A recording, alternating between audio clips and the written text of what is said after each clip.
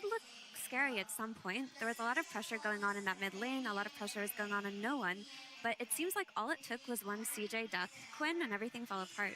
Yeah, it's a game where you're playing on very thin ice. You're playing against multiple jumpers. It's a game where it's not easy for you to itemize. We've talked about in the past where Lina has trouble buying armor items, and armor items are all you want in this game. He ends up going for an Ags, not the BKB, not the armor item. We talked about it some backstage, and it just feels like, I don't know, his power is just slowly waning and dripping off after an amazing laning phase. Genuinely, he obliterated no one, but it just didn't really come to much.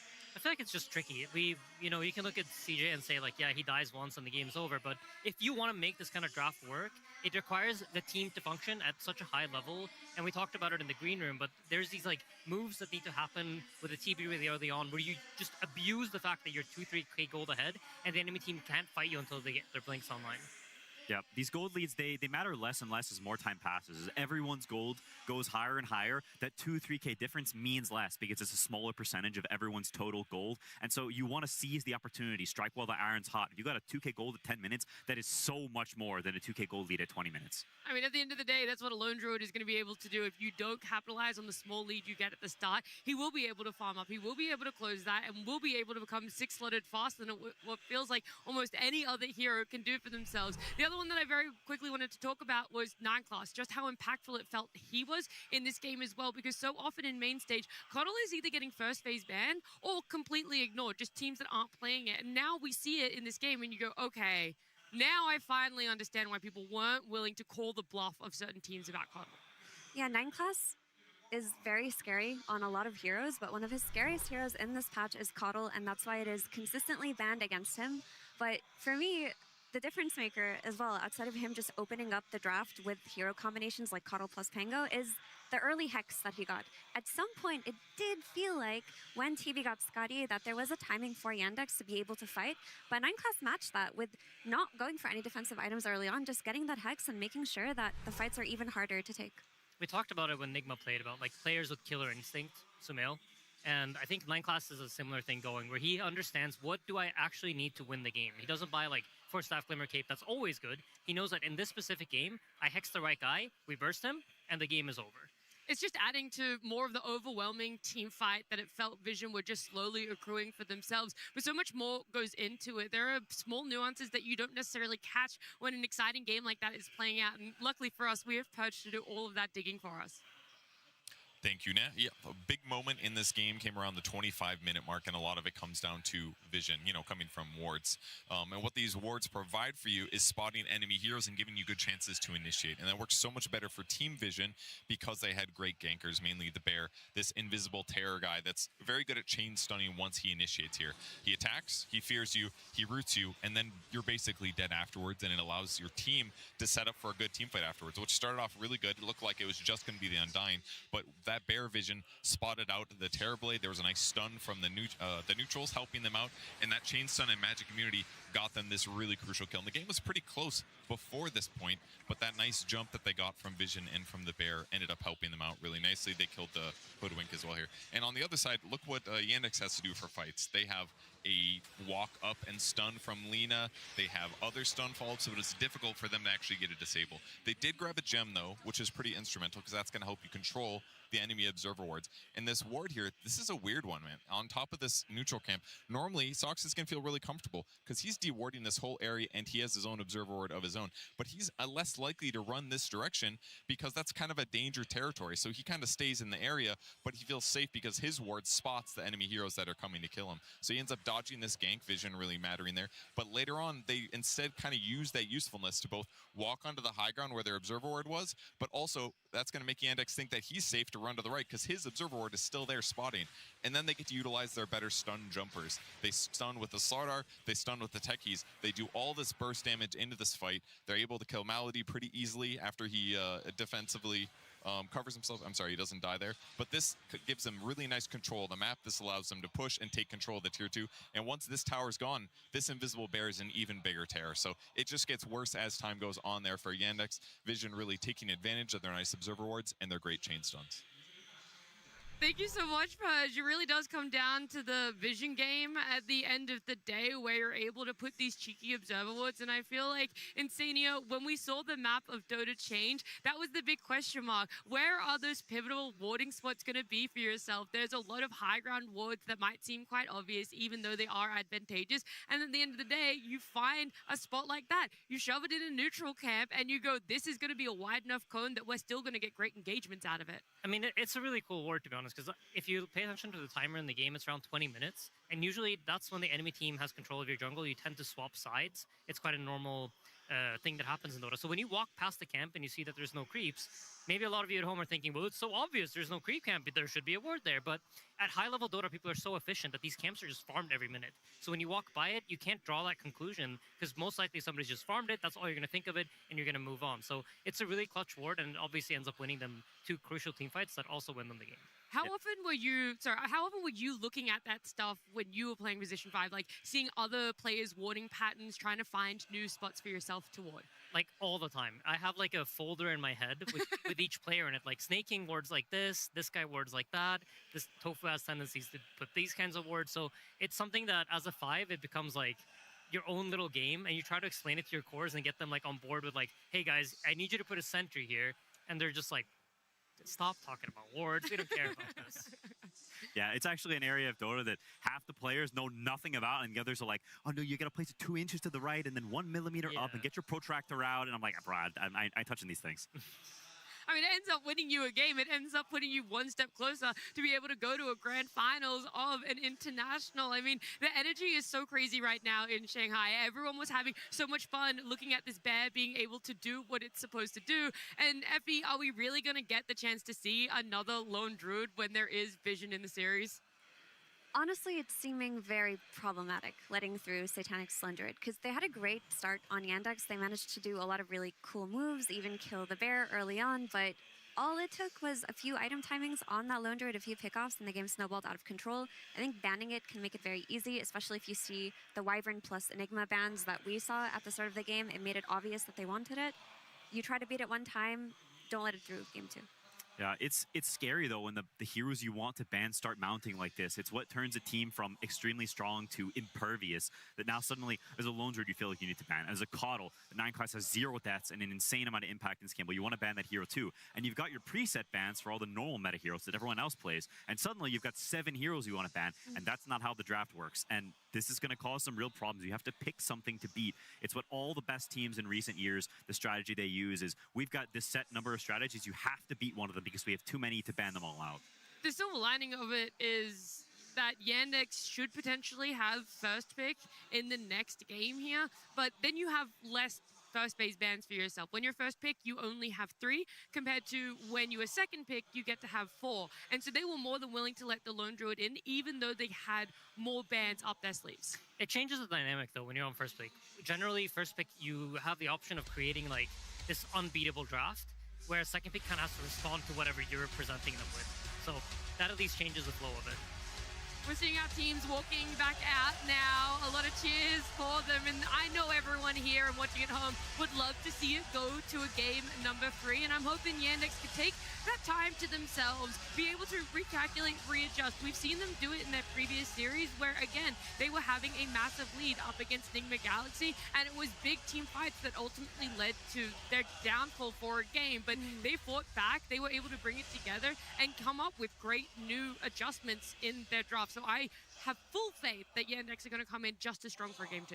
Yeah, I think they're a team that have a lot of respect for Team Vision. They've played them a lot this year. They were mostly evenly matched for a bigger portion of the season. And I think that in the game 1 in particular, a lot of it did come down to Lone Druid. And I really think that this Slardar that Puppy took and gave to Noticed was what threw a wrench into the idea that they prepared today. Because Yandex do have a very good history of beating Lone Druid, but they always beat it with Slardar plus ranged carry. And here we see a hero comparison of Watson and Satanic. Watson actually impressed me with how he was able to keep up in GPM even while they were losing, but it just wasn't enough in Stadium. Yeah, it's kind of funny. Watson, I think this entire tournament has managed to stay like 10k gold ahead of every single other carry player, even when they're in losing games. But this time around, like Satanic, he's a different beast. I feel like he matched him and eventually even overtook him. Lone Druid is just, the hero just farms so disgustingly fast because he's farming with 2 heroes at once on opposite sides of the map. It's hard to match, but I agree with you, Nat, that I think they will be able to bounce back. And I think part of the reason why this game looks so dominant from Vision is that it's just easier for them to play. They have the jumps, and generally you want the wave push, and you want some team fight and some jump. And I think Yandex has maybe 2 pieces of the puzzle, but not all 3. Whereas Vision, it's just much easier for them to play. And in a high-stress situation, on a TI main stage, a match that's going to the grand finals, you don't want to have to play at 100% because that's just not reasonable to expect from every game. You want a little bit of slack, that mistakes are acceptable, not, like we said, 1 death on Cheer Jr. and the game feels impossible. And to be optimistic, I mean, Yandex did play a very solid early game. They've looked really clean in the first 15 minutes of every game they've played this TI. They make really cool moves. They're able to creatively overcome some difficult situations. An example that comes to mind in that game 1 was Satanic was like dragging a wave with the bear around minute 9, and he was going to just do shenanigans that would have catapulted him in net worth, that would have made DM's lane harder, but they just bring everybody. They chase the bear with Undying, Lina, and Hoodwink. They kill it, and they're able to take the top tower off of that, and that is very creative, and that is a Soxa call, and it is things like that that will push them over Team Vision in those first 15 minutes. Yeah, absolutely. That was incredibly clutch. I remember looking at that game thinking, like, when is TB going to gate top? When is TB going to gate top? How are they going to open up this tier 1 tower? And then they find it in that creative way that you mentioned. Yeah, it's little things. It's so many little things, and I think it just speaks to how high level these 2 teams are and how high level, when you get to the end of the tournament, people, they step up or they step down, and I think both of these teams are stepping up. Vision especially has been just incredible. It's not often you see a team that is so good. It's hard to honestly properly iterate how incredibly skilled and talented these players are when you play with them, against them, when you watch them play. You can just feel the skill oozing in everything they do. I really enjoyed what we got to see from the supports of Vision as well. It's a Coddle, it's a Techies. Whether the heroes are getting banned out, whether teams aren't necessarily looking at them, the creativity really gets to shine through the supports because of how stable the cores are. I'm hoping Yandex brings a little bit of that because we know that their subs also love to be creative, but we don't have all the answers just yet. In fact, we're going to get most of them in a moment as we head to game number 2. Team Vision versus Team Yandex. Game 2.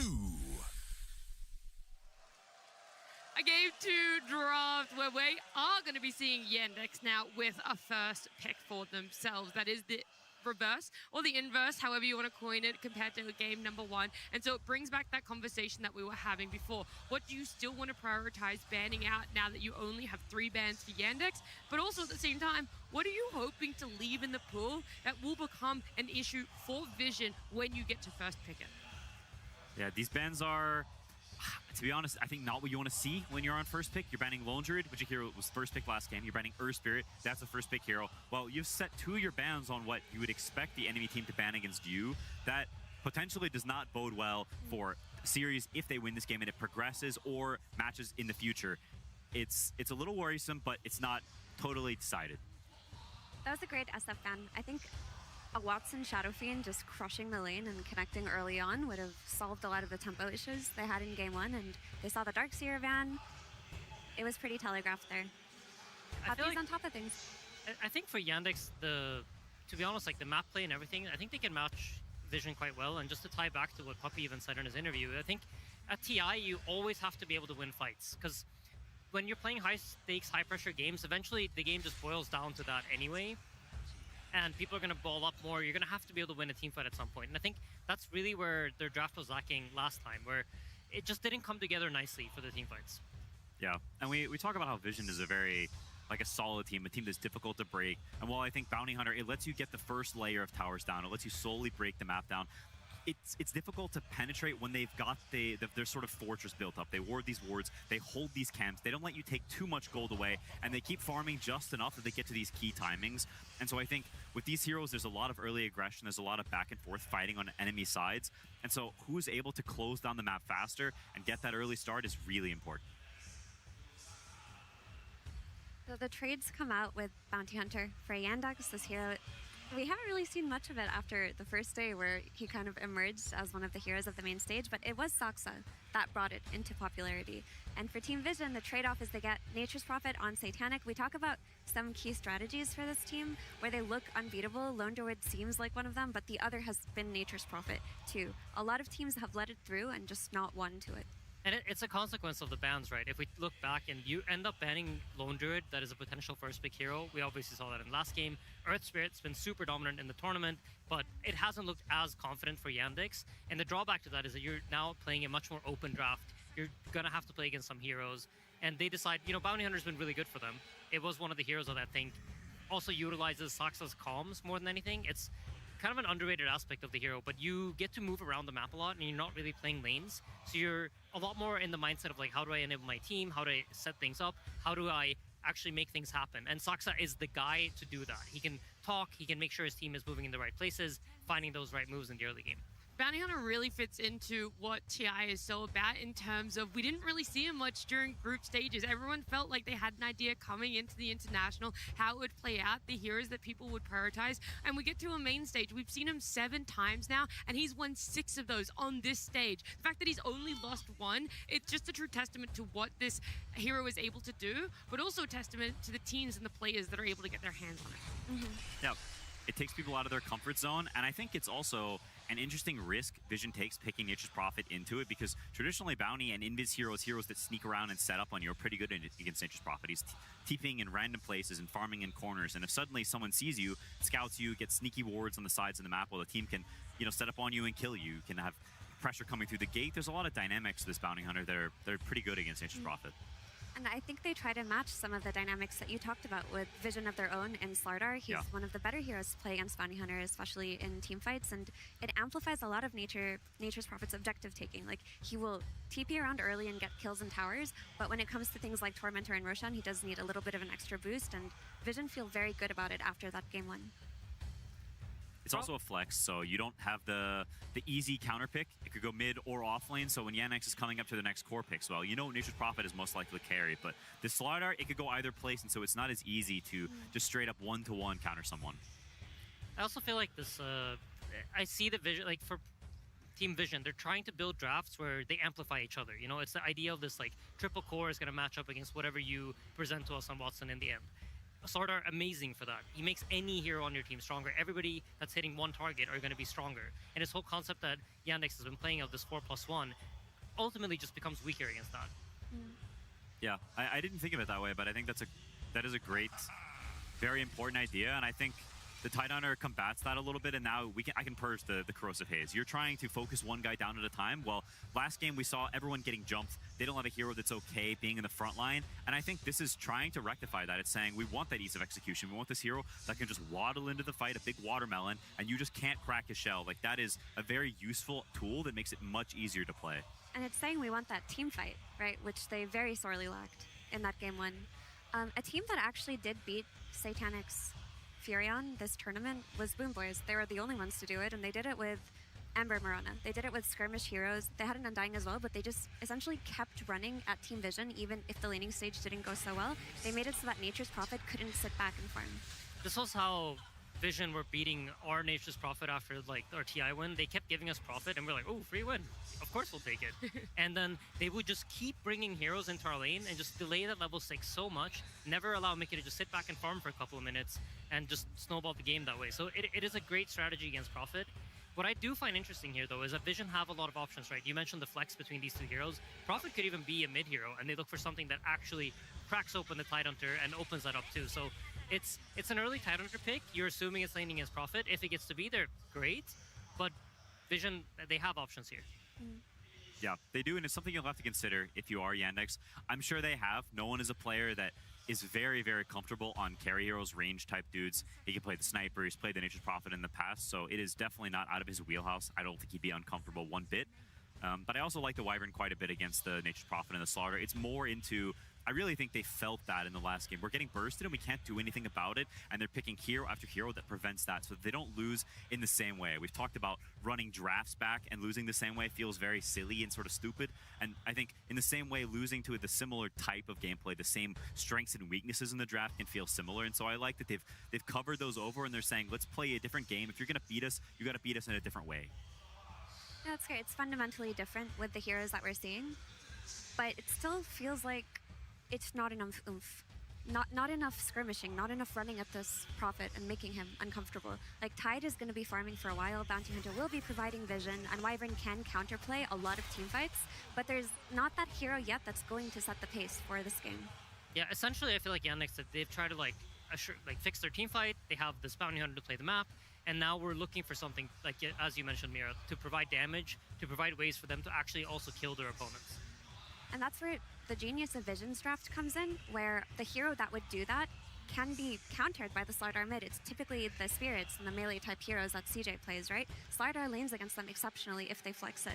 And if they try to do it through Watts in the tempo setting, then you can run this Slardar plus Willow off lane, which is so hard to play into for Watson's hero pool. Wow, very forgotten hero, I feel, in the last little bit. She did get that small change in a recent patch, and so some teams still favored her. There's still good situations for her, but seeing her here on the main stage finally.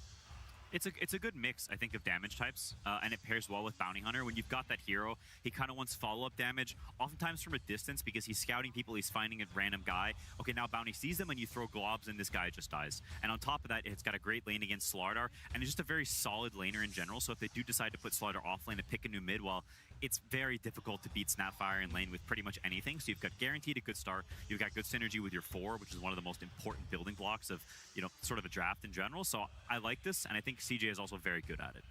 Lots of damage as well versus Dark Willow, and we've seen 9 class be an absolute menace on it. And it also doesn't worry about Bramble Maze, which the Spirit heroes would have. Sox has also been one of the few players that I've noticed on these really, really early game rotations. Even at minute 4 sometimes, he can TP mid and try to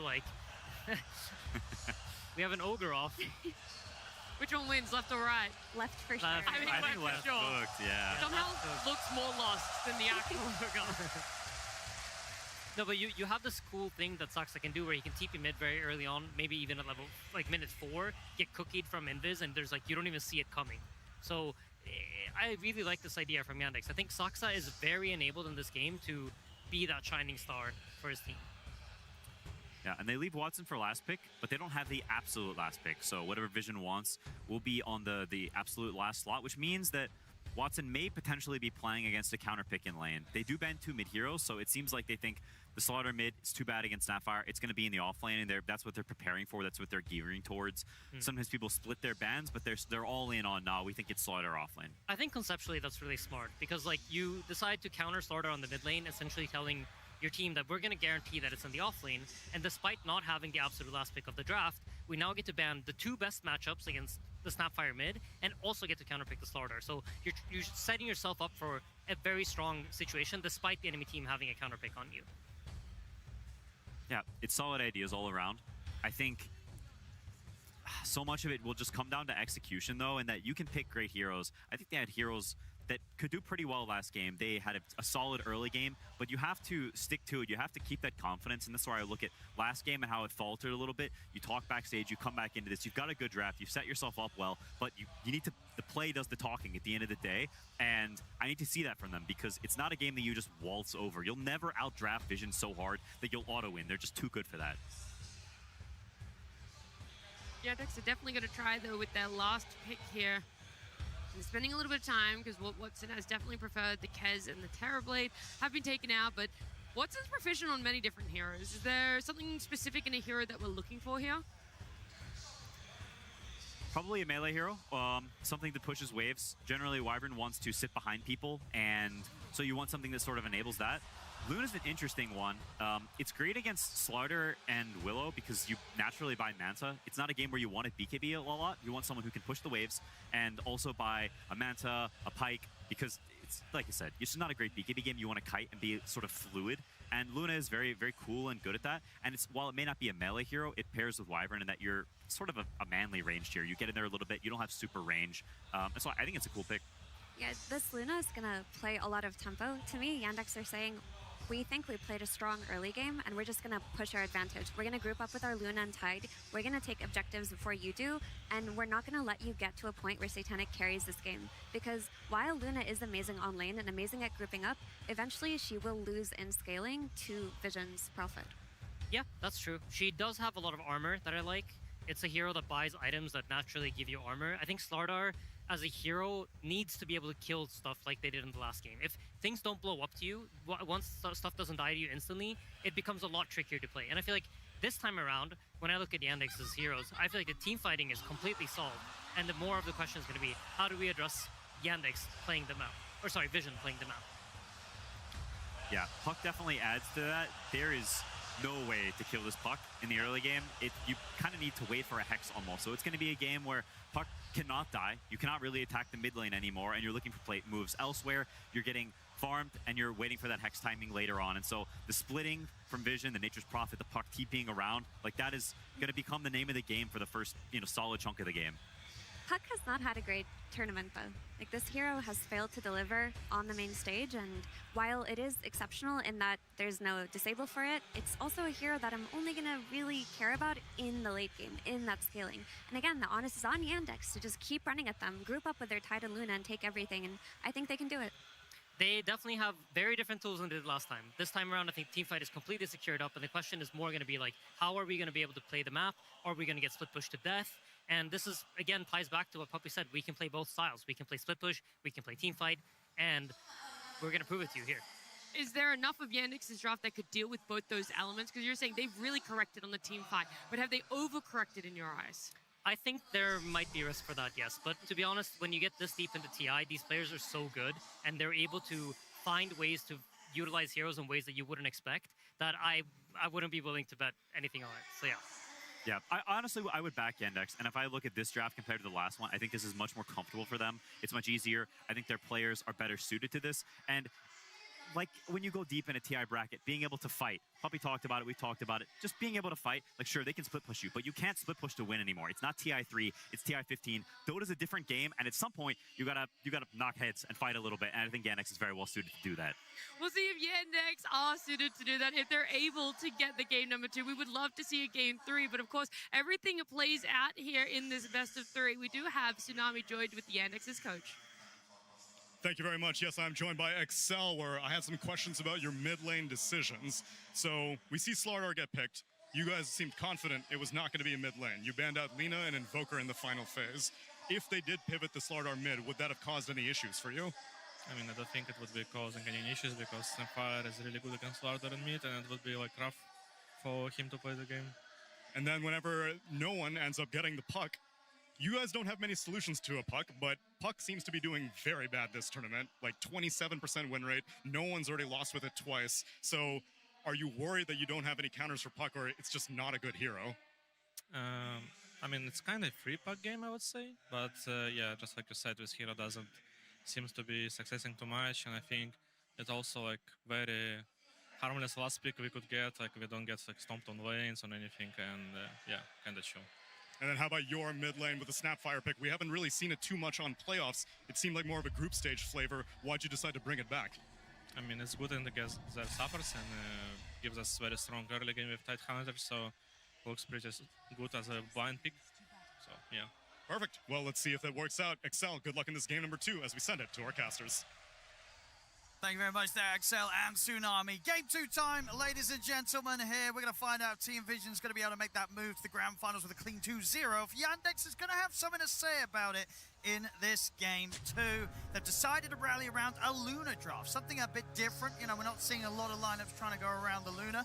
But then that last pick, of course, from Vision, as was discussed there, it is this Puck. Pretty and free. This hero, as you say, it on paper looks like a free Puck game, but Puck just hasn't been winning. Nope, not even no one, right? I believe that they're saying 2 losses for him on this hero as well, too, but playing into some pretty limited catch and disable this time around. Bounty, I think one thing that people maybe, you have to consider sometimes, too, they were mentioning a little bit on the panel, is this Invis Bounty with the Snapfire. There is this tricky little plays you can do with the Shadow Walk with the stuns. It's a bit hard to execute sometimes, but I can see them tripping up something like the Puck a couple times here for no one. So I think that's the main thing to look at for me, is the Bounty Hunter. You know, there's so many other things. Yes, the Luna is interesting, all this team fight, but it's a Soxa Bounty Hunter. He has won, I want to say every single game on it throughout this tournament, at least in the main stage. He has been literally the one that's deciding and making so much space. Yeah, So because I feel like if you were going to say, right, we need Saxa to do the most he can in the first 10 minutes of this game, would Bounty Hunter be the top hero for that? I right think now? so. I mean, it's hard to say because Sox has had some pretty explosive first 10 minutes on a lot of heroes, but this is a different beast, and it gives you so much information when a team is looking to play of this more 4v5 kind of style, have another one TP in afterwards to get some kills. So really curious to see how much Sox is going to be able to do in this game. And have to talk about the team fight as well, too. They did talk about on panel. This time, Yandex, they double and triple down this time to have that, you know, a bit of a better way to be able to fight into Vision, even if they do fall behind. Can certainly use some of Team Vision's powers against them. They get the positioning for a good curse. Good curse can be very strong. Good Ravage, the kisses as well, too. I feel like Chiro on this one feels a little bit safer for him in particular, too, in comparison to the Lina. I'm not sure. That one it just felt really rough really quickly for him. No one will juke the first cookie. Does eat a blast, though, and he's taking a big beating in the mid lane. No one. Uphill miss. He'll be okay, but my goodness. Takes a ton of damage there from Chiro. And how is this matchup? Is it meant to be a bit of a tough one for the puck early on? Yep. Definitely a bit of a tough one. We'll start to recover, but Snapfire has an 11 base damage advantage or so, has easier ways to play. Top! They're going to get him. They've got the damage to kill off 9 class before he's successful with that TP. So first blood coming in for Yandex. I'm happy to see Luna, too. I'm unsure how strong the hero is in particular overall, especially versus Nature's Prophet. That one I'm going to have to see later down the lines because it doesn't sound too great on paper. The Treants are good versus the Eclipse. The distancing versus with the Nature's Prophet is good versus the Luna, so we'll have to see. But I'm glad that they're trying something a bit new here because Watson, a lot of his heroes were banned. So looking for an extra option to be able to fight early and perhaps get that early advantage that we do want to see them get in this game. I want to see them getting that early advantage, getting objectives, getting buildings, and Luna has traditionally been one of the better ones to do that, like a Terrorblade style, but not as reliant on the Metamorphosis. Titanic. Kind of low here. Sax is going to be able to get the chance to get in on top of him, but Satanic keeping his cool. Only down to the Fairy Fire. He is being brought very low, though. He's sticking around. Treants are at the ready. He's just going to TP back and come back afterwards. This Tide pick, too, something to talk about versus the Nature's Prophet. Very solid lane, right? Always able to anchor smash the Treants, can just kind of stand there. And this might have been one of the better heroes I've seen for DM in this tournament as well, too. He's had a lot of good ones, but some of his Tide performances have been really nice. He's been a rock for the team. See if he can continue to endure this pressure versus the Treants. As long as he gets the anchor smashed on them, he should be all right. But Satanic, very unlikely to be pressured down here in the lane versus this double melee. Gonna have that free farm, gonna be able to TP and perhaps join with his allies on these other sides. Yeah, the lane itself feeling like very similar sort of vibes as last game, right? Whether it be the Lone Druid or the Nature's Prophet. Those extra units, you're gonna have a good time in the CS regardless of what they've got against you. Something for Yandex, a lot of times I've seen them have success is because of how much DM and Soxa gets out of lane of just outplaying in the lane, right? I don't think I've seen Ducalis and Satanic lose a single safe lane in this tournament. I mean, I could be lying, but I feel like I've seen them win 90% of them at least. So that's going to be definitely slow down the potential that Soxa can do on this Bounty Hunter as well, too. If you can't slow down the NP, your movements don't connect, could be problematic very quickly. We'll find a courier. Extra bit of money. Mid lane, Chiro Jr. continuing to have that little bit of an edge here against no one. A couple extra denies coming into play here. Top lane. Malady. TP's coming forward. Satanic's getting involved, looking for Watson as well too. Soxa will come in, but not a lot you can do. No. Just got to sit back and watch Malady get taken down by the rotation of Satanic. This is always the concern when you're playing versus that NP early. He's free farming in lane, and he can sandwich onto these ranged turret heroes very successfully. It's been one of the best answers versus a lot of these ranged turrets. Soxa is can mess with him a little bit. Watson's coming over to see if they can get a chance to take him down. It's very good damage. He's going to sprout, but he kind of sprouts himself up close to the Luna. So Watson, he'll take that, able to kill Satanic off. Soxa, we said he has to be that clutch factor for the team coming into play. Really bullying that Nature's Prophet rotation there. Great patience from him. He's slowdown they can get against Satanic, it's going to feel pretty good, especially after a game where they could barely touch him at all. Oh, absolutely. And it's not just the Nature's Prophet this game, right, too? He's going to have this Bloodlust maxed very early on.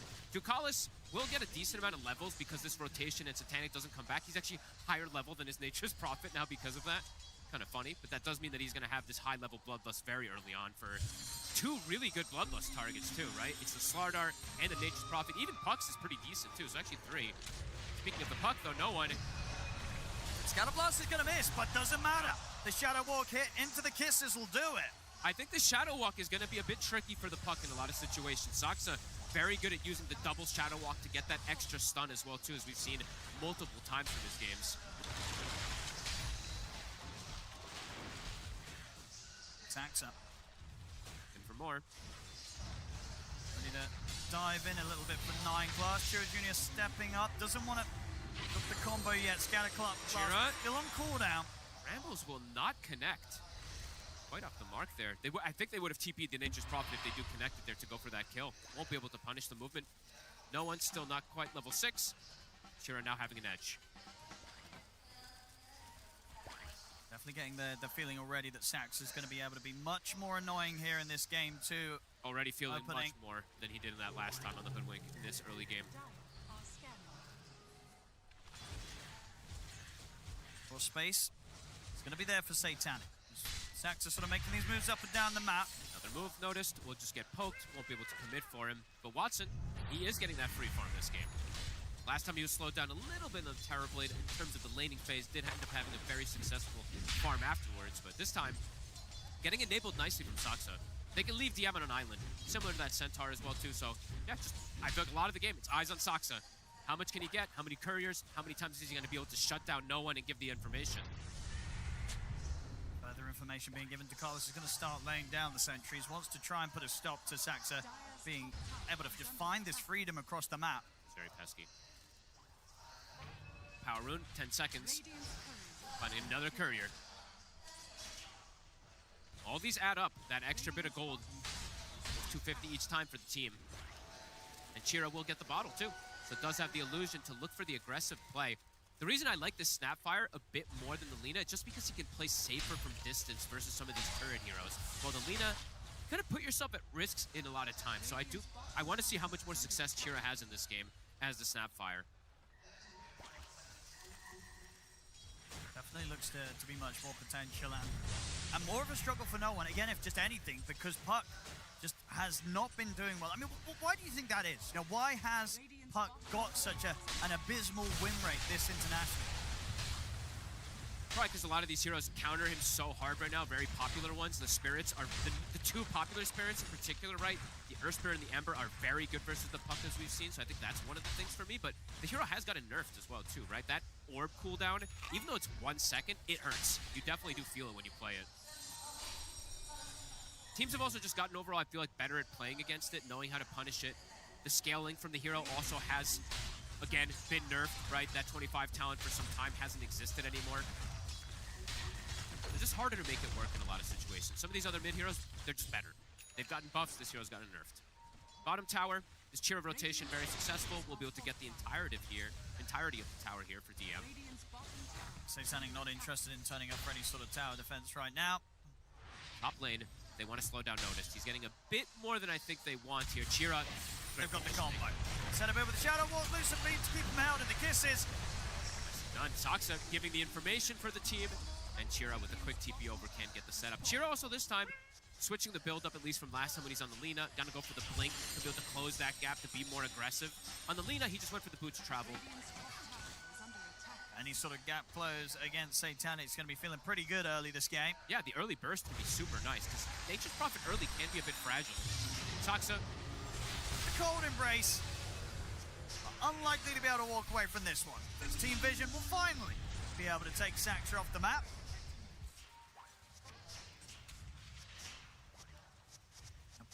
Being quite annoying for them.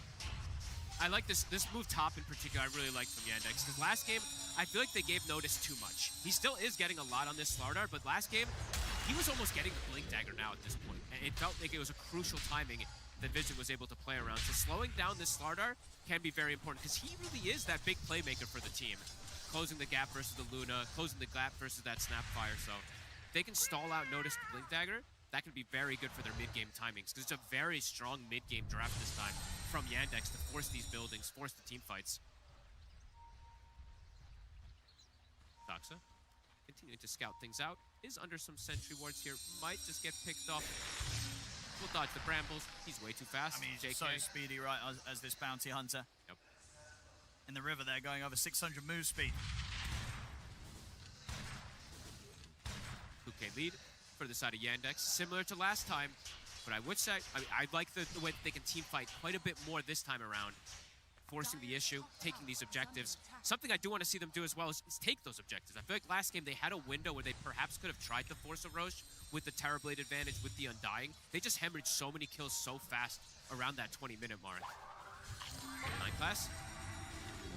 Shadow Realm off, he'll be fine. Bottom lane DM, he's going to be feeling pretty untouchable at this point. Yep, occupying the area. His hero this game overall, right? Not much kill threat onto him until the later stages. It's going to be very survivable versus the just the limited burst damage that they do really have for him. When you sort of hear that there is limited burst in play, I mean, I think it leans more towards why they felt happy to get the Luna this game, right? I think so. If you're not 100-0ing the Luna, there's good sort of team fight potential for Watson to get a lot done. And it's a very good Cold Embrace game, right? When you look at it, yes, there's going to be some damage from the Puck and the Willow, but those heroes have to get on top of you in order to do that damage. So yeah, Malady, I feel like he can do a lot this game as this Winter Wyvern, just preventing some of that aggression to come onto his Luna, either from Cold Embrace or from Curse to prevent the Slardar from getting that connection. Because the real threat, the big threat for Watson is that Slardar getting on top of him in the early game. Later stages, sure, Nature's Prophet turreting on top of him can be an issue. Blink, done for Chira. I want to see them be aggressive. See if Soxa can give the information for him to try to find one of these core kills. I mean, we did see, obviously, last game, the early game, also looked pretty nice for Yandex. I don't want them to slow down in this game. I want them to keep that aggression going, because already I'm seeing Chira. He's actually behind in net worth versus no one now at this point. No one's just maximizing the farm. Toxa will be able to get some scouting information. Noticed is actually aware of the courier here, trying to sneak it away from Soxa. Oh, and I tell you what, he's a step ahead. I think he's going to be fine with this.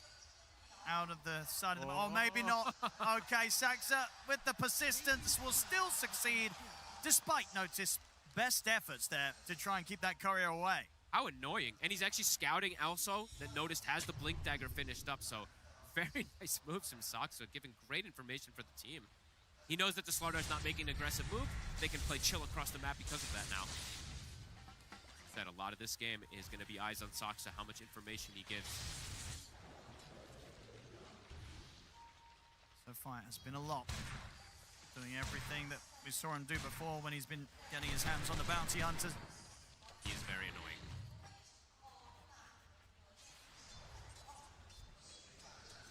Just sticking around here. Potentially even looking for if he can go for a Wisdom Steal as well, too. The game is very slow paced. Okay, he's not going to get this very likely here with 9 class and Noticed around. Time to let that be here for Vision. They seem to know that he's still lingering in this area here. They're not really overreacting on the side of Vision either. They're content just hitting the creeps. They do know how hard their lineup scales when you do look at it on paper. Now he's around, Noticed. Oh, this time they'll find him. And he's going to have his eyes on him. Soxa, best he could do is try and make them work. He got the courier. And I tell you what, on top of that, indeed, getting another courier. Honestly, he'll take that. I mean, 9 class, that was a little lazy by him. He should have been able to move that one there, but either way, Soxa, he'll be happy to take that one. Watson, that farm pace, it's looking pretty solid this time around. It's looking pretty crazy. This is some pretty insane numbers early on here from Watson on the Luna. I want to see, like, when Manta comes out, I actually want to see Watson play aggressive. We did see him on the Terrorblade last game, even before the Manta was done, him getting involved. I want to see similar case this game on him. I don't want them to slow down too much versus this Vision draft. If Vision's just able to sit back, get their timings, we know how good this team is at taking their fights. I mean, here's the Blink Dagger reveal, though. They're going to make a move straight away with the smoke towards Watson. Would be a huge kill to find if they can make the jump. They seem to know exactly where he is. Is Watson going to see this? He's tempted to stick around for the camp. He's got Manta. He looks like he's in a safe position enough now. Yeah, he should be. Same time, Chira Jr. able to take down Ducalis on the other side of the map, so Yandex a step ahead, not to get caught out there by Vision's attempt to make a play around the Blink reveal. pretty much perfect timing for Watson to get the Manta done too. If he didn't have it there, they might just go for the full chase forward, but not able to get the gap closed. Nighttime as well. Luna very good at nighttime, be able to see these smoke movements. Malady getting baited. They're gonna have the brambles into the fit. Satanic, he'll TP over to be a bit of the action. Cold Embrace do nothing against the Nature's Wrath of Satanic. Tower time. They've stalled this tower push a lot, though, on the side of Yandex. The fact that it's 16 minutes in and Vision hasn't been able to claim this tower is a pretty big deal for them. Mid now, DM just going to rotate over, has the consecrated wraps, he's feeling safe. And he's got a Blink Dagger on the courier. He does. So they can take this tier 1 out. And as you can see with Watson's position already moving over to Team Vision's half of the map to find the farm in their jungle, they could group up and try and do something around a Blink Ravage. I like, yeah, the double Blink Daggers, right? Snapfire having it, the Tide having it too. Not easy for Satanic to just walk and join into a fight. He could just die to the magical. Yeah, this is where Vision are going to be at their weakest this game. So Yandex, they have to try and hit them as much as they can. Catch. Cookie connection. He'll get the Shadow Realm off. Shouldn't matter. 9 class taken down. Track kill here for Yandex. Keep accelerating things. Keep looking for all these kills. If they can get a big core kill, that's the immediate call. I want to see them try for a Roshan. Even though their lineup is the absolute. And they might find another here. Eyes on Dakalis. Another track kill coming in for Yandex.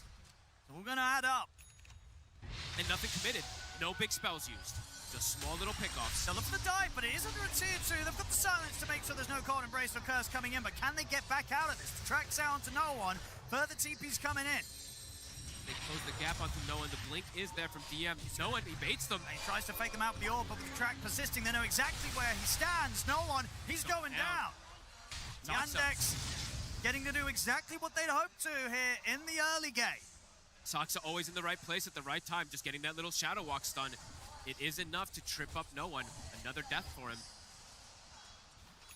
Watson getting that freedom, getting that farm going for himself. I want to see what build he goes for, too. I think it'll just be the standard, right? Just going to go for the Pike. Butterfly BKB kind of style here.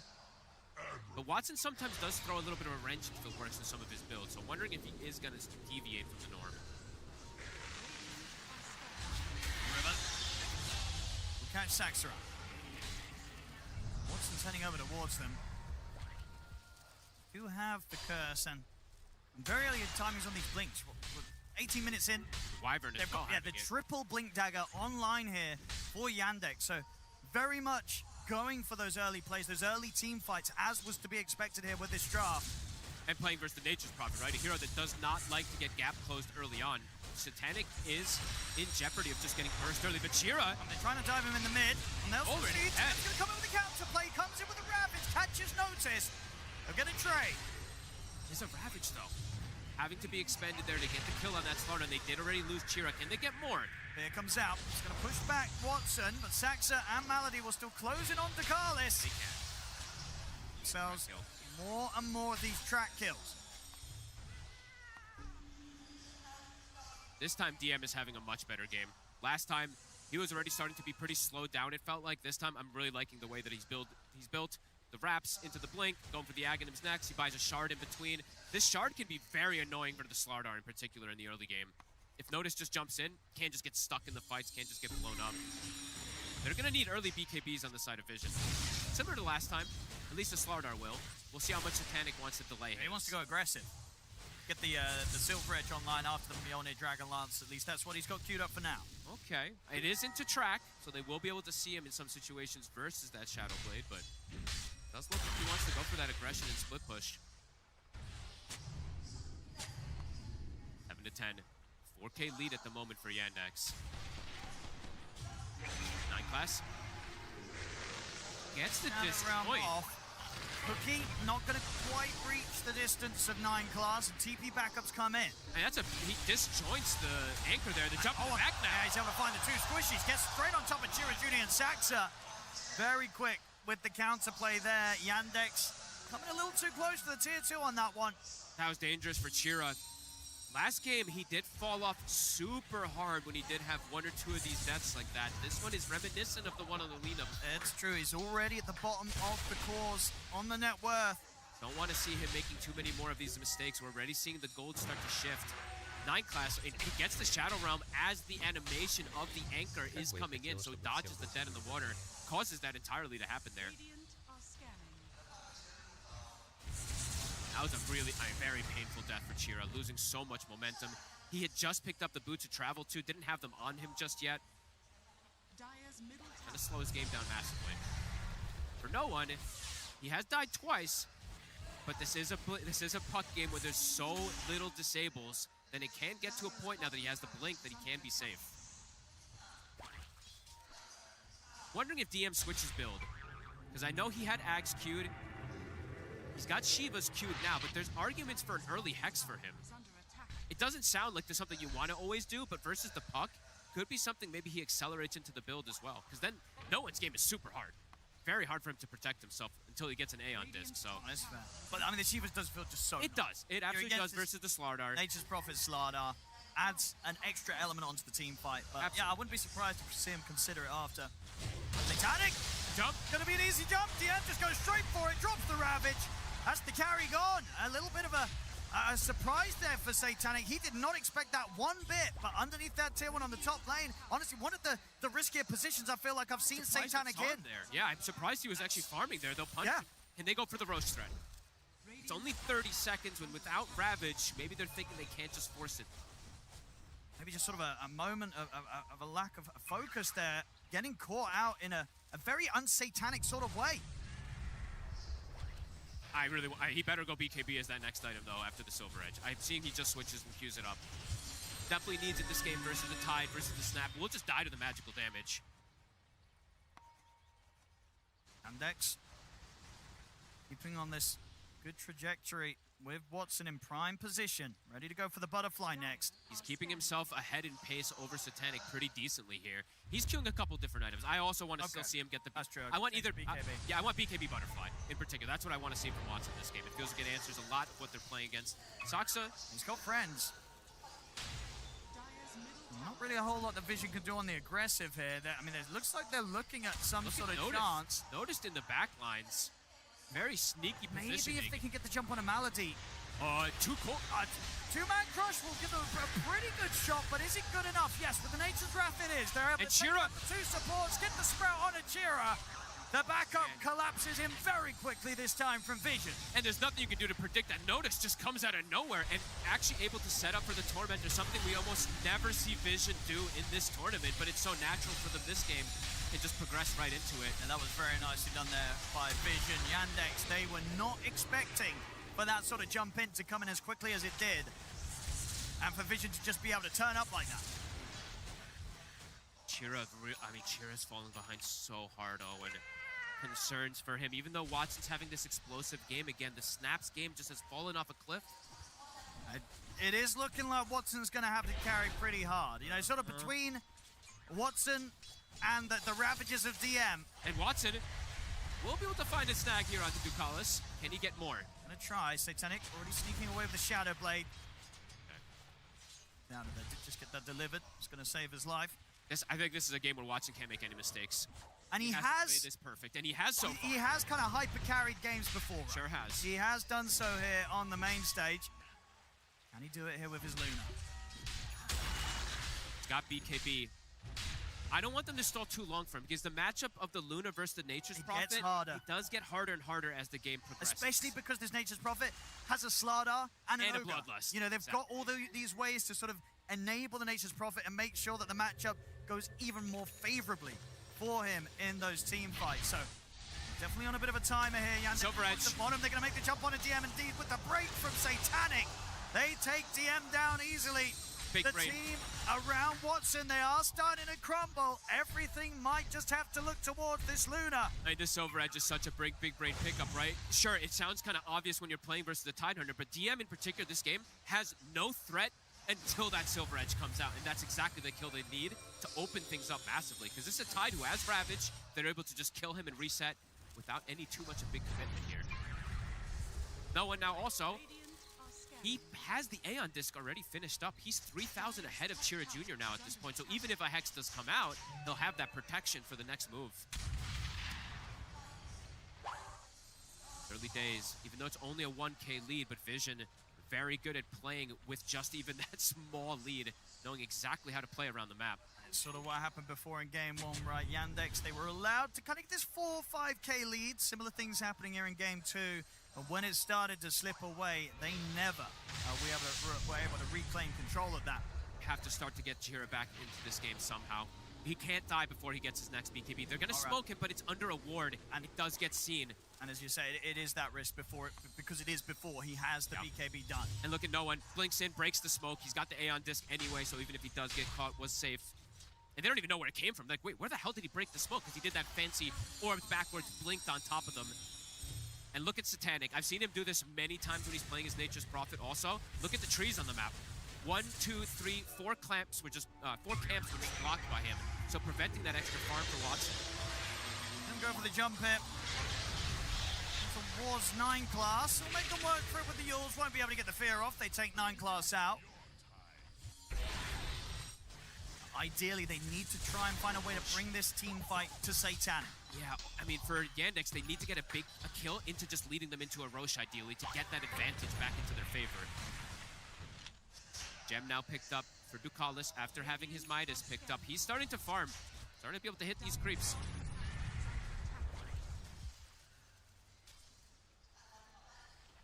Yeah, watch the Treants. So watch what Satanic does with them. Sending 1 to the Ancients, 1 to the hard camp. I believe he's going to be able to block at least 2 of the camps here. But this is so annoying. He does this every game when he plays the Nature's Prophet, preventing that extra farm. So, Sax has been found. Oh, this is dangerous days. The Bloodlust is so good on these on the cores. It really is. And Chira, is he about to get soloed by Satanic? I think he might be. This TP is not going to do him any good. No one comes in to borrow the kill. Satanic will give him a tip for that. Excuse me. He's like, that's my solo kill. Uh-oh, and this Snapfire, it's truly falling off a cliff here.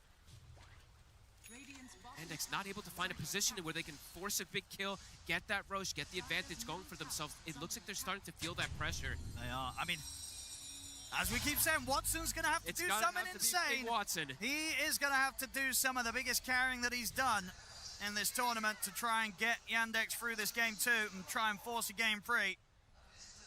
Butterfly timing is going to be the big one for him, but noticed now he has a full nullifier as well, too, for these aggressive plays. Chira does at least have the BKB finished up now, but yeah, it's come out pretty late, and yeah, the tip comes out because this is just blocking the camp. I was going to say, even then, he's blocking everything. He nearly was able to clear them out so he could get the Ancient camp, but still not quite able to fully unblock it. I think even himself having to being sort of found in position on top of it whilst he was killing the last tree. And there was very annoying stuff here for Watson. I mean, there was multiple games I've watched from Satanic where he literally just blocking 4 or 5 camps at a time. It's super annoying to play against. Because yeah, Watson, he had the edge of this extra farm over him, but now it's starting to close that gap with these little extra moves and just the map shrinking for Watson in particular. When he's got Butterfly, they better go for a fight on Yandex. I would imagine so, right? I would imagine they have. Because they have the team fight. They have this Ravage. They do. Curse. Getting, just buying time to get the Luna in position. It's just Chira's fallen. He's level 16. He actually doesn't even have the BKBO, and I thought he did have it on the courier. It's still not even finished for him. And that death slowed him down a little bit extra.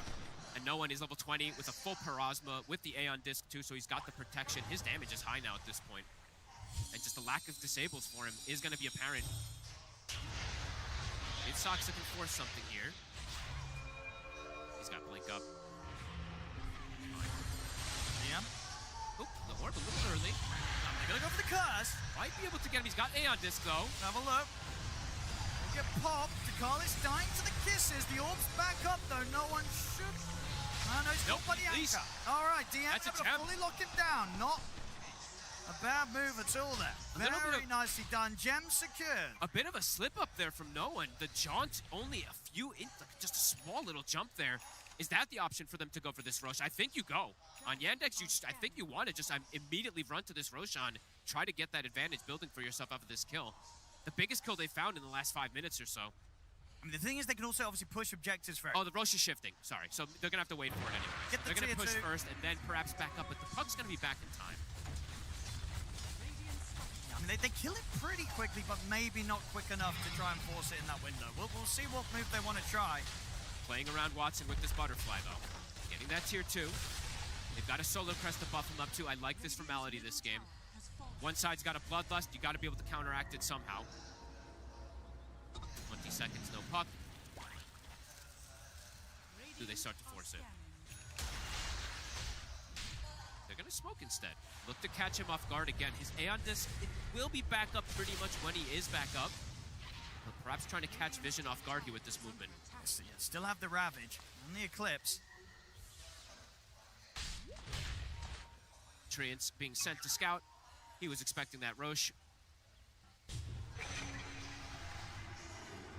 Can't get the catch. Roche on time.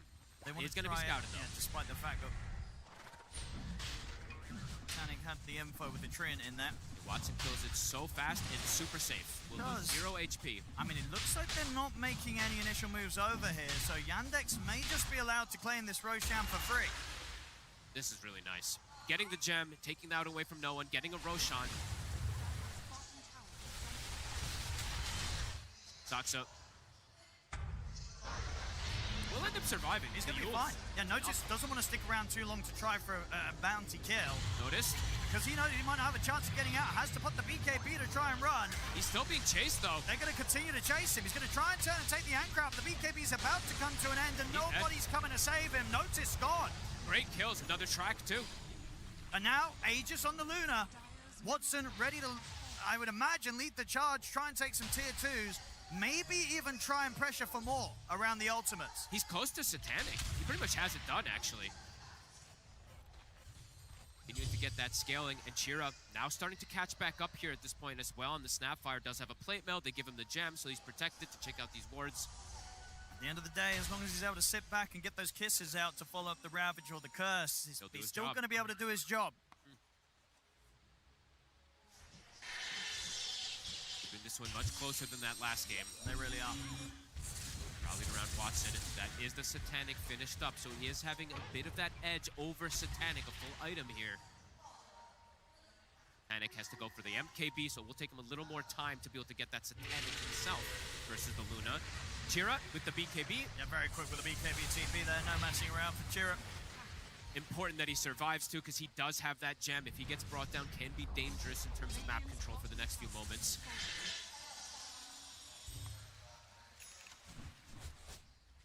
Teams matching each other with the moves. Blink on Ducalis. He's the one queuing up the Hex himself. Very powerful timing when it does come out. It will take a long time though. Let's see how much Yandex can get done. With this Aegis still 3 minutes on it. They can at least, yeah. Get the tier 2s, all of them. Top lane.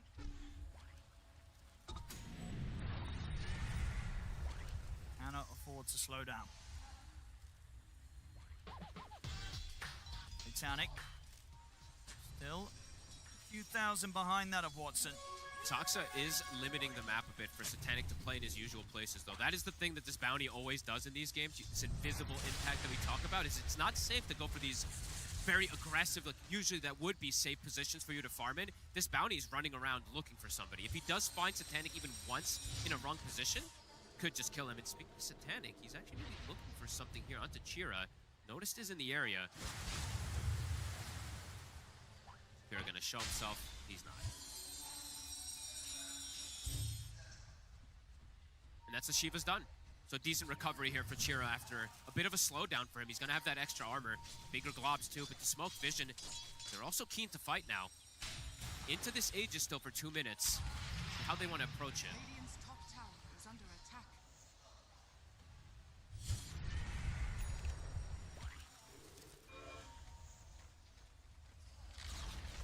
Radiant's top tower. How much do they want to try and push this high ground? I think he's going to at least poke. He has 2 minutes on this Aegis here. I mean, just see what sort of happens. One. Step back here away. They get the break. DM's getting focused down by the damage of Satanic. He's dead on the high ground. He doesn't respect the Silver Edge at all. It destroys him. Oh, that was a very over-aggressive play. Satanic, he's ready to try and push on for more. They look towards Watson. The curse comes in. Will lock down the 3 of them. Keeps Watson alive a little longer here on this first life. Still, the Aegis will get taken away from him. Round buyback. 2. DM comes back with a buyback. They haven't got any control for no one. No one's going to be able to orb away back to safety. Comes up to the high ground here with the Waning Rift. DM did buy back for this. Short noticed is dead for 80. Do Yandex still want to try and push the high ground though without the Aegis? They do because the BKB is on cooldown for Satanic. They're trying to force things because they have Ravage still. It's true. DM has to be careful, but at the same time, if he sees a chance to get in with the Ravage, he will go for it. They can just full commit onto Satanic because he doesn't have the BKB if they do see an opportunity. He's so careful about how he shows himself. Watson. The barracks, Chirajun in with the jump, they get the full combo on it was 9 class, that's the Dark Willow gone! Nicely done. This looks like it should be that Rax cleanup. They're getting the objectives here, Yandex. The full set, taken away top, they swing over to the mid. Satanic, he'll show himself, Ravage. there's the counterplay, DM's in with the Ravage, but where's the follow-up? There's no one with him! Goes in on him, and now the 5 blast down on the DM, they'll try and cook him back to safety. Watson attempts to step away with the Eclipse, but 9 class has the control with the Yules. Watson This is awkward. starting to back away, pops the Manta and runs. Notice, in with the crush, with the fear. Catch anyone immediately, TM goes for the gun. Satanic, right in the middle of the wall. Just turns out towards him. He's dead. They kill Satanic off. They have vision on him there. He just TP's right in the middle of it. Very aggressive move there from Satanic. He didn't have, if he had BKB ready, I could see why he would do that It one, was but still feeling called out for desperate. like 15 seconds. They're making them feel desperate at that TP forward. You cannot TP up this close and personal to the Luna. Watson's just going to be able to turn and destroy you. They use, what, 2 buybacks as well there They did. on Team Vision. IDM's But they do not get a whole lot at all. They lose this full set of racks top. And Yandex, they even look at a strike again. Saxa, Chira Jr. seeing if they can find anyone out on their own. IDM's buyback ends up being pretty beautiful there it because does. they get a full Rax advantage because of it there. Satanic, a rare, just full TP forward. A very, very risky play. He did not have the BKB backup. TP's into the middle of the fight under the assumption that that sort of position, I guess he felt that maybe they wouldn't have their full vision on him or something, but I don't know, that's maybe the pressure getting to him a little bit in this game as Team Vision, they're getting tested a bit. Smoke up, 25 seconds until he does respawn. There is no Aegis now for Watson. Scouting out DM. 9K lead now for the side of Yandex. They're feeling very good right now, Yandex, but of course, as they know, against Team Vision, still far from over. Watson now has hit the level 25. His damage is really starting to increase, and I believe he does also have the full data list now for the next fight. Satanic might not be able to stand his ground versus him. They're going to kill him so quickly. He's almost 2 items behind now versus this Luna. Yeah. Watson, as we said, he had to come into this game very clearly coming into the mid-game. You know, it needed to be flawless from Watson, and so far it has been. And look what he's found himself to, an amp damage in the top side. Carlos caught outside of the base. He's out for 50. Does have the luxury of buyback. Watson ready to move down the mid. And Chira's made the full recovery in this game. He's able to play the backline, follow up with the kisses. It just feels easier to play the snap from behind than the Lina. The Lina just feels very dangerous and very threatened. Seeing him have much more success. Push is coming in. One. Jump forward. Does Ravage straight away. They get the jump on a Satanic. Satanic is He's a gone. DM immediately with the Ravage. Puts a stop to Satanic. He has got the buyback available. Likely going to need to use it. Dead for 90. No and hesitation. Yandex, they're going to be ready to push on for another set of Barretts here. I love that DM does that. The point-blank Ravage. Do not give him an opportunity to get that BKB off. The burst, it's there. Watson just gets right on top of him. And at this point, no, catching Satanic, It's everything. That will do it each and every time with these moves. And honestly, it does feel like I'm kind of seeing why the puck's damage isn't there. I don't even know. It just feels like the puck can't really do much. I mean, you know, no one, he's got the farm and stuff, but I'm seeing these orbs flying around. It doesn't seem to do anything at all. I don't think Yandex even care what this puck's doing. It's not the puck of the past that just jumps in and feels like it can 1v5 in a way. Not by any means. The supports are just too strong too. Like some of these times, you know, for Malady, the Wyvern, that's where the difficulty be when you're playing versus this puck. But Malady has gotten the space to get this Aeon disc too. They actually can't even get to the back lines because of how strong the front line is of Yandex as well too. These moments, massive for them. And Chira now, he has the Hex himself. He's made the full recovery in comparison to no one. Now he's got the lockdown as well to follow up. This next hit could be the end of the game here. Now, we'll make sure he holds on to the buyback gold here on Satanic. Very much needing it. If they do kill him and he's not able to come back into the action, the base will get taken away from them. He's gotten no growth, though. Look at that. In the last 5 minutes, he's gotten, what, two? I mean, now he ults, so he gets up to 600, but he had like 200 gold gain in the last 5 minutes or so. Unable to get much of anything. And perhaps, yeah, like that invisible factor of the bounty. He can't go for these type of crazy plays where he's farming. No teams have been able to deal with Sox's bounty hunter in this one. Perhaps looking like they can take it as well, too, on the side of Yandex. Ravage coming back up in 10 seconds. Yandex, they'll wait for that before the next fight. Roche in about 90 seconds. They have to just find some sort of way to ensure that Satanic is not caught by that Ravage. I'm wondering what the next... I guess it's going to be a Hex from Ducalis. He does almost have it done to give them that extra team fight, because you're absolutely seeing that lackluster team fight in comparison from the side of Vision now at this point. Much more single target oriented. Next, new approach again here. All the ults ready to press. No one is outside. Be able to jump him just yet. Yandex, are you waiting for Roche? Yeah. Unless you catch somebody outside. You should just probably wait for that Roshan. You're still getting so many gains out of the map. Watson now having a 10k difference between him and Satanic. That's crazy. Watson is, I mean, he has had quite a few games like this where he has been absolutely in his prime. But nobody else has done this on the Luna this tournament, which is very impressive. And not a lot of carries daring to try it, really. Yeah. Class trying to make a bit of a setup onto him. Trying to force a reaction. Oh, no one jumps him immediately and he gets caught by the Hex. The curse is well to lock him down. He's in on. the cookies, no one's out. Immediate reactions there. And the curse dispelling the Aeon disc as well, too. That's why he pops it instantly, just to prevent that ability of the save. Yeah, very smart there. Absolutely, because, you know, he doesn't sort of sit back and go, oh, we got him with the Hex, don't need to do anything. No, make sure that everything required is thrown down onto the puck to ensure he is not getting out. Yeah, that basic dispel is very important versus something even like that Aeon disc, because maybe no one could play his way out of that one somehow because of it. Roche timing, hitting perfectly for them here. Aegis on Watson once again. Hell of a game from him, truly. He said he had to make 0 mistakes. He's made 0 mistakes. It does feel like this time around. Yeah, absolutely perfect carry play from Watson. And on the other side of things, Satanic, a rare game where a few struggles and a few sort of mispositioning in these team fights. Got to be careful. If they see him, they'll go for him. He'll get the BKB off this time. The reaction's there. But the damage. Once it turns over to Watson, Satanic's got to keep his distance. The kisses are going to zone him. He'll have to head back to the fountain to heal up. Ducalis under heavy fire here from Watson. He'll fall. He's out for 50. No one at the side has been caught out by the stun. He's full controlled. Cookie's coming in. Satanic's going to move forward to try and help out, but the Eclipse is going to get laid down. Dead. Satanic, he's gone. He'll buy back. But Vision, they're going to have to try and defend with just the 4 of them. Ground. Fight going. Allergy's healing sacks are up. No one's trying to finish him off, but no one. Phase shift off in time. DM. But the Crush trying to get away from Satanic, but Satanic will finish him.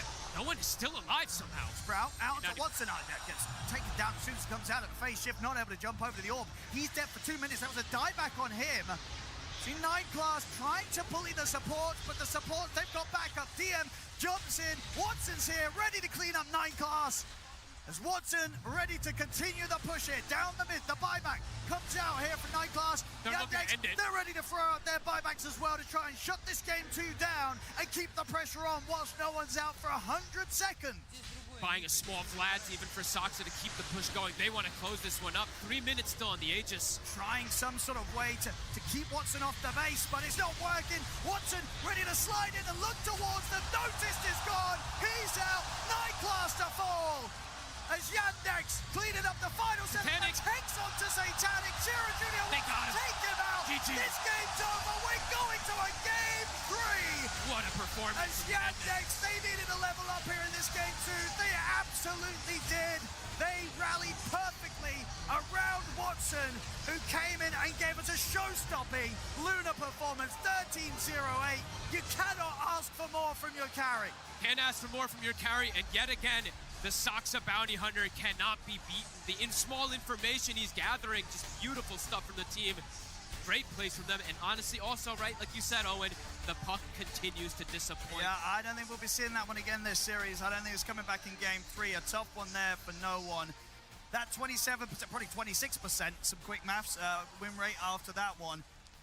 Not showing us any other reason to believe that that hero can kind of fight that win rate. It's not looking great. They clutched it up. Really like the way that they played the map this time around. Completely constricting and controlling, getting the Roshan, playing the objectives. This time, they didn't let go of that pedal. They kept putting their foot on it, didn't let that space come out for Vision. Yeah, Yandex striking back hard after being knocked down in game 1. We go into a game 3 here in this upper bracket final. 1-1 right now between Yandex and Team Vision.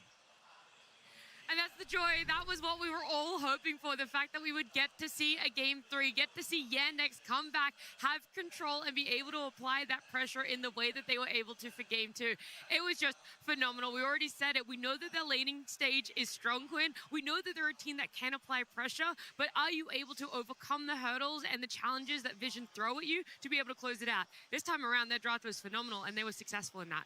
Yeah, I think it's the exact kind of game that defines a TI run. You are ahead early, you fumble a little bit, the game is shaky, the game is on even terms, and you clutch it out, you win some big fights, and you win the game. That's the kind of thing you need, the kind of gumption to stick to it even whenever it's tough that lets you win. Aiden talks about it all the time. On the runs, you don't think about these close games. Whenever, you know, if they win the Aegis, they're not going to look back on this and think like, oh, it was so close. Everyone will be like, oh yeah, they did beat Vision, and blah, blah, blah, blah. But no, it was on thin ice, and they clutched it up, and that's what matters. And gumption is a very good word for it, because at some point it did feel like they were letting slip of their lead, they were letting slip of that early tempo that they tried to set, and they just didn't overreact. They didn't make any moves that would have been overcorrecting for maybe giving away a pickoff here and there, losing their snap here and there, and they just waited for their timings, and they executed it very cleanly in this game. Yeah, I honestly have no clue what gumption means, but probably was the perfect word to describe what we saw. I mean, this game, what's really cool, and I feel like the story of the series has been, whichever team has a stronger team fight, whichever team is able to play those 5v5s, has ended out coming on top. I was watching in the green room thinking, like, oh my god, this is an amazing puck game. I've seen Nisha do it time and time again, where he just split pushes the map, they cut waves, you delay the game, and eventually you're just this unkillable raid boss. But Yandex just didn't give them time to do that. They decided to take it straight up to the high ground. I believe they had a 2k lead the first time they walk up high ground, which is unheard of in modern Dota. That's not what people tend to do. Usually, you don't see that until 80k ahead. So, amazing gameplay from Yandex. They were able to recognize their timing is right now, and they went for it, and they clutched it out.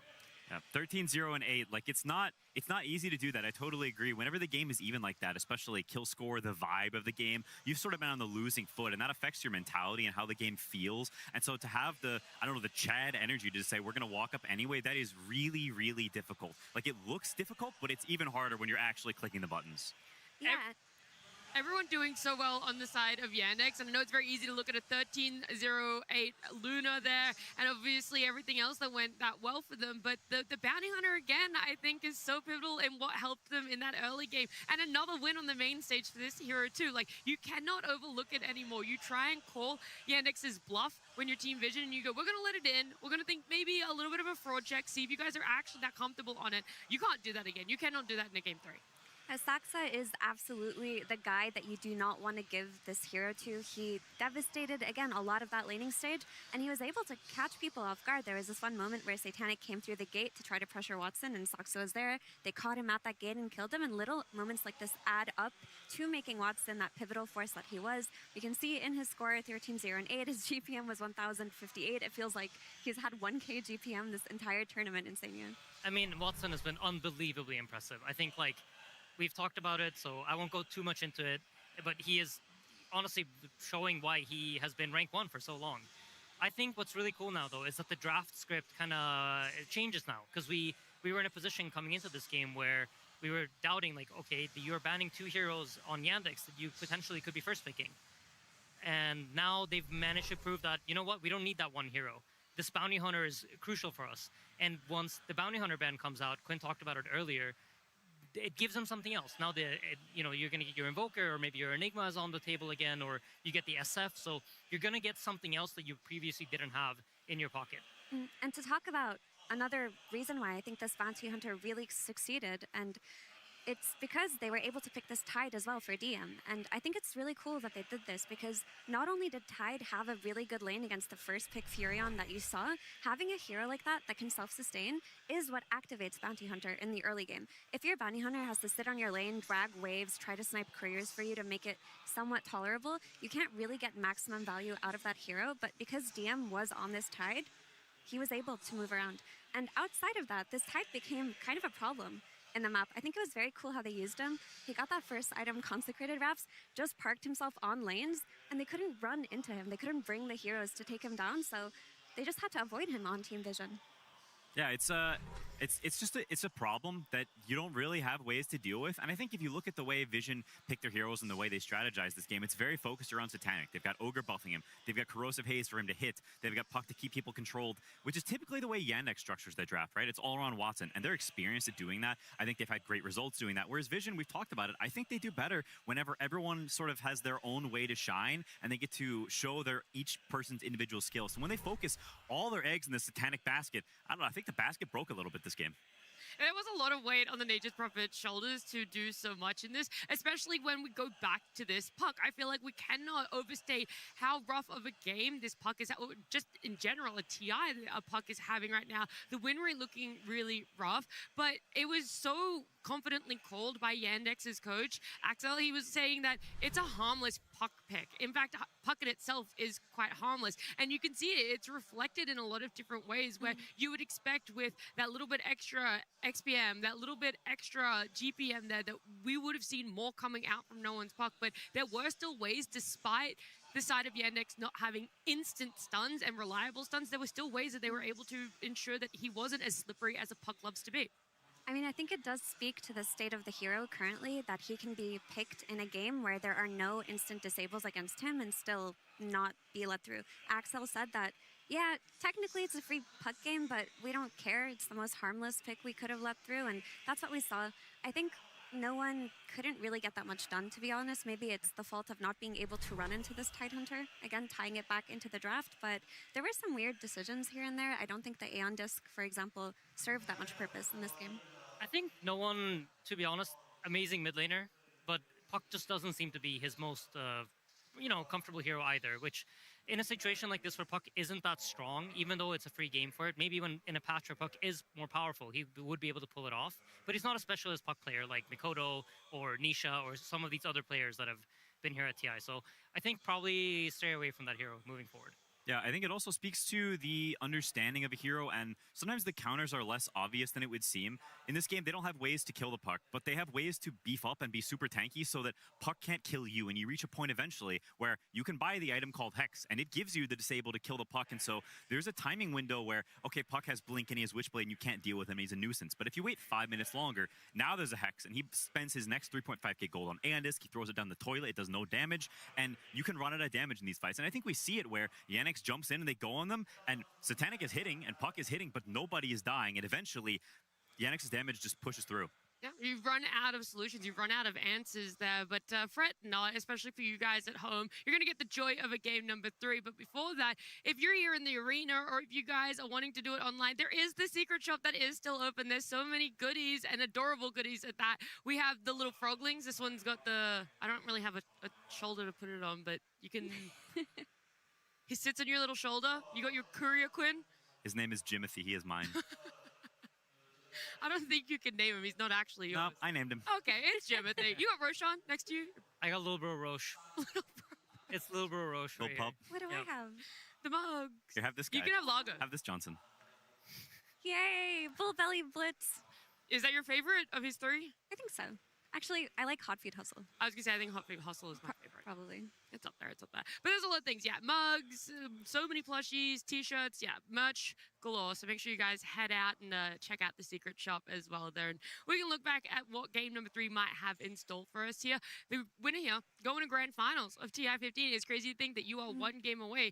We had that pretty heartbreaking interview earlier from Samael where, just 12 hours ago, 24 hours ago, they were one game away from making it to top 3. I feel like there might be a similar sentiment for a team that feels that they don't make it all the way to a grand finals when it comes to Vision and Yandex. You come in as heavy favorites for this tournament.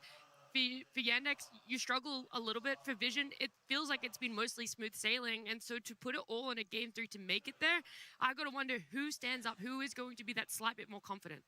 Yeah, it's the most important thing, genuinely. All the draft and the gameplay, these things matter a great deal, but the vibe, the environment, how they feel backstage, how they think they're going to play, they're imagining how they want the game to pan out. These things are so incredibly important. It's a skill that is very difficult to create, but you can see the conversations backstage. People do these things in different ways. Sometimes you want to be involved in the conversation and talk and be energetic. Other people want to recede into themselves and think and go to a different place that allows them to focus on themselves.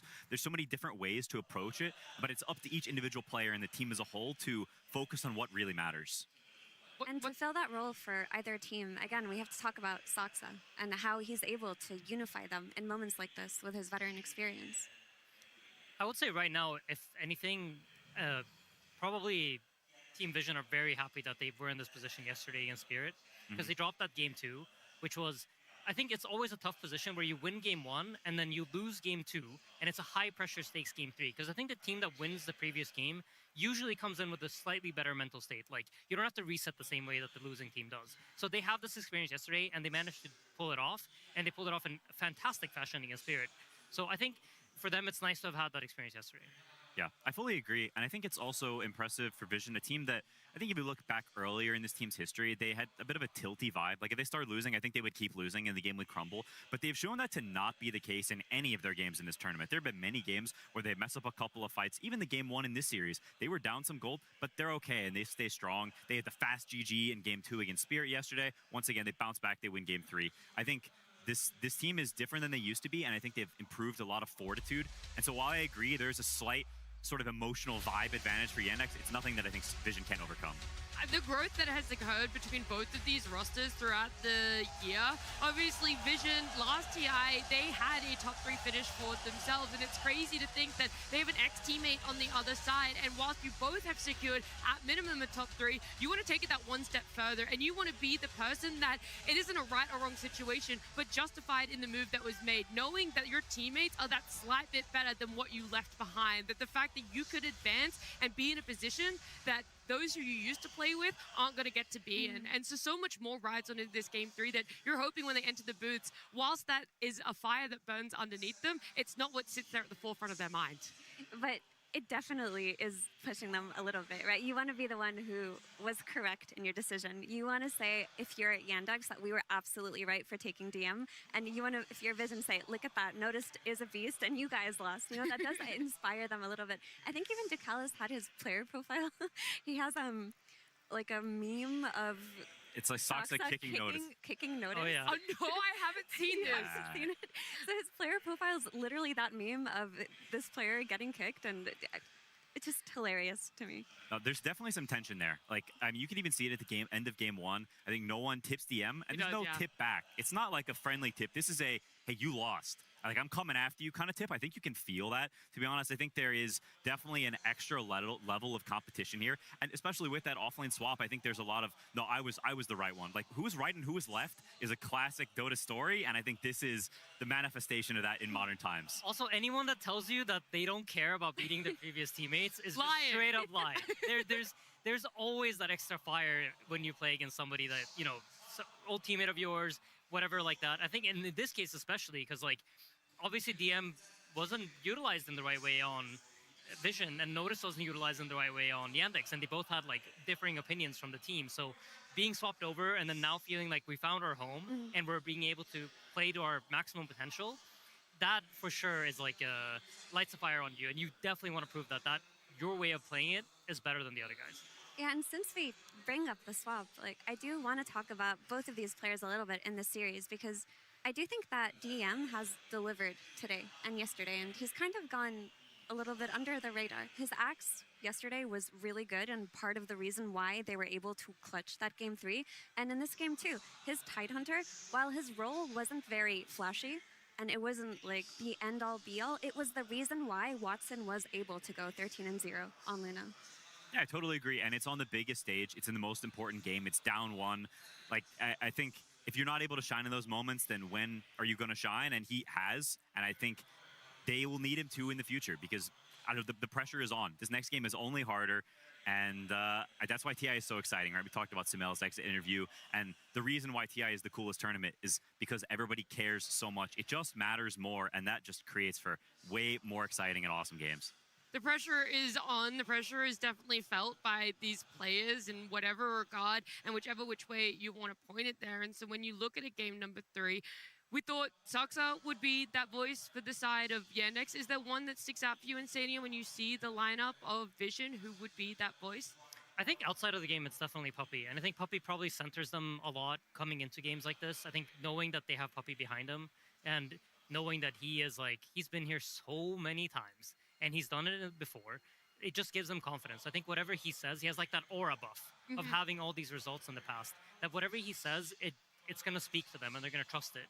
And then I would assume in the game, you know, no one has also been here. He's the guy that they're going to look for. But to be honest, I don't even know if they need all that. Team Vision versus Team Yandex. Game 3.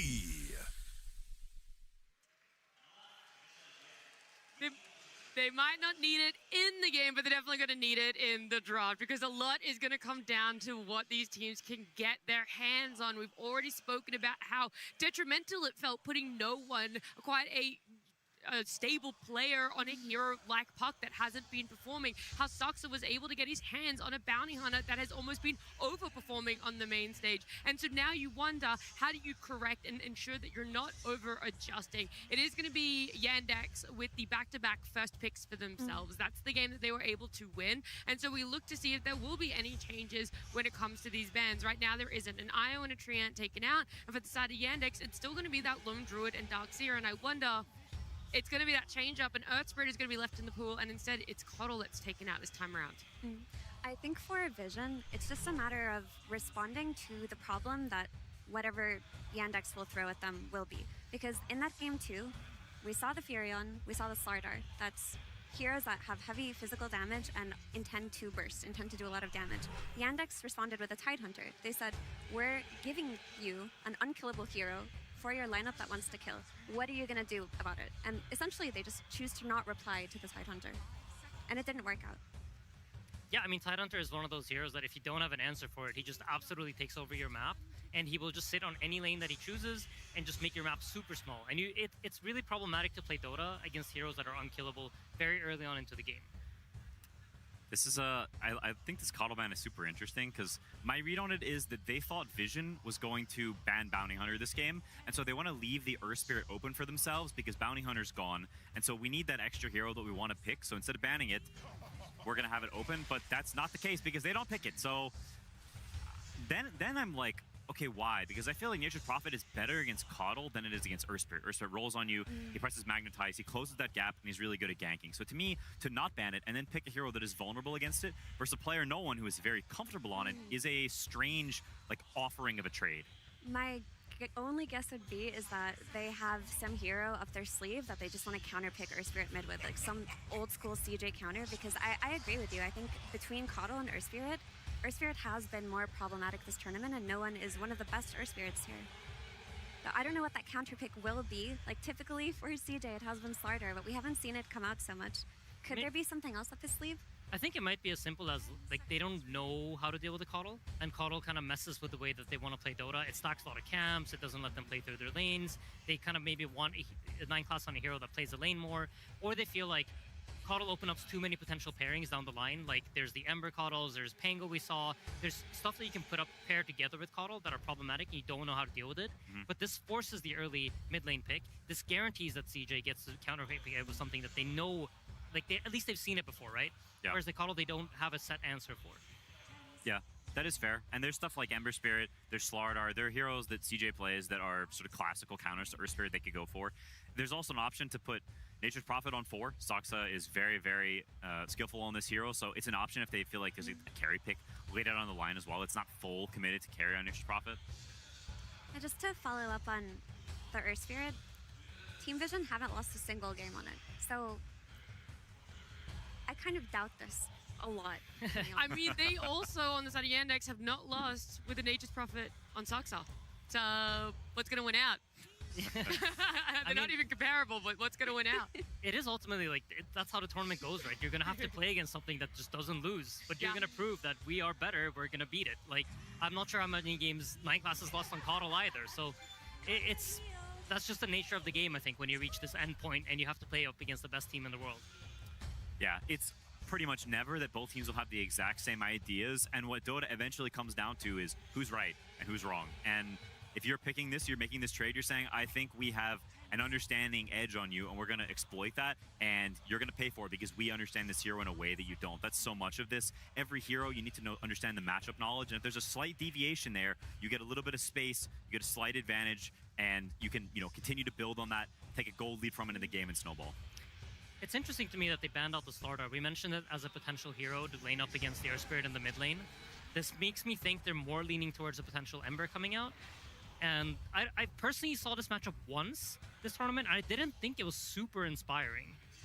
Yeah, it's not what it used to be because Earth Spirit's base damage is just so extreme, and if he has 2 points in kick and 2 points in pull, he can just insta-break your shield at level 4, which is something that not a lot of other heroes can do, so it's certainly not a lane that Ember does well in, but the synergy with Mirana and Nature's Prophet is very nice because you get in there, you have chains to allow them to hit and also to land the arrows, so like there's validity to it, but it's nothing crazy. The issue with Ember, if it comes out now, is there's still Largo that we haven't really seen be a factor in this series, but it still can be, especially if Earth Spirit comes out. There's always the potential for the combination, and there's this Doom ban in the second phase by Team Vision, which tells me that they're building a heavy sustain lineup, and they don't want that Doom counterpick that we've seen DM do many times this tournament. Also find Enchantress to be quite a strong hero whenever Ember starts playing on this Flame Guard build. Ench likes to position himself in the face of enemy heroes on the map, and you can pretty much just follow Ember around and just press Purge on his Flame Guard, and he can never farm. So it is quite an interesting pick for Team Vision. It's not a hero I really see them play that much, but I think they have it in mind. They're building heroes that are able to respond to something that might come up in the future.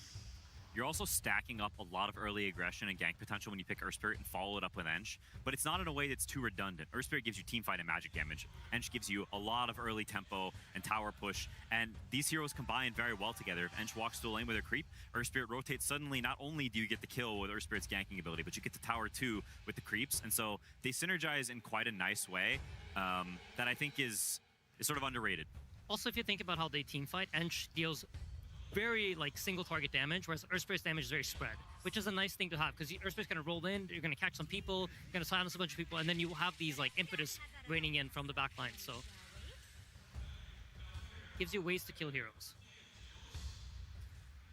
Yeah, I think it's very solid from both teams. My biggest question still comes back to Nature's Prophet versus Earth Spirit. To me, that's the biggest discrepancy. This is the trade you chose. This is the way you start the draft, and it's very polarizing. Earth Spirit is absolutely good against Nature's Prophet, but it's not fully one-dimensional. And so I want to see how they change this matchup, because other heroes in the game in the draft can shift how a matchup would normally go, and I want to see what their answers are. Wow, they take a double answer, Quinn, to this Nature's Prophet with Timbersaw. I would be very surprised if this ends up being the carry after having this Earth Spirit that you talked about, but now notice Timbersaw, it's enabled by Dark Willow on lane. It's just going to give so much damage versus this Undying as well that I don't think you want to be playing into this if you're Team Yandex. Are you thinking about a potential Undying off-lane angle? Because that's a DM special, right? He's done it in the past. I will say I quite like Undying into Earth Spirit. I remember thinking long time ago, whenever Earth Spirit rolls in, if you're not the target, you just press your ult, you hit him, you drop Tombstone, and especially nowadays where Earth Spirits don't really max the roll, it can be quite tricky to do the whole get in and out thing for Earth Spirit. Yeah, it is true. You have to play more on the fringe, which is going to reduce your damage some and mean you don't have people going in as much. And when you've got two backline supports, the fact that now you can't commit, maybe Timbersaw doesn't want to commit either. He gets cold snapped, arrowed, there's stuff for that. So it can become difficult to actually run into them, which means maybe the game is a little bit slower. Yandex has more time to get their cores online. Little interactions like this can change the duration of the game quite a bit, which allows Yandex to potentially scale with their two range cores. I also think it's kind of interesting how both teams this time around are a lot more focused on making sure they solidify their team fight. They go for the Invoker. Invoker and Undying are quite nice heroes together because you get Tombstone Vision. It allows Invoker to press buttons on the right heroes. Invo has a lot of crowd control that allows him to keep people inside a Tombstone range. So it's a nice way to play team fights out for them. Also, this shot, by the way, we're seeing like the Tundra win that Suxa had back in 2022. It's crazy to see that he's the only one from that lineup that's still playing competitively that hasn't won a second TI, and he could do it this year, which would be right off the back of Skeeter and Snay doing it, which was right off the back of 33 doing it. Like, That's it's pretty actually wild cool, to think about, right? The script says Saxa has to win. He that. has to win it. Yeah. What's going to be stronger, Puppy getting first place at his next TI, or Suxa winning right after his other teammates did? That's a good point. Are you guys concerned at all about Invoker, though, in this game? Because I feel like we've seen Invoker versus Earth Spirit a couple of times, and Earth Spirit tends to out-tempo him, especially if you add in heroes like Enchantress into the mix that we know are going to be rotating mid early on. They're going to be playing around it and trying to shut it down. The only counterplay coming out of Yandex is going to be this Undying rotating to the mid lane and maybe a potential counterplay with an arrow, which can always be good, but it doesn't seem like they're going to be the aggressors. They're just going to be reactive. I think on paper, the Yandex trio is slightly weaker. But if you manage to time it right, you manage to catch Earth Spirit on the creep wave with the Tornado into an arrow, with Tombstone and Decays, you can definitely kill him. You also have the Niche's Prophet adding in damage from the other side of the map. So if they can find the tempo on the Earth Spirit and never really let him come online, there are a lot of angles there for them. Yeah, I do think it is an Earth Spirit favored lane, and I think I agree on paper. Vision probably have the stronger 3v3, but at this point, I'm not willing to put my money against Saxa because this guy has been owning every single early game. They have come out ahead on lanes, in lanes we thought they had no chance. I can't remember the last game they weren't ahead in the early game, and so for me, I look at Yandex. Yes, they might be a bit weaker, but I think whenever you're such a good laning team, you can pick weaker lanes and abuse your skill to give you better matchups in the game, and I think that may be something they're trying to do here. That yes, I agree, this is a weaker 3v3. They're accepting a weaker start to the game. Maybe they think they're so good at early game that it doesn't matter. Interesting, they banned PL and Lifestealer, and on the other side they banned Centaur and Axe. Trying to see if there's any obvious heroes. Okay, they just go back for the Tide. Is it one of those things that running it back in this situation does make sense, and especially added that extra little bit of comfort? I generally like Tide against almost all the spirits, because he's one of those heroes that just doesn't die to them, and he also gets a shard down the line, which is problematic for all of the spirits. Yeah. Once you get the anchor put on you, you're not moving around, and all the spirits rely heavily on mobility to play their game. Yeah, it's very true. You're obviously against Timbersaw, which is not ideal.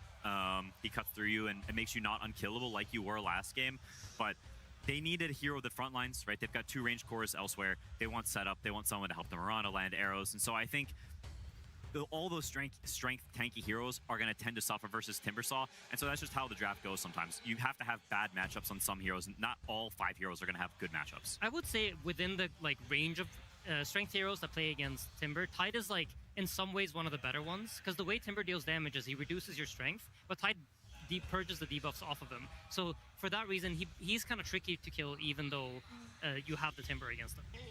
I understand the reasoning that both of you mentioned, but I do feel that it's still a little bit disrespectful towards the Timbersaw in this draft, because I think Timbersaw has the potential to do a lot this game, and we did see Notice in a position where he got an 8th pick Timbersaw and lose, but he was playing against the Doom, so he was essentially erased from every fight. This time around, that's not the case. I think that when he gets a Blink Dagger, this Undying will be food. This Nature's Prophet, if the Earth Spirit rolls on him, will also be food. And Tidehunter can just be ignored. I mean, Enchantress won't die easily, Dark Willow has Shadow Realm, and now that this Tiny's come out for Satanic, it feels like you're not really worried about that either. Like, if you're a Tiny, you're not interacting with Tide much, he's not killing you, you're not killing him, you're killing the rest of his team. It doesn't inspire that much confidence in me personally. You also get a Silver Edge Fire, and I think that's the big thing. You have a way to eventually crack the Tidehunter. I would say, I really wish Quasvex Invoker was viable, because looking at this draft, I feel like old school Quasvex Invoker with a Spirit Vessel would absolutely demolish this game. Yeah, it would. It's true. But I think it's just not good enough to go for. So he's going to be the typical Quas Exort one, farming, Sunstrikes, and I think because of that, I like what Vision have. I think both these past games have been defined by who has the ease of jumping in and just bursting people, of taking the fight to the other team. And if I look at Vision, I think it's much easier for them to do that. They've got a bunch of big, tanky, beefy boys who can run in first, and it's not that easy for Yandex to jump them. Whereas the inverse, if they see Nature's Prophet or an Invoker or Morana, Tiny jumps them, they explode like that. And so if I'm Vision, I'm very happy with what I've got so far. I agree with that. I mean, for the reasons that I mentioned at length, But I also just think No One Earth Spirit, probably the best in this tournament. He's 4-0 with it, and they let it through. I feel like I would agree with you guys if this wasn't so similar to the draft we saw yesterday from Nigma against Yandex, where, you know, swap out the Tiny for Alk, and it kind of looks like a similar thing that they had going on. And Yandex proved that they could beat it yesterday, so I have hopes that they can do it today. To be fair, do you feel that the Tiny could join the fights a little bit earlier, though, and so another tempo being pushed back by Vision could be that break, despite it being, in your eyes, almost a similar run back? I mean, to be honest, I think the drafts are really even, and maybe even would give a slight edge to Vision. But Yandex has proven that they can beat this kind of lineup before, and I think that matters a lot more than you think. All right, it does matter a lot, right? Especially the fact that we get the joy of a game number 3 here to decide who goes to the grand finals. The fact that our drafts are split 50-50. There's only one last thing to do. That's to get into it, to see who comes out on top, and to take us through that, it is OD Pixel and Fogged. Thank you very much, Nat. Yes, game 3 time here between Yandex and Vision to find out who's going to be going on to the grand finals at the International this year. Fogged, we did see, you know, game 2, some sort of like breakdown in some of the ways that Team Vision were trying to bring fights together.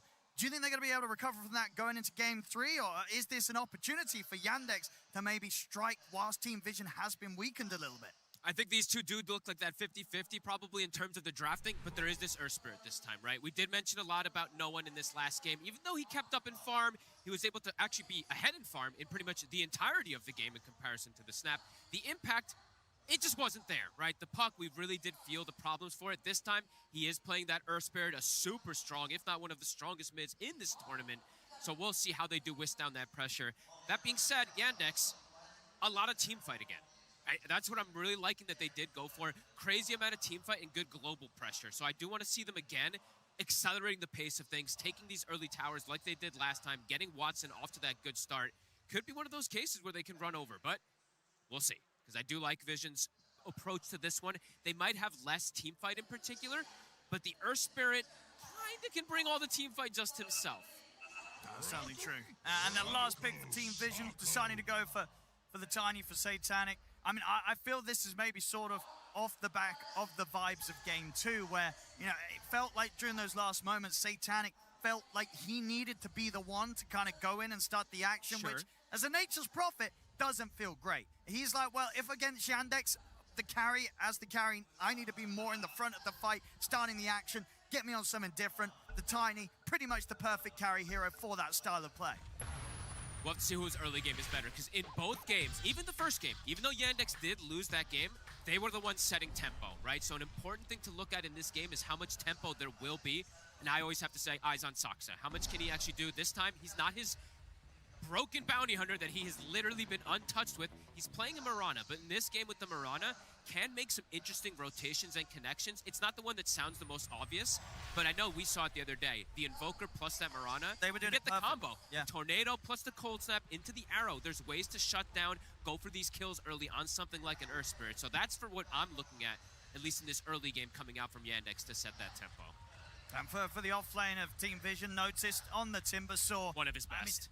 I mean, and one of those heroes that not everybody's playing, but when it is picked in the right situation, it pops off. When you look at Yandex against the Timber, like, how good of a Timber game is this? How many answers do Yandex have if the Timber gets out of control? It can be pretty problematic. Yes, they have the Invoker, the control. He's got some dispels. They have the damage amplification from the Undying. But overall, looking at the Timber, he's going to be off to a good start in this game because of the lane matchup. He's playing versus a Nature's Prophet. He's playing versus an Undying. So he is set up for success in this game. So I would say it's eyes unnoticed. He could potentially become out of control in this game. There's Yandex. Deep here with the smoke. Maybe see if they could catch out Satanic, but Satanic will be on the high ground, won't get caught out by this move. Does end up being the 3 bounty runes going here the way of Team Vision to start things. And to mention with Noticed, right, he's going to have this strong support with him as well in the lane. They're actually making 9 class, maybe just wanting to TP down here. This is I guess this is the lane that they're going to end up setting up with here. They're going to have the Willow paired up with the Tiny, and then the Enchantress paired up with that Timbersaw to just grab one of the Treants probably and get that extra bit of control, just beat on the Undying from a distance. Interesting that they do this one. Maybe just feeling that this one is just a bit better, because both feel pretty strong, to be honest. Either the Willow or the Enchantress down there. Maybe feeling that the Willow is going to have a better time versus that Mirana. Sunstrike, it gets kicked. No, we're seeing these Earth Spirits do this against the Invoker players. So I think every game, no one has done this versus these Invokers. He boots it. I think the other game when he was playing a Largo, it was the same thing, right? You see that Sunstrike, you kick that range creep. You don't let him get that CS. And let's see how Chira Jr. does, right? Because last game, he did have a bit of a hiccup again, but ended up recovering nicely because he's playing a hero that can play from distance. Invoker can be a bit of a difficult one like the Lina, where if you do get caught, you're playing in the front lines at times. So I'm going to be watching Chira Jr.'s positioning a lot here, playing versus no one on the Earth Spirit. And yeah, talking about the Earth Spirit, right? No one. He went from probably one of the best hero. He went from probably one of the worst mids to one of the best. So I think maybe the worst to the best in terms of heroes that are being consistently picked this international. Yeah, I think no doubt about that. And the matchup in particular, right? The Earth Spirit versus the Invoker, but also versus that Nature's Prophet. This gap close, it's going to be very strong for no one. All stages of the game, really. First few waves looking very nice here for no one. Doxa, he's in trouble. Blood Grenade, he's going to try for the TP out. Is it enough? He's going to live. Oh, wow. Picture perfect there. They try to even use the Shadow Realm, threw it for just like the smallest amount of damage. They grabbed the tree and threw it too. They tried everything to bring him down. Heads up, TP. I thought he was dead for sure there. This lane as well. How long does Maker go here with the Avalanche onto DM? Or try and tell him the Gush, but the Shadow Realm's back up. DM, he's going down. That's going to be first blood for Satanic. Sticking around. Another one, maybe. The Brambles catching him. The right click, not enough to kill him. But still left so low on this bottom lane. That's going to mean that Satanic's going to have a lot of space to farm very peacefully. And absolutely seeing the reasoning for that swap, right? I'm watching Ducalis top. Every time Watson spawns his Treants, he just takes one over, while bottom, this effective trading from the Willow is so good versus something like Mirana, and even Tide. You have this high burst damage for him early, unlike an Enchantress would. Liking this approach, actually, this little lane that they did end up going for, this little switch up, even though it's, I rarely see Ducalis get put in this 4 position. Very cool answer here. Mira. Super low, does have that final tango and a Fairy Fire. Gotta be careful how far he steps up. Overall, not the easiest to get the Sunstrikes in this game on these side lanes either. Nobody's gonna be really low for them. The Tiny shouldn't get pressured, neither should the Timbersaw in particular. Maybe Notice can, if they get a couple decays built onto it, but overall, this is a hard game to see Chira get set up on these Sunstrikes on these side lanes. No one.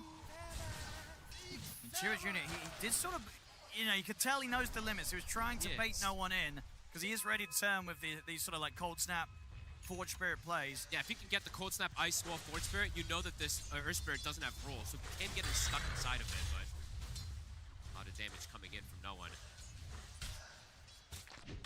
Satanic, though, full HP. A lane where he's not going to feel any pressure playing versus this Tide Under, playing versus this Mirana.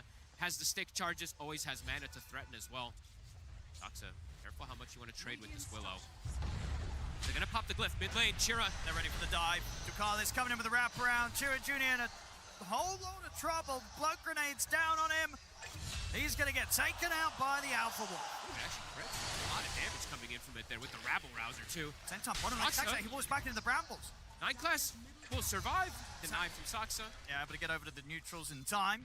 Now at this point, though, you can see the movements. Ducalis is like, all right, my Timbersaw is going to be chilling in the top lane. We can just go 2 points in reactive armor, and it's difficult for them to bully him.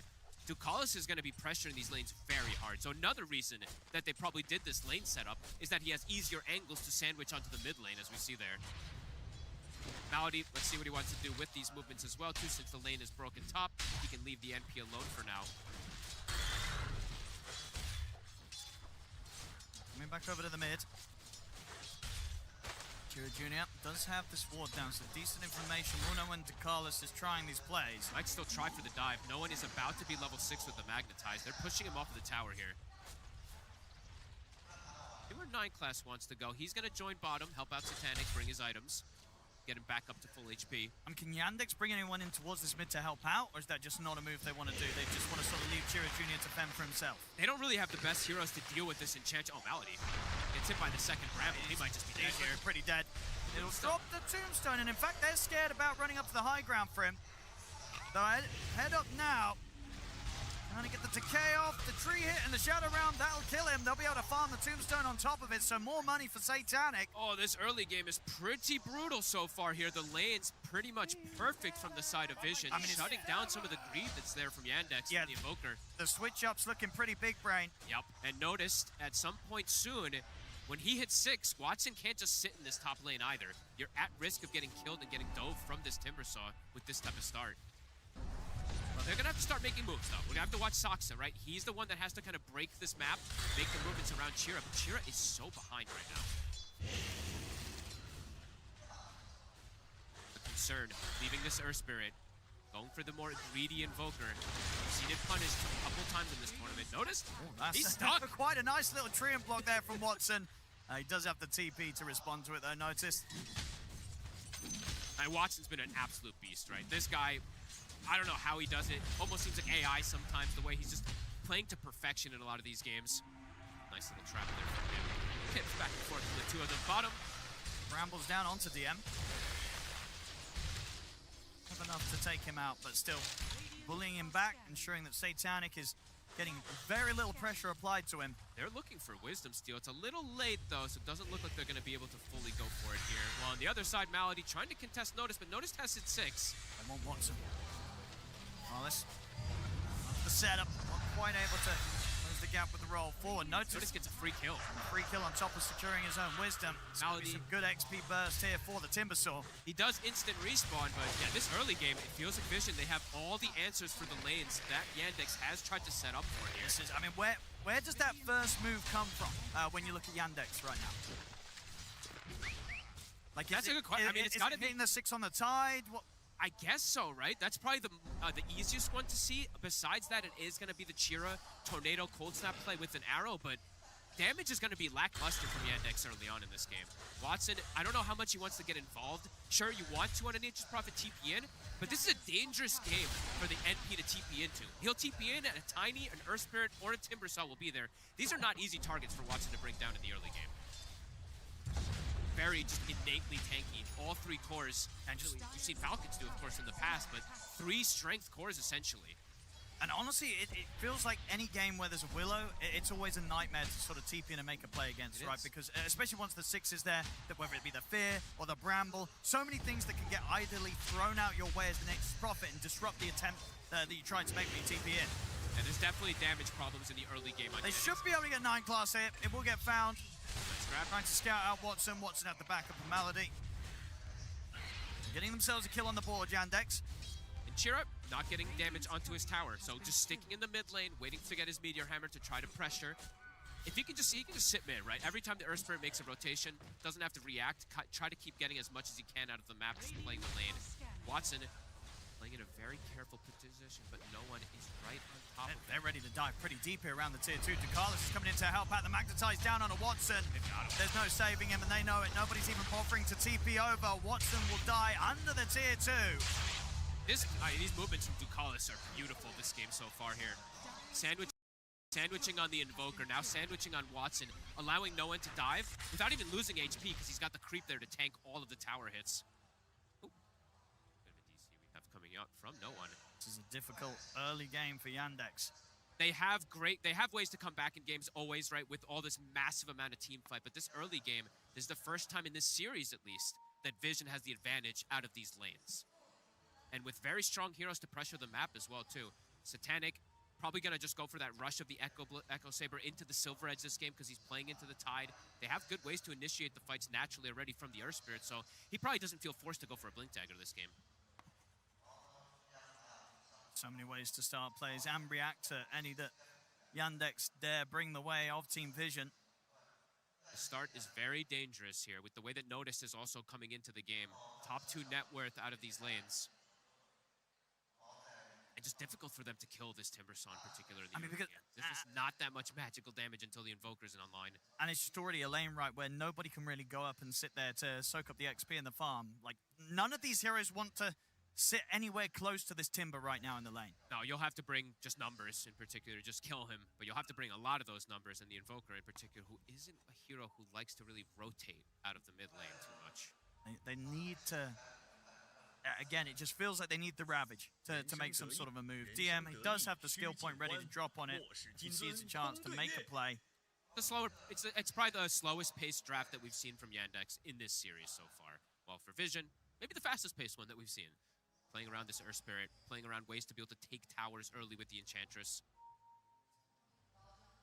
Bit of reason, by the way. Reason.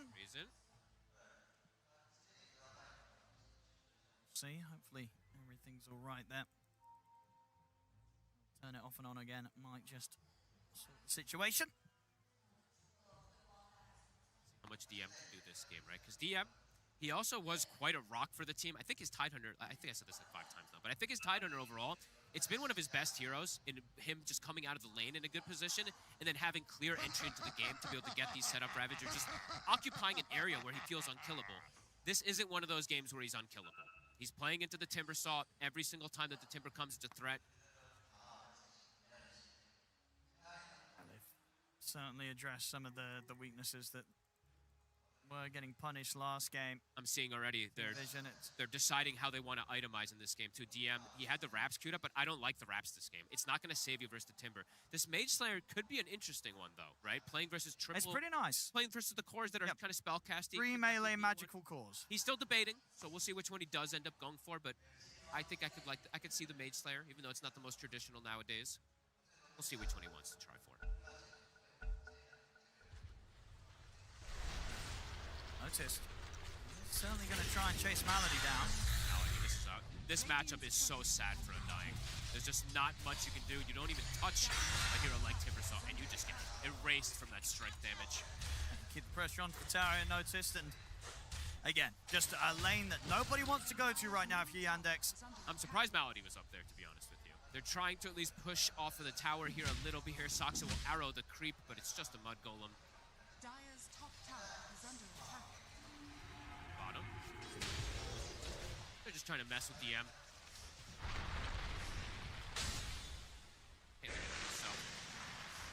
Extra brambles, just some little bit of extra damage onto him here. No one will not get the luck of the rune. Chiro will be there in time for it.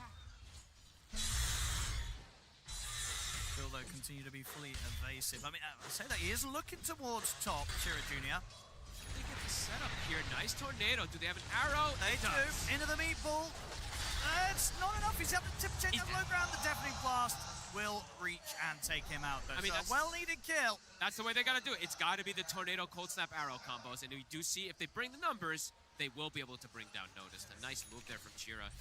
Instantly with the haste rune. I love that, right? Just runs across the map. Usually not a hero you see do these type of rotations. Satanic.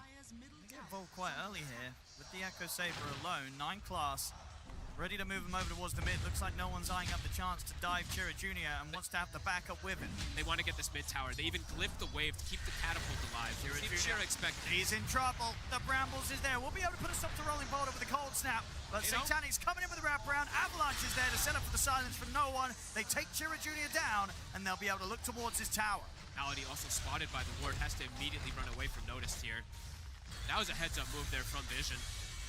Immediately when they have the glyph, or when they have the glyph and they have the catapult wave hitting the tower, they already preemptively make the smoke move to ensure that they can get this tower. Really smart there from it. Satanic making that move over. Soxa, even though he's not Bounty Hunter, will still be able to find some of these couriers, delay some of this timing to the vessel perhaps. At least taking out that stat item. Can he get himself out of it? He's going to try for the TP. There's the burst. Too much. Too much burst here from these two. Noticed. TP out from. They Noticed turning up to these fights. DM. Whoop. Whoopsie. Little off with the combo. Will force out a Ravage from DM. He'll live, but that is the Ravage down. And with the Ravage on cooldown, that's pretty much any hope of Yandex trying to fight back gone for the next couple of minutes. Especially around the tier 1s. Like if they're looking to defend a tower now at this point, probably not going to be the case without that Ravage. DM, he is going to commit for the Raps. So, okay. See if he can protect him versus this Timber Burst that will be coming out in the early game. Maybe feels like it's a little too hard for him to get in and apply the Mage Slayer at times. This does give him at least raw HP, which is nice too. Noticed. Tower is claimed. His timing's going to be very fast on his Kaya Sanj. A lot of times I've seen this Timbersaw when he struggled in this tournament, and even before this tournament, it's when you shut down his lane. This is not one of those games where his lane has been shut down. So he has this great farm, and he even has ancient stacks to go back to. Chira Jr., another game where falling behind. I mean, I feel like we've seen a few teams do this. There's a lot of them that want to go for this approach where they just focus Chira Jr. very heavily in the early game, knowing that he's going to struggle if they keep him behind at the start. Especially if he's playing a greedy hero, right? Invoker can get punished quite a lot here from these moves. Looking for the catch up to notice Tornado's off the mark. Going with the TP from Watson. Cold snap. To the right click to the Deafening Blast. They don't have to hit everything right now to be able to bring Notice down. Meanwhile, in the mid, 9 class finishes off Malady. Chira Jr., despite the tough start that he's had because of how much focus they put from in the mid, he's the one that's actually doing the most for the team right now.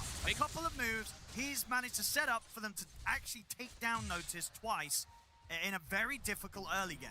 In a very good position to kill him too, right? Because he does go for Kaya Sanj. He's gonna go back for BKB. And they're looking for him. But now he does get caught. I mean, Vision, they really know that Chira Jr., he is the one that can potentially be a threat with these setups in the early game. And they are doing everything to make sure that he doesn't find the momentum to get out of control, despite getting these small windows to make moves against Notice.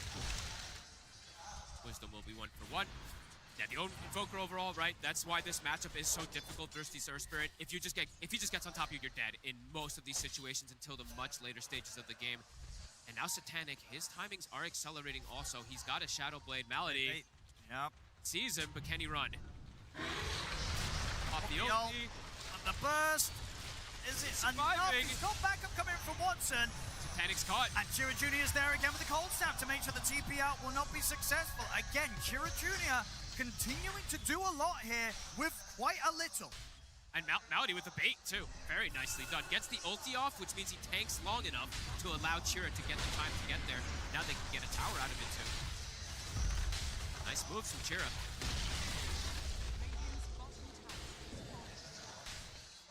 4K lead still for Vision, but punishing that first timing of the Tiny. As soon as he gets the Shadow Blade, that's his first death. Promising signs from Yandex being able to make these plays despite the net worth lead and early advantage that Team Vision got across the lanes.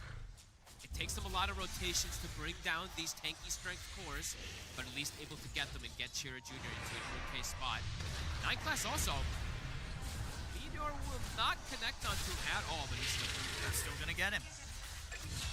Same sum up top. Malady dead again. He's suffering quite a bit. 6 deaths already here on the Undying. He's back though. Ceaseless Dirge.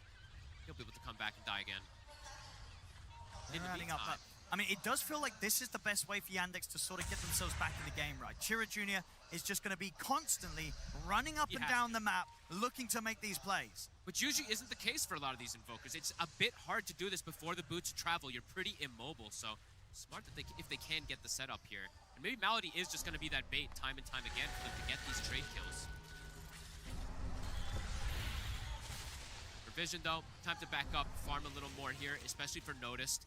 If he gets BKB, then he's pretty much unkillable. They'll have to commit, they'll have to get the chain stun before he gets the BKB off in particular. Otherwise, he will just survive in those later stages. Heading up to this top lane, but Chira Jr., he's got the backup of DM, and they've got the Ravage. Tornado set up here from Chira. They'll throw out the fear to try and push them back, but already the combo's dropped down to Carlis gone. And again, Chira, the one making the moves. 9 class. The Shadow Realm off, but Yandex still looking for an angle to make this fight happen. They'll drop down the tombstone. Satanic was thinking about entering it from the side. Ravage gets dropped onto him. The Ravage is there, catches a few of them at the tip as well. Satanic will back away. Should be able to get out of this. Does get hit by an arrow, but they will not be tempted to chase up to the high ground. The cause, they get out, but still, I mean, again, Chira Jr. He's being so clutch. I don't think I've seen an Invoker that's just been sat at the bottom at the core net worth do as much as he has. You know, they really went all out to shut down his early farm, but despite being the lowest net worth core in the game, he's had the most impact in the last 5 minutes.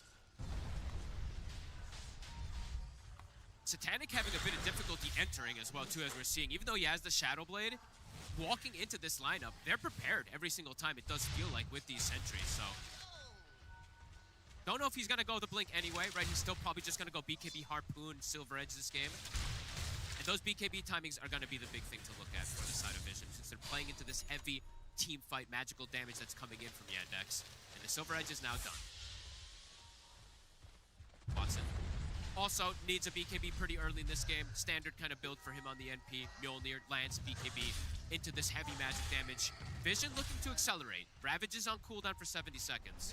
They want to punish it. See if they can catch Jira. And the Malady. Holding close to tier 2. Jira Jr. is going to step out over towards the camps. They're going to get the setup with the fear. He'll get the Ghost Walk off. Doesn't matter. Detection's down. Jira Jr. will turn with the Tornado, but 9 class will finish off the job. They go for any type of trade here. They've got the Tombstone drop down, but they don't have any control now without their Invoker, so they will not manage to punish Vision. Vision, they'll get the 2 kills. Have to try to protect this Invoker a little better. It's not easy to do, though, of course, until they have the Shard on the Undying to be able to protect him. But he, like you said, he feels like he is everything for the team at this moment in the early game. Watson still not able to get involved much on this Nature's Prophet. His farm is very good, though. Watson, as always, making sure that he keeps up in pace, if not ahead. Triple BKB timing, though, when Vision does have that, I'm worried for Yandex if they are not in a similar type of footing.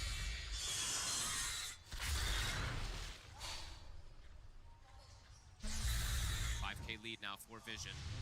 They are getting that much more out of the map, even though, as we said, Chira, he's making the nice moves. It is only Chira making the moves for Yandex, while for Vision, it's much easier for other heroes to really look for this setup. I mean, when are we going to see sort of the team smoke come out from Yandex? Is it around the Shard timing for DM? You know, what would you imagine they're waiting? I think they can do it now. He has Blink. They're on a bit of a timer. Yeah, I think they can do it right now. Whenever he has Blink Dagger, whenever he has Ravage, they can look for these plays. There we go. BKB number 1 is done already, though, so Notice does have it. If they don't get the chain stun, he will just survive. Oh, actually, 2 BKBs done. Uh-oh. So they have the response. Vision has the answers versus this Blink Ravage. This could be a pretty dangerous moment here. Yandex has to execute it perfectly. DM got some pretty impressive Ravages last game. He did. Gonna have to be a good one here. They're setting up with the Moonlight, approaching in towards the mid, but 9 class, he's gonna kind of tank the initial jump. DM will now use the Ravage, but it's in a bit of an awkward spot. The rest can't really connect to him. And now Vision, they can just turn with the BKBs, take out Malady. And they run. Shira Jr. and DM will retreat back under the tier 2. They get BKB charge out here and there, but just no one who ends up pressing his right. Yeah, Notice still able to hold on to his. But that was the Ravage play. Just a little too split up. They didn't really have any direct follow-up to that Ravage in the river. You could, I mean, as soon as they saw the BKBs, they're like, oh God, never mind. We got to get the hell out of here. So they tried to go for this Ravage play, but Vision very ready for it. They'll have the response BKB used, but well worth it. It's going to be coming back up in 60 seconds. Good that they are able to disengage, though. Very important for Chira that he's not getting caught in this fight. Has to be able to keep getting some of this momentum his way. He really needs this BKB timing himself, too, this game. Both him and Watson not going to have it as fast as we do see from Vision. No, and obviously with that Ravage being used, there's a nice, comfortable window for Satanic to be able to finish his BKB before there's any chance of another fight being brought to him by Yandex. So next time round, likely going to have BKBs on all of the cores, Team Vision. Continues to be the first time in the series where Vision in the early game, they continue to have this gold lead. They continue to have that better control of the map in particular. Notice now even starting to pressure toward that top side, because as we said, him with BKB, it feels pretty invulnerable unless they commit absolutely everything onto him. On the bottom lane. Noxa does go for the Vessel this game. Feels like he wants that extra damage versus the... I mean, it's a triple strength course, right? So it does have merits to buy it, but that does mean limited extra setup for the team, because most of these Maranas, they get the Yules so they can play around and get that extra catch for the team. Now, it's, as we said, it's pretty much only reliant on Chira, and if they can get that Blink Ravage. Smoke up. Ravage still on cooldown. Magnetize is ready. Chira showing himself in the wave here with the Quas Ghost Walk. Good turn towards him. Very vulnerable right now. Dust will connect onto him. They're going to see him. He's caught. They get the Brambles into the fear. Malady's around, but he cannot save him. No way to save him at all. I don't believe he has the shard still. I think it's coming out on the courier for the Undying. Even when he does have it, unlikely he can save it in that type of position. Oh, and they get a tombstone for free. Extra money. Wisdom Saksa trying to go for some type of snatch here, but it was already grabbed here from Satanic. Watson, he has BKB at the ready, so can start to get more involved, but his other two cores, they're really starting to fall behind. And there is the answer versus those two cores, the triple BKB timing from Vision. It's there. Much easier ways to take the team fights now on the side of Vision. A blink also finished up for Noticed. See how Yandex plays around this in these next few moments. Feels hard. Quite difficult for Watson this time. Is keeping up in pace with the farm though, as he always does. He is, but as you say, only him on Yandex's side. Chira really needs to get this BKB. Until they have that BKB, I actually do not think the Yandex can take a team fight in any way. Sounds like suicide almost until they do have it finished. EM, nice little blink. Hopefully he can get himself out of there. Yeah, Chira, he has to just play in these kind of crazy spots, cut the creep waves with the Ghost Walk, get to that point where he has the BKB, because they just can't take a head-on fight right now on the side of Yandex.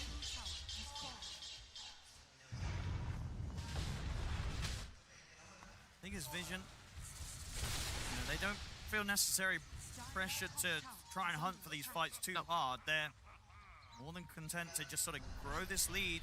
They have great ways to just pick off. They don't need to have as much team fight in particular. And Chira, he's in a dangerous spot. Satanic's right on top of it. He's going to find him straight away with the setup. Chira's going to try and get away with the Moonlight Shadow. Distiller's on him. He's going to get surrounded and caught. The brambles there. Chira's dead again. He's desperately trying to find a place to farm to finish the BKB, but he doesn't want to mess with where Watson's farming, so he gets himself in a really dangerous spot.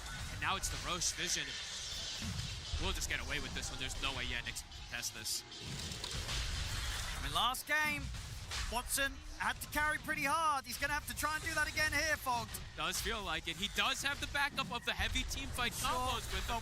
But this one, yeah, it does feel like this one's a bit more difficult because it is that first pick Nature's Prophet that feels like it was pretty addressed. The last game, it was that last pick Luna where he had that kind of beautiful entry into the game, beautiful ways to itemize as well, too. This one feels quite a bit harder for sure. The itemization just not as natural. Sure, he's got BKB, he can go for this crit, but there's ways that got through it with that heavy damage from the Tiny. See what Watson is able to do here under pressure. Get him all the buffs. I want to see same thing. Get him some solar crests. Get him all these little things to be able to increase his damage.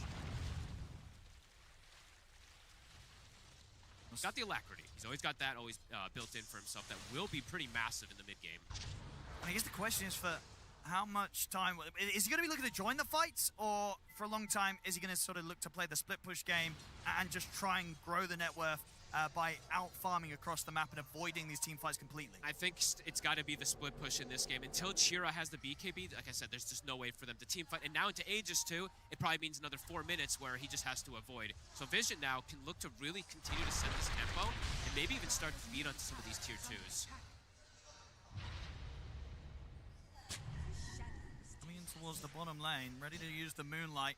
The rounding 9 class here, can they get the setup onto him? It's not an amazing kill, but maybe not even one they're going to get the chance to go for. Yeah, backup's coming in now. It's getting a bit spooky. Satanic comes in from the side, gets his hands on Saxa. Saxa's gone. The rest of Yandex, they have to run. And he is going for the Blink Dagger on Satanic, so he wants that extra gap close versus the Nature's Prophet. The Fear connects. Malady. 9 class, getting another catch. Tukalis ready to bring in the damage with the impetuses. They're getting so much in this early game. Same time, Chira Jr. He's caught again. No one had noticed and found him. He tried for some sort of control and setup onto Notice. Was not going to happen. I know, and a night and day difference on no one. He's playing Earth Spirit in comparison to Puck. He's running the map. The shackles are well and truly off after being weighed down by the Puck picking game 2. He's back here, no one, ready to play a proper hero. He's everywhere. And on top of them having now this 11k gold lead, the experience lead is really starting to be there as well. Level 20 on Tiny, 20 on Notice, 18 on the Earth Spirit. It's 18, 15, 15 on the cores of the side of Yandex. And map is now shrinking. 2 tier 2s to fall, bottom tier 1 as well. And quick items coming in. Satanic just bought the Blink. He's now got the Harpoon. So yeah, double ways to gap close. Well, triple in a way, right, with the Silver Edge as well versus that Nature's Prophet. This game is looking harder and harder as it progresses. Yeah, he just can't get the same amount of farm this game on the Tide because he can't go to those places where he's like, hey guys, I'm unkillable. He will be killable versus the Silver Edge, versus the Timbersaw. They're losing control of the map quickly here. I mean, how easy is it for Watson to get away with some cheeky rat plays this game? Kind of, you know, take a tower here and there whilst the team fight's going on. Is that... They're going to be able to back up and find him? Shira. Satanic knows he's in the area here. The Silver Edge did get Ghost Walk affected. Fight around the Wisdom. It is into this Aegis of Satanic. Let's see how much they commit for it. I mean, they're going to try and throw the arrow out there. The BKB's already there onto Satanic. He's going to get held in position now by the Sprout. Now he's able to get his way out of that. The Tombstone there buying time from Malady. No one rolls into the center of the pot. The BKB gets the magnetize onto the three of them, splitting them up. A lot of damage. Watson is going to turn with the Sprout and the right. No one's in trouble. They're going to be able to Massive kill. That's a gem as well. He just got it. Oh, maybe getting a little too ahead of himself there with that deep dive in, rolling right into the center of them, feeling that he could get away with his BKB magnetized play. He could not. He did not respect how much damage Watson has in that area around all these trees as well, too. He does have the Daedalus finish now, too. He will kill these targets with the physical damage. I mean, that's huge. That was the biggest play they've gotten so far, and it's around Watson. This guy said he has to be the Rock. That's step one. Yeah, definitely be a bit more careful about where the Nature's Prophet is next time round he rolls in. I'd imagine no one. And overall, the play, too, for Vision, it's a pretty greedy one. They're going just for like a Wisdom steal, something that perhaps isn't the most necessary play to go for here, diving into high ground. Yandex is super ready for it. Everybody was there. Now they've got a gem, so they can start to reclaim that map control, start to play versus the Silver Edge Tiny a bit more here. Understandably, they probably feel that they're decently ahead, but maybe misreading how far ahead they are. You know, it's an 8K advantage, still very much a lead that can slip away, especially if they go for these sort of risky plays that don't really seem to have that much of a reward, really, relative to the risk. Watson's there. They can show that they can fight still, especially in this type of positioning, right? All of them on high ground, one-by-one positioning that comes in from Vision. First time we see Vision falter in this game. And they've got to keep their cool, especially when they're this close to being able to move forward to the grand finals. Aegis will get reclaimed. Satanic is able to put his Quelling Blade back into play. Can't be able to break away through that Nature's Prophet. They're looking for a gank here. Ravage is at the ready for DM. Watson would be the big catch. Doxa gonna scout things out as well here with the gem. Stepping forward.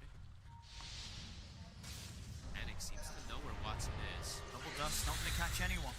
Panic will find the grab. Soxa, that's the gem. Did they see it though? 9-Class did. He'll grab it back. Okay, it's been recovered.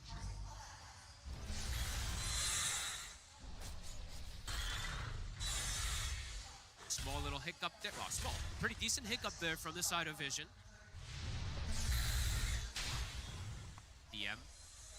Aghanim soon on the horizon for him too. So all about buffing up this Nature's Prophet, getting that extra minus armor from the Gush. They've got the Alacrity. Malady doesn't look like he can go for the Solar Crest just yet. He wants to be able to have that extra buff up, but he wants to at least have that save. The catch was close there. Went for a risky blink TP, but he'll be fine. DM gets out. As you say, that's the purchase done. And they've got the blink, starting to get more and more ways to get these team fights in together.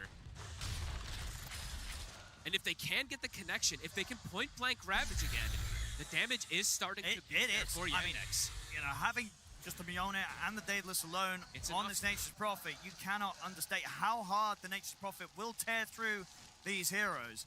The Timbersaw, maybe that's a bit of a difficult one, but the other two... and the armor. But yeah, no one rolling in's got to be careful. The Satanic, if he jumps in, drops his combo, and the distance is still there between him and Watson, he could still run into issues. Notice, though, that's going to be a difficult cookie to crack. We'll have to see how they do deal with him, because, my goodness, Heart and Shiva's now picked up from him. He's going to be hard, and he's going to be able to give a lot of information, too, for the team, because he could just play in that front line. Tough to bring down. We have it. Outside of the base. Yeah. Stepping forward, notice. Try and see what he can force out of Yandex. Arrow will connect. Satanix in. Oh, it's a beautiful two-man avalanche. Gets it onto the two of them. The Tombstone save's going to be there to buy time for DM, but he's solo. Will be able to get out. blink away. TP's out of this. DM, is he gonna live? Nearly gets caught by 9-class, but the TP succeeds just in time. Malady, though, doesn't look like he'll be so lucky. Back in the tombstone he goes, but inevitably will get brought down. That was the Support's DD. gone. DD from Satanic coming in. I mean, Vision, do they want to do anything with this? Wait, it was the DD, wasn't it? Am I crazy? He did have a DD, right? I don't think he did. Oh, okay. I don't think he did from I the think damage. that was just the damage alone. Okay, whoops. Because I saw that one of the amp damage was It just denied. got denied earlier. But yeah, there wasn't one since, no. That was just the combo alone. Can I actually see that again if we don't mind for a second here? I swear he had the DD. Was it picked up and killed at the same time? I don't know. Maybe just because he blew. Whatever. The damage looked very high from it, but... So I didn't think he'd have that burst to almost bring down the tide, but that was interesting. All right. Well, DM did drop very low very quickly to that. We're able to bail him out, though. Here we go. Coming in, and... no, he's just blue. Okay, I'm crazy. Sorry. But just the damage was so high, it looked like he did have it. Thank you. Production. I noticed, does get the BKB forced out of him there in the mid. Popping it back off. AC very close to being done for Satanic. So as we saw there, already how much burst damage was coming out, it's going to be even greater. So DM has to be very careful. You know, there's only so many heroes that Malady can try and bail out with the Tombstone save. And ideally wants to save it for Watson. And Satanic also, not just the aggressive potential, right? The defensive with this AC is going to be massive versus Watson also. Because these triple cores, they are getting to that point where the armor is going to be difficult for Watson to break through. The Shivas is done for no one as well. Double Shivas plus an AC versus the single physical core. That last game, Watson was able to do it. This one feels a bit more difficult in particular because DM, he's struggling a lot more than in comparison to that last game. Do it, it's Watson. DM. Got set up. Nobody else here with 9-class, but of course DM doesn't necessarily know that. Keep this cool though. They should actually make the aggressive move themselves here. Also to point out, Ducalis, he has gone for the aggressive play. He's got the Distiller plus the Pike. Jiro Jr. He does a lot of damage too. I'm the wrap around, has to put the BKB. Same time, Satanic in with the Avalanche. He's gonna get caught in the sprout. Watson turning and standing his ground, looking towards Satanic. Satanic will back off here with the Silver Edge. They've killed off Malady. They're gonna go for more. It's a good Brambles in the fear. Catching the three of them. Ravage has to come out for DM to just try and hold them back into the arrow onto Ducalis. Satanic, he's in though with the Avalanche. BKB there from Watson. Turns towards no one, brings down the Earth Spirit. Now to be careful now, the BKB coming to an end. The Chakram slowing him down. They're Curse diving Ground, a dive forward here from Notice, in with the Timber Chain. Watson caught by the Curse Ground stun. He's out for 80. Malady dies beyond the tier 3 tower, and DM has been caught by 9-class, 4 dead on Yandex. 9-class, holy crap, a 3-man terrorize onto all of them. Beautiful connection. No one kind of hands himself on a silver platter onto the Nature's Prophet, but it forces the BKB, forces the Satanic. It all works It's out. not just one core in this game. They've got multiple different ones on Vision. While for the side of Yandex, it really is just Watson at this point doing that damage. Chira, he's struggling in this game. Yeah, we'll see it again here. Chira was trying to find some sort of way to start the action off. Has to put this BKB very early to try and get himself safely back over to the rest of the team. They look to Satanic, but with that AC that's just been picked up, they don't have the damage to threaten the Tiny. And here's where it starts to get really awkward. The control comes in from 9-class, and at this point, through the duration of the BKB, Watson, he can try and turn and look towards the Enchantress, but he knows now it's running short the duration. Yes, they're able to kill no one, but at this stage, there's nothing else to save Watson and Vision. They know it. They dive in, they kill off the carry, and make sure that this fight is well and truly in the bag for them. Top also, Saksa, 9-class going for the solo kill. Almost does get him in completely here. Can Saksa get out? He's trying. Out leaps. Chira's connecting. They've got the TP coming in too, so 9-class could be in trouble himself. He is being annoying. He really really making the is. work for it.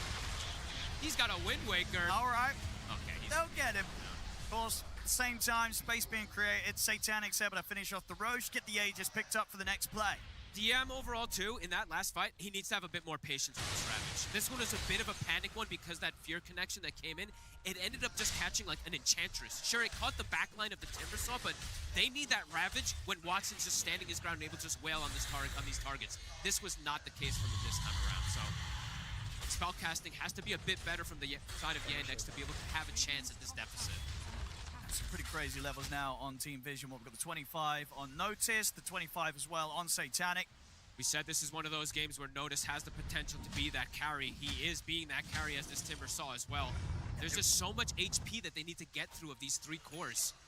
And they were able to hit him with those rotations early on from Chira Jr., but since then, he hasn't died. Not been able to kill him. Yep, it was the 2 deaths early on from the rotations, then he got the heart, and it felt like from there, yeah, they can't really touch or threaten him. He is a nuisance. UK lead now for Team Vision. No one now also having the Bloodstone. He is dying a couple times here. We do see the 2 deaths for him, but he's still doing his job, right? One of the heroes, one of the cores essentially has to be the sacrifice for the others at this point in the game to be able to have that success. Cheer up. He has to be in the back line. He cannot get caught at the start of these fights again. Oh, they're gonna see him. They've got gets the caught Hex. at the start. Can he survive through this? He'll get the chance to put the BKB turn, but the Tornado is gonna go for the BKB TP out. Nothing to stop it. He'll get out. But a full defensive BKB, it's gonna be 90 seconds. They don't have that for the fight. Cheers positioning this game. Radiant are scanning.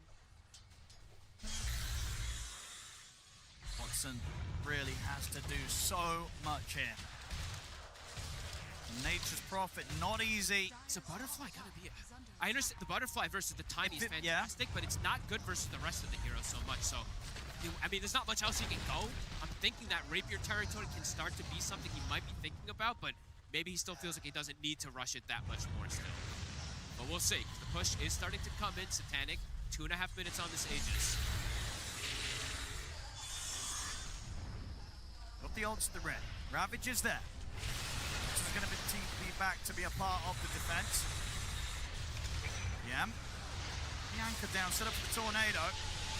Banner's out though for Team Vision, keeping the pressure on the tier 3 Saxon, trying to step up, they're trying to get rid of it, but the Hex is there. They make the jump over towards him. Malady comes in with the Tombstone save to keep Saxa alive. They'll be able to take care of the banner because of that. So at least stopping the push for a moment here. The creeps are starting to beat on bottom. Also looks like Vision doesn't want to stick in the area too much more here. They'll respond to that push. I like this as well. I was going to ask you about this. He's changing it a lot. He's looking at the Hex, looking for the Ags. Surely the dream of the Ags combo to follow up a Ravage is it's worth going more into than the Hex, or what do you say at this point? Because he's considering either. The Ags damage, it doesn't work as much as it used to now in the old days. Like, I think the Hex just feels a bit better. They need that extra control because it's all about Watson to do the damage. The magical, it just really isn't what it once was. Sure, it's pure damage from the Sun Strikes, but it still is. They're pretty high HP heroes. Like, eventually, sure, he can go for it, but I think the Hex is something a bit more important because they can kill these heroes if they don't get the BKBs off. Trying to step out the base here with a bit of a smoke. Vision already backed off. Maybe they catch Ducalis, as he has potentially stuck around a little too long. He's very deep. Yeah, they're going to get him. So Ducalis, it's a gem. Get punished, and indeed hanging around like that with the gem. A little bit of a mistake there. I'm surprised he's sticking around there with like nobody around him. It was Satanic near him, sort of, but not really the rest of the heroes. I mean, they might be looking for Satanic there, with the jump over towards him. He does, of course, have this Aegis still for a minute. But he's pretty alone. I mean, no one's trying to get over to help him out. He's trying to get away here with the Silver Edge, but the dust is upon him. The gust will slow him down. Chira Jr. with the wraparound from the side there. They're trying to wait for the timing of it. They're going to wait 40 seconds. Long time. They've just got to kill him at once. Nightline at the side. We'll get the fear down on towards Saxa. So that's the Marauder out. No one, and Satanic turn with the full combo onto Malady. They deal with the 2 supports of Yandex. Chira Jr. Again, it has to be KB and TP out. You can feel that indecision from Yandex. Do we want to really chase this? It's kind of crazy. But at the same time, it felt like they were going to be able to kill him, or at least take that Aegis out of his hands a little bit quicker, but they hesitated a bit. They're just afraid. You can feel it there. And the push now coming in again. Class. Still has BKB. Knows that Watson was there in the trees, but God, if he gets not get the catch onto it. Gets the UOs to at least interrupt. Could be annoying for the push. It is coming in. Notice. All right. Butterfly's done, and they do still have the Ravage here for the defense. Okay. Down 26k. Still, without the supports for 10 or so seconds. Buildings are dropping. Nice little save there from no one. Pulling Satanic out of some of the damage. BKB gets popped, plays it safe. Finish the job and get out. Nothing to stop the BKB TP. Smart. Not risking anything there. Not trying to like back up and reset. Can get caught and killed if he doesn't pop that BKB and TP out. I mean, is there any way they can get out and try and force a fight whilst this BKB for the Tiny's on cooldown? Is it worth the risk? Could just lose the game with that move there. So I don't know if Yandex is going to want to make that type of aggressive move. Watson, okay, this is smart. He's going to go for the Hydra Breath afterwards. I like this, the percent damage. It's good versus these tanky heroes. I mean, but all three of them having over 4,000 HP, the Hydra's Breath is absolutely going to hurt. He hits hard. Like, I think once the Hydra's Breath there, he can take down these heroes as long as they have the control, which, as you say, but they're trying to build towards. Chira Jr. very close to having the money for the Hex.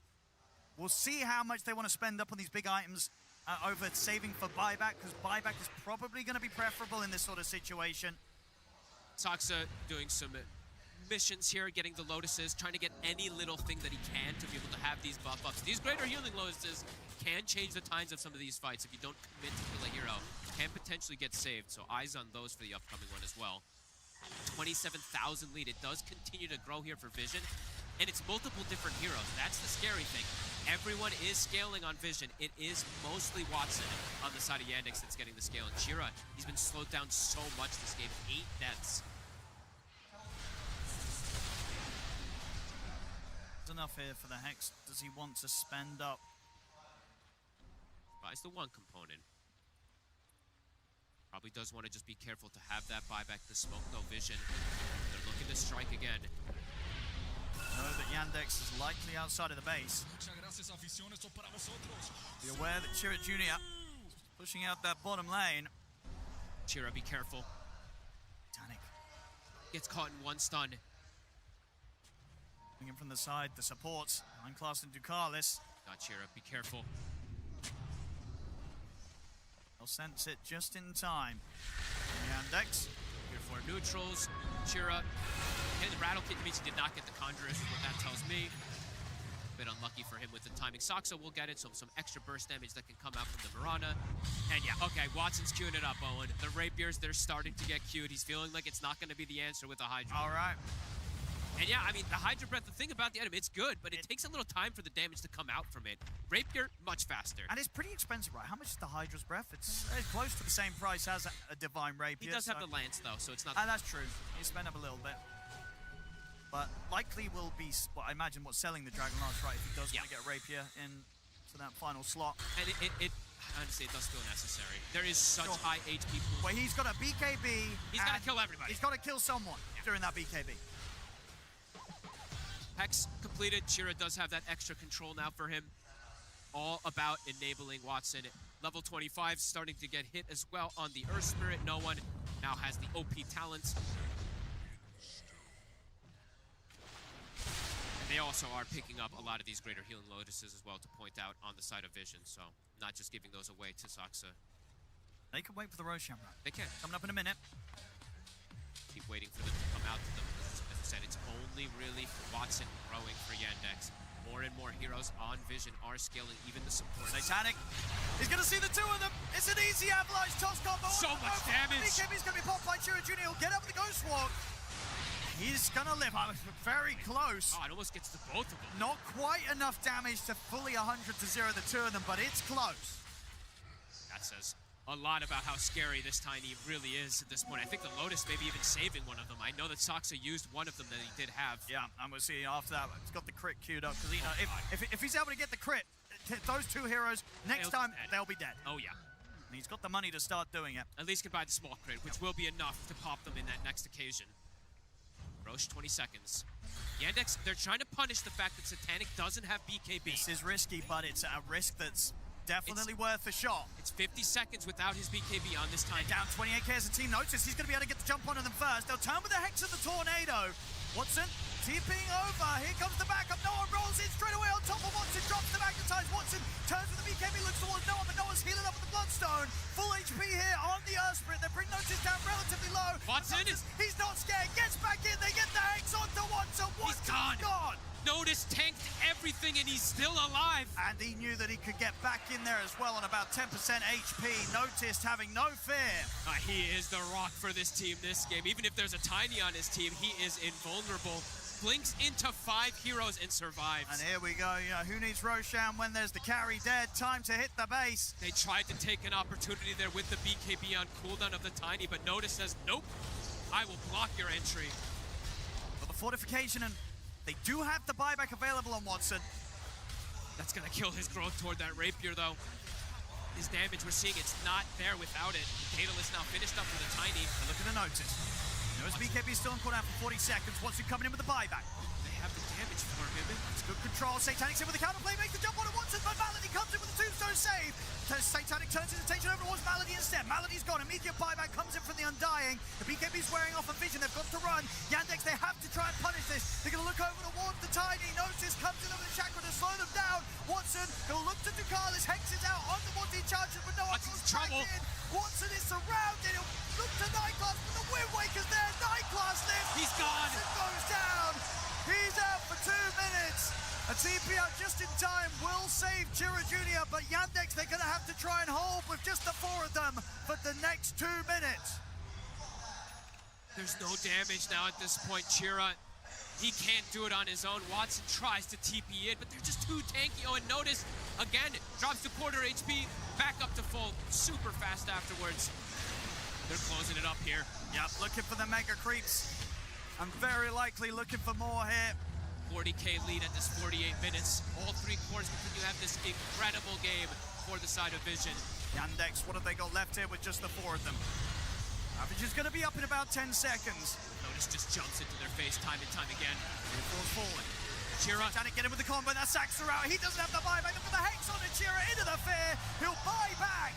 TM is going to have Ravage up in a second. Tornado should be enough to finish Nightclass off. There comes the Ravage. Notice is untouched, unfazed. They've got the cold snap on him, but it doesn't matter. They get him down to half HP. They won't get him any lower. TM's gone.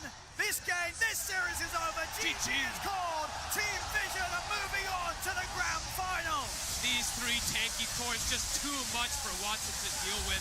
They covered their bases this time around. They knew how to deal with this draft of Yandex, and they really did punish Chira so much in this game. 9 deaths on the Invoker from the beginning of the game. This little lane switch up that we don't see them do too often, but having this Enchantress top set up success for Notice. Set up success for the mid on the rotations, as well on the bottom lane. Having this Willow Tiny, they kind of won all 3 lanes, got so much snowball potential. Watson was keeping up with farm, but the fights really never went the way of Yandex. Yeah, everything fell onto the shoulders of Watson, and it was just a much a different situation, right, as opposed to the game 2 with him on the Luna. Yep. On the Nature's Prophet, when you're playing behind as a team and everything rests on your shoulders, it's such a tough position to try and carry the game solo. They counterpicked him really hard too, right? In this draft, it was the first pick NP carry. The last game, it was a Luna last pick, so he got that success. They had the 3 heroes to jump him, get on his face over and over and over again.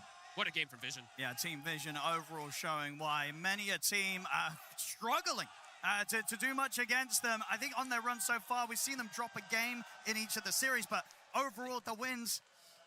They've only really lost with Puck as well too, if I'm not mistaken. I think that was one of the big ones. Maybe another lesson reiterated and learned again today here, because indeed when the Puck wasn't there, they really did shine. Team Vision are going to be the first grand finalists here this year at the International. Ducalis, before Dove gives you your introduction, I want to give you an opportunity to process these words. You are a TI Grand Finalist now. Tsunami 刚刚跟他说，在我热烈欢迎他之前，他需要让他记住接下来这一些文字。你现在是 TI 2026总决赛的第1位战队了。那现在让我们用掌声和欢呼声送给 Ducalis， 送给我们的第1支种子队伍 Vision。 So with that in mind, Ducalis, I want to know, what are you thinking right now and how are you feeling? 现场的观众非常的热情，现在你在想些什么呢？可以我们分享一下你的想法吗？ I'm feeling great because, I think last year we got stolen twice to go to grand final. This time we don't choke, and we are going to play there. So yeah, I'm very happy. I'm very proud of my team. I'm very proud of our journey through last 3 months because like we improve a lot. And thank you, Notice, to come and carry us. 他刚刚说，我现在感觉非常的好，因为我的队伍们、我的队友们，在过去的3个月当中，感觉我们成长了许多。过去的这3个月的时间，我和他们一起度过，我感觉非常的好。而且我们去年的 TI 呢，其实有2次都被从总决赛当中拖回来了，最后我们是没有能够打这个总决赛。那今天在这里，我们能够进入到总决赛，我感觉非常的好。感谢我的队友，感谢所有支持我们的粉丝。 I want to talk about your path through this bracket. You're losing a lot of game twos, I notice.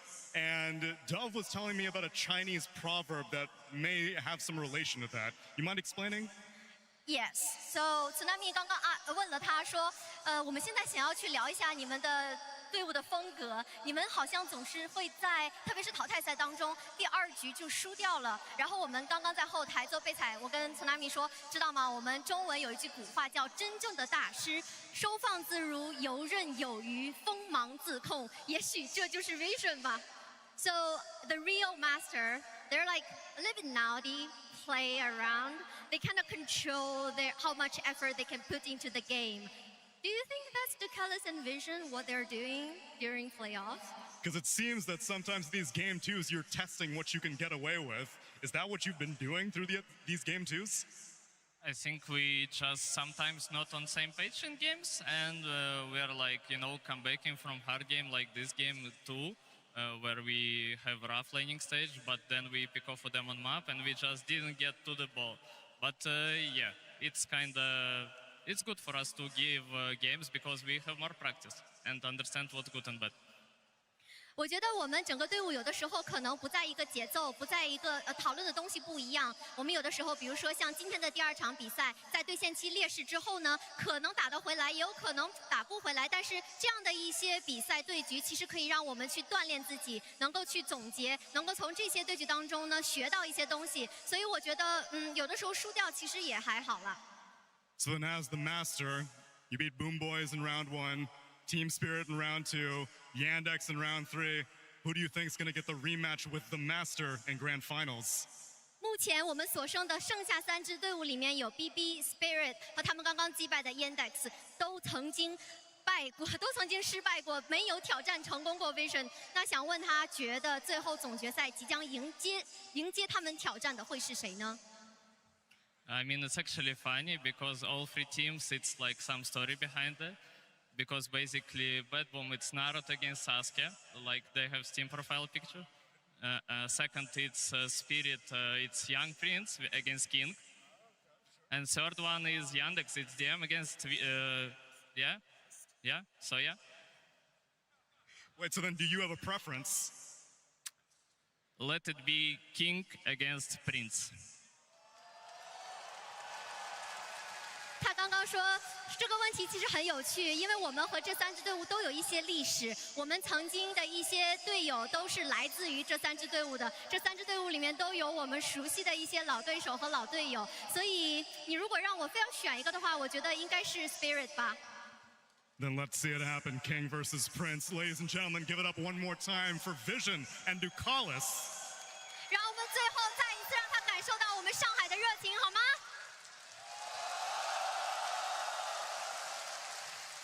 Vision make a statement in game number 3, securing themselves the grand final for the International 15 here in Shanghai. But an even bolder statement by Ducalis there in his interview that they want the Spirit rematch. They would love to see Spirit come up through that lower bracket and have the Prince versus King in a best-of-5 this time around. Who wouldn't want to see Yatoro versus Satanic for a Aegis potential to lift? I mean, this team is, there's something else, and I love that he praises Noticed in the interview because I think it's so hard to find a really, truly good offlaner to build around in modern Dota. There's so few of them, and Noticed has risen from nothing into one of the best offlaners, arguably the best offlaner in the world right now, and I think I'm glad that he's giving props where they're due because he is owning. He's been such a standout, and I mean, I feel like Team Spirit have been the pride and joy of the EE region for a long time, and if you're gonna win a TI, it better be against Team Spirit, and I think that's how Ducalis feels when he brings it up. That's why he wants to go into this matchup. Winning against the team that has represented your region and won 2 Aegises, there's no bigger honor than that. I also feel like it's a very bold statement because like Toro and TI Grand Finals is a different beast. True. You gotta really believe in yourselves to want to go up against them. So it's cool. It's cool. They're obviously feeling themselves. You can tell from their gameplay. They don't get phased by game 2 at all. Game 3, I think they're doing all the right things on all the players. Everything working just so beautifully for themselves when they do get on that same page, because he alludes to game 2 isn't necessarily this like, oh, we're toying with people, we're learning lessons. It's we're just straight up not on the same page. But when they are on the same page, you get games like this. You get game 3.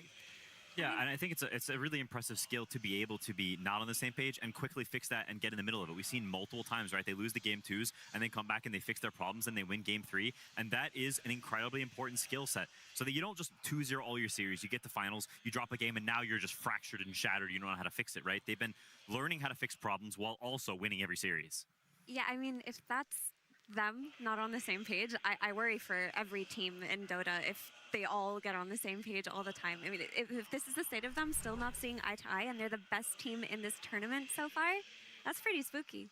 Yeah, absolutely. And I feel like there's something that multiple people now have said in their interviews. It's the kind of concept of journey before destination, which I think is really beautiful. And it's something that, you know, you can take with you not only in Dota, but not only in Dota tournaments, but also in life. I think part of their journey has been to grow as people and to grow as teammates. And that's what's made them get to this point. Yeah, I think it also helps take a lot of pressure off, that you're not so worried about, we have to win TI, we have to win TI, it's all focused on this. That if it's more spread out, that means the burden of stress is also less, you know, focused because you're not so worried about the destination. So I think it helps for performance too. Yeah, it doesn't feel like the be-all end-all, Effie, is we either lift the Aegis or there isn't anything about it. We can enjoy what it is. We can enjoy it when it's a top 8, when it's a top 3. Yeah, if you have that kind of mentality, it's going to take you very far, especially if you've got the Dota to back it up, and they do. This game was just a masterclass in them isolating targets, being able to blink in and stun and burst and make it so that team fights are never taken as 5 by Yandex. And Team Vision, they've got all the skills. They can pick you off 1 by 1, they can out late game you, they can win the early game. They've got it all. And they're going to have the joy of a grand final tomorrow. They're already sitting very secure for themselves, but it's also been a journey for a lot of us at home about how beautiful this international is, what there is meaning-wise, and the fact that we get to enjoy another year in Shanghai.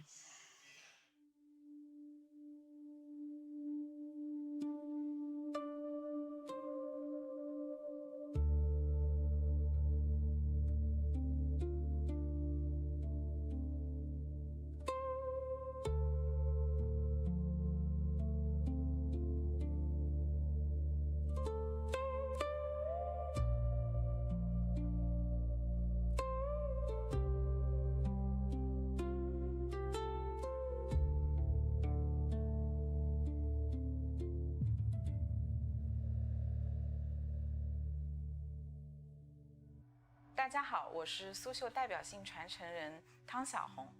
我从小生长在我们著名的刺绣之乡苏州镇湖，从事刺绣行业已经24年了。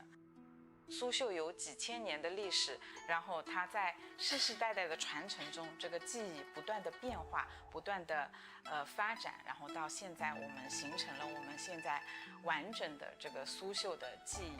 比如说我们讲的平，那就需要我们在刺绣的时候，它的绣面是平整的，边缘是齐整的，那就需要绣娘每一针都是拉力都是均匀的，下去的时候它每一针都要恰到好处。细，这是我们苏绣最显著的特点，就是要把一根我们苏绣的蚕丝线最细要分到128分之一。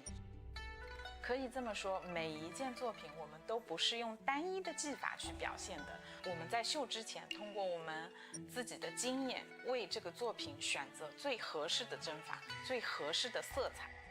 收到这个图稿以后，我们首先对这个图稿做了一些调整，比如说图稿里边的松枝还有梅花，可能是电脑绘图，它的线条会比较的生硬，所以这2个是我们一开始就改动的。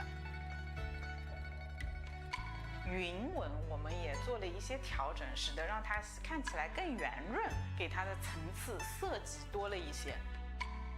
水纹我们就参考了一些它这种海水江洋文里面的水浪的这个绣法跟这个丝理的变化，水浪跟整体会更出挑一点。然后我们对这个图稿做了调整以后，我们就选定了适合的面料。我们选的是一个我们桑坦丝的这个真丝绡，真丝绡是刺绣的面料里边是最薄最透的一个面料，使得让它在这个整体的造型里边有这种虚实感觉会更好一些。选定面料以后，我们就开始上绷，上绷以后我们就开始勾稿，勾绘到面料上之后再配线，配线以后后面就是这个整个刺绣的过程了。这个盾其实它的面积其实挺大的，然后在绣的过程中呢，它有一个层层叠叠的过程。比如说松底下它是有底板的，底板上面再要绣枝干，枝干上面再要绣松针。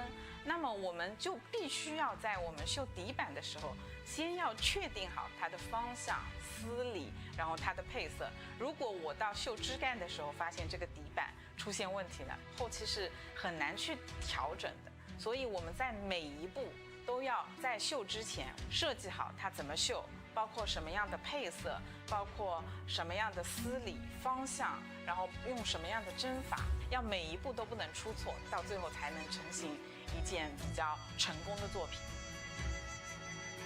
平齐细密，光和顺匀，丝线是有光泽的。我们不同的针法，然后在里边还有不同的方向，通过颜色深浅不一的这种过渡，我们就能体现不同的层次。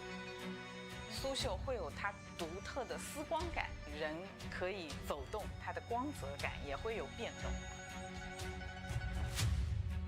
一件作品承载的不光是记忆，还是我们每一个绣娘人生一段独一无二的时光。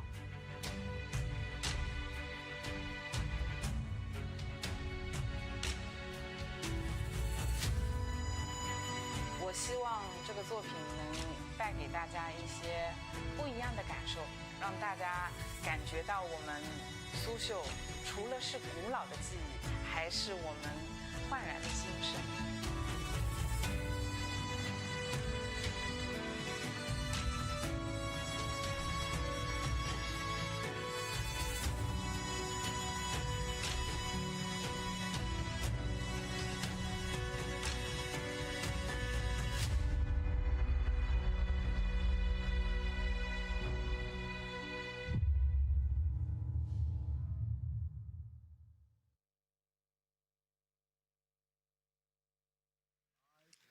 A beautifully dedicated craft that 20 years of experience put into something to represent over 16 years of journeys for so many players, 15 internationals now. And it's crazy to think that we've been so lucky to get to visit Shanghai for a second time, to see so many different players achieve that dream and see what it is all about making a grand final, making it to the main stage of an international yet again in Sania. Yeah, and I feel like it's kind of cool to see pieces like this because we've dedicated our lives to our craft and we've poured our heart and soul into it, and we've accomplished many things in Dota. And to see, like, you know, other people that are so passionate about whatever they decide to work with, I always find that kind of stuff really, really fascinating. And I have, like, it's cool. It was really cool to see this video. In a way. Chills. I mean, it's around the arena as well, so anyone that's lucky enough to be here in Shanghai should definitely go and find it, have a look at it, and get to see what, you know, all of this experience, all of the hours put into it is, because that's what we're doing every time we get to sit down and have the pleasure of watching these professionals come into a game of Dota. And whilst our day isn't over just yet for this Saturday, we still have another best of 3. Unfortunately, one of the 2 teams that's about to come out, their journey will be over. We're looking back at eliminations now, and we have to look towards teams that played earlier today. We've got Spirit coming up against Boom Boys, and for Spirit, it's such a draining day, Quinn. They played the first series and now the 4th. Yeah, this is one of the hardest parts of a TI run. It's why you don't want to drop to the lower bracket, because you know this day is coming where you have to play 2 matches. It is incredibly draining. I've done it twice, and man, it sucks. And so I think for both these teams, it's not only the Dota game you're fighting, but it's the psychological and the energy battle to remain strong enough to actually play to a high enough potential while being, like, tested on a time basis.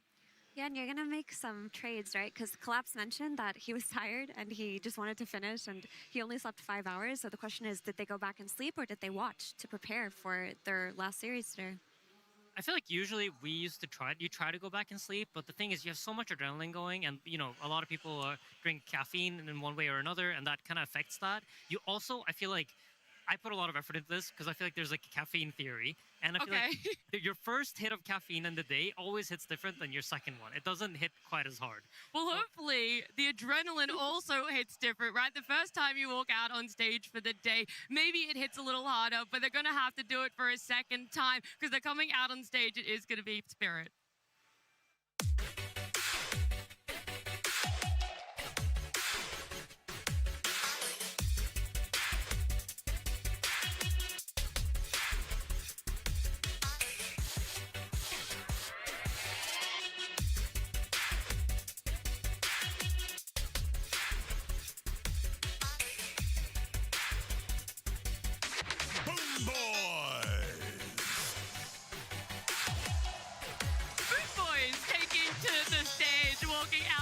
Second time today, and hopefully the fact that their series was only a couple of hours ago is enough to be able to give them that advantage here in the lower bracket. They dropped down a little earlier than teams would have expected, but that doesn't mean they're out by any means. They have a lot in the back pocket. They're going to come out fighting because they know their opponent is a formidable one.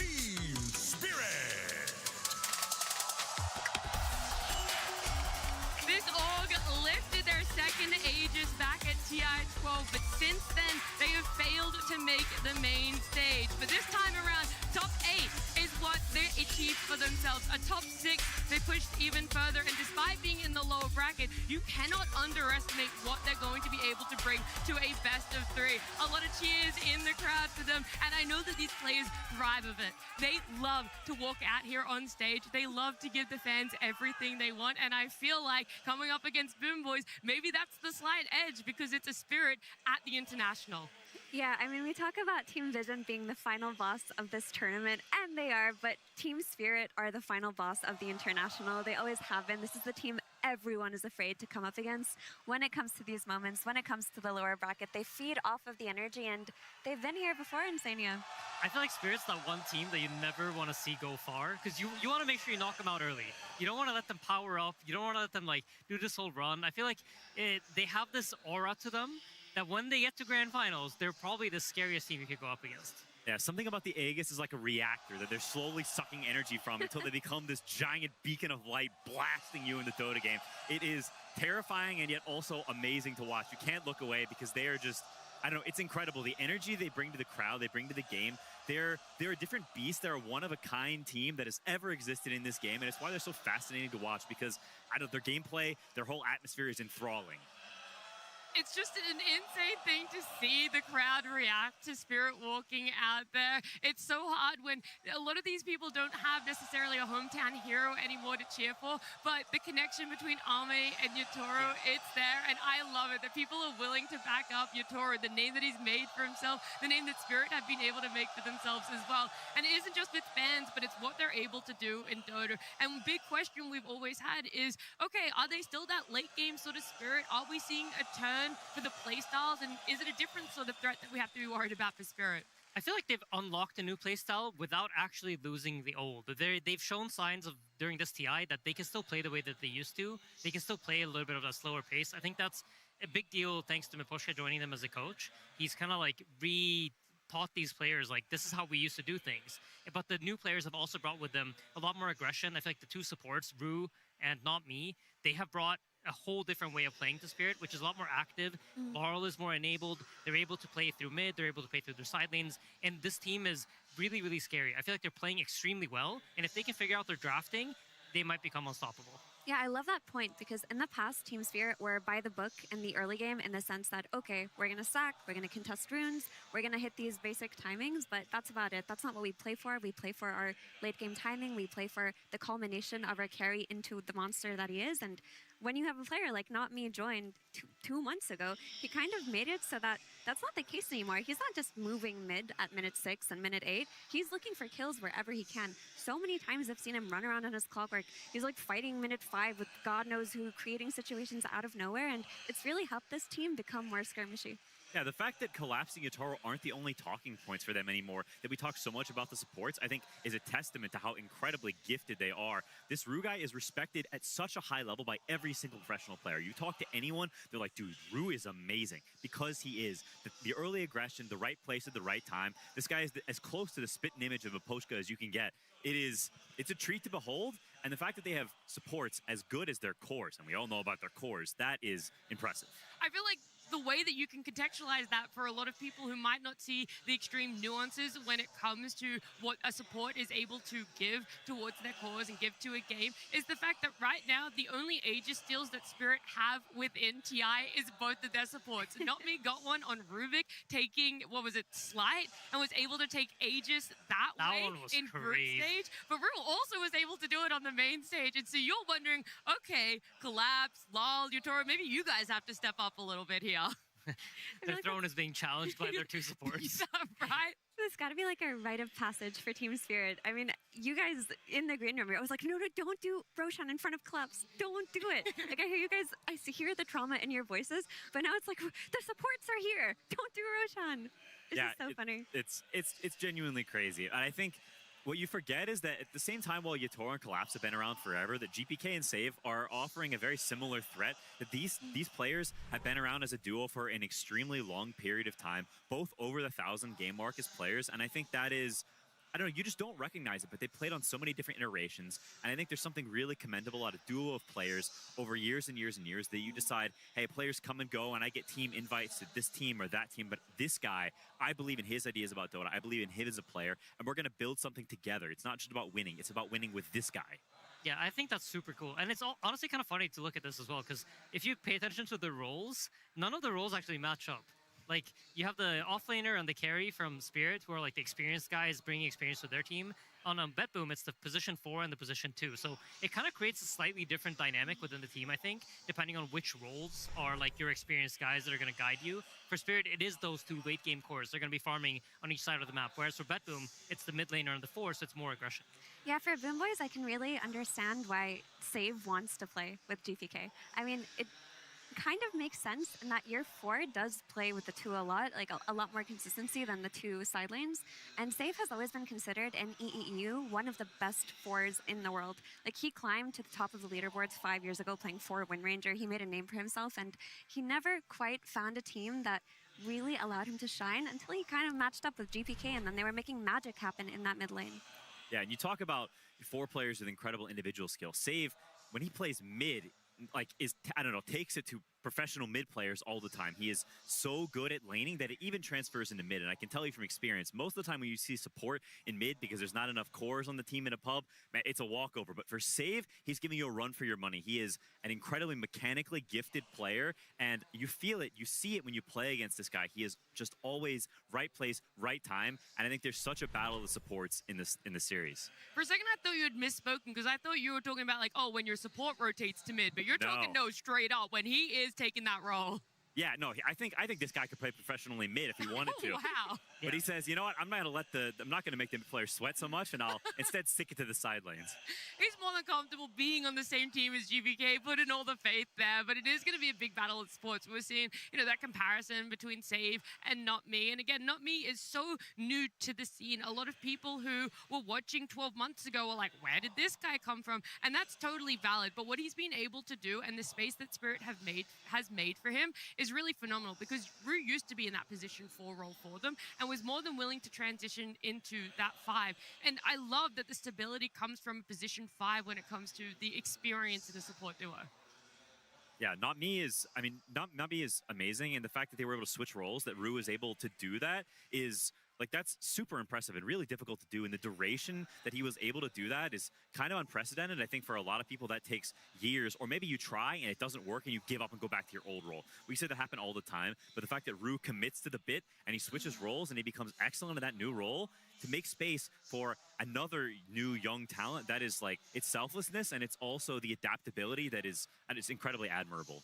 It's honestly, how long has it been since Not Me joined? It's less than 6 months, right? It was they were playing a Panto for the first half of this year, so it's also Rue adapting to that 5 role in like no time at all. And these 2 roles are extremely different. I cannot stress this enough. Like, a lot of players that have gone from position 4 to position 5, they just suddenly feel like they're locked in jail. You cannot leave your lane. You cannot do the things you used to do. Half of your skill set is just like taken away from you, and you're forced to do other things.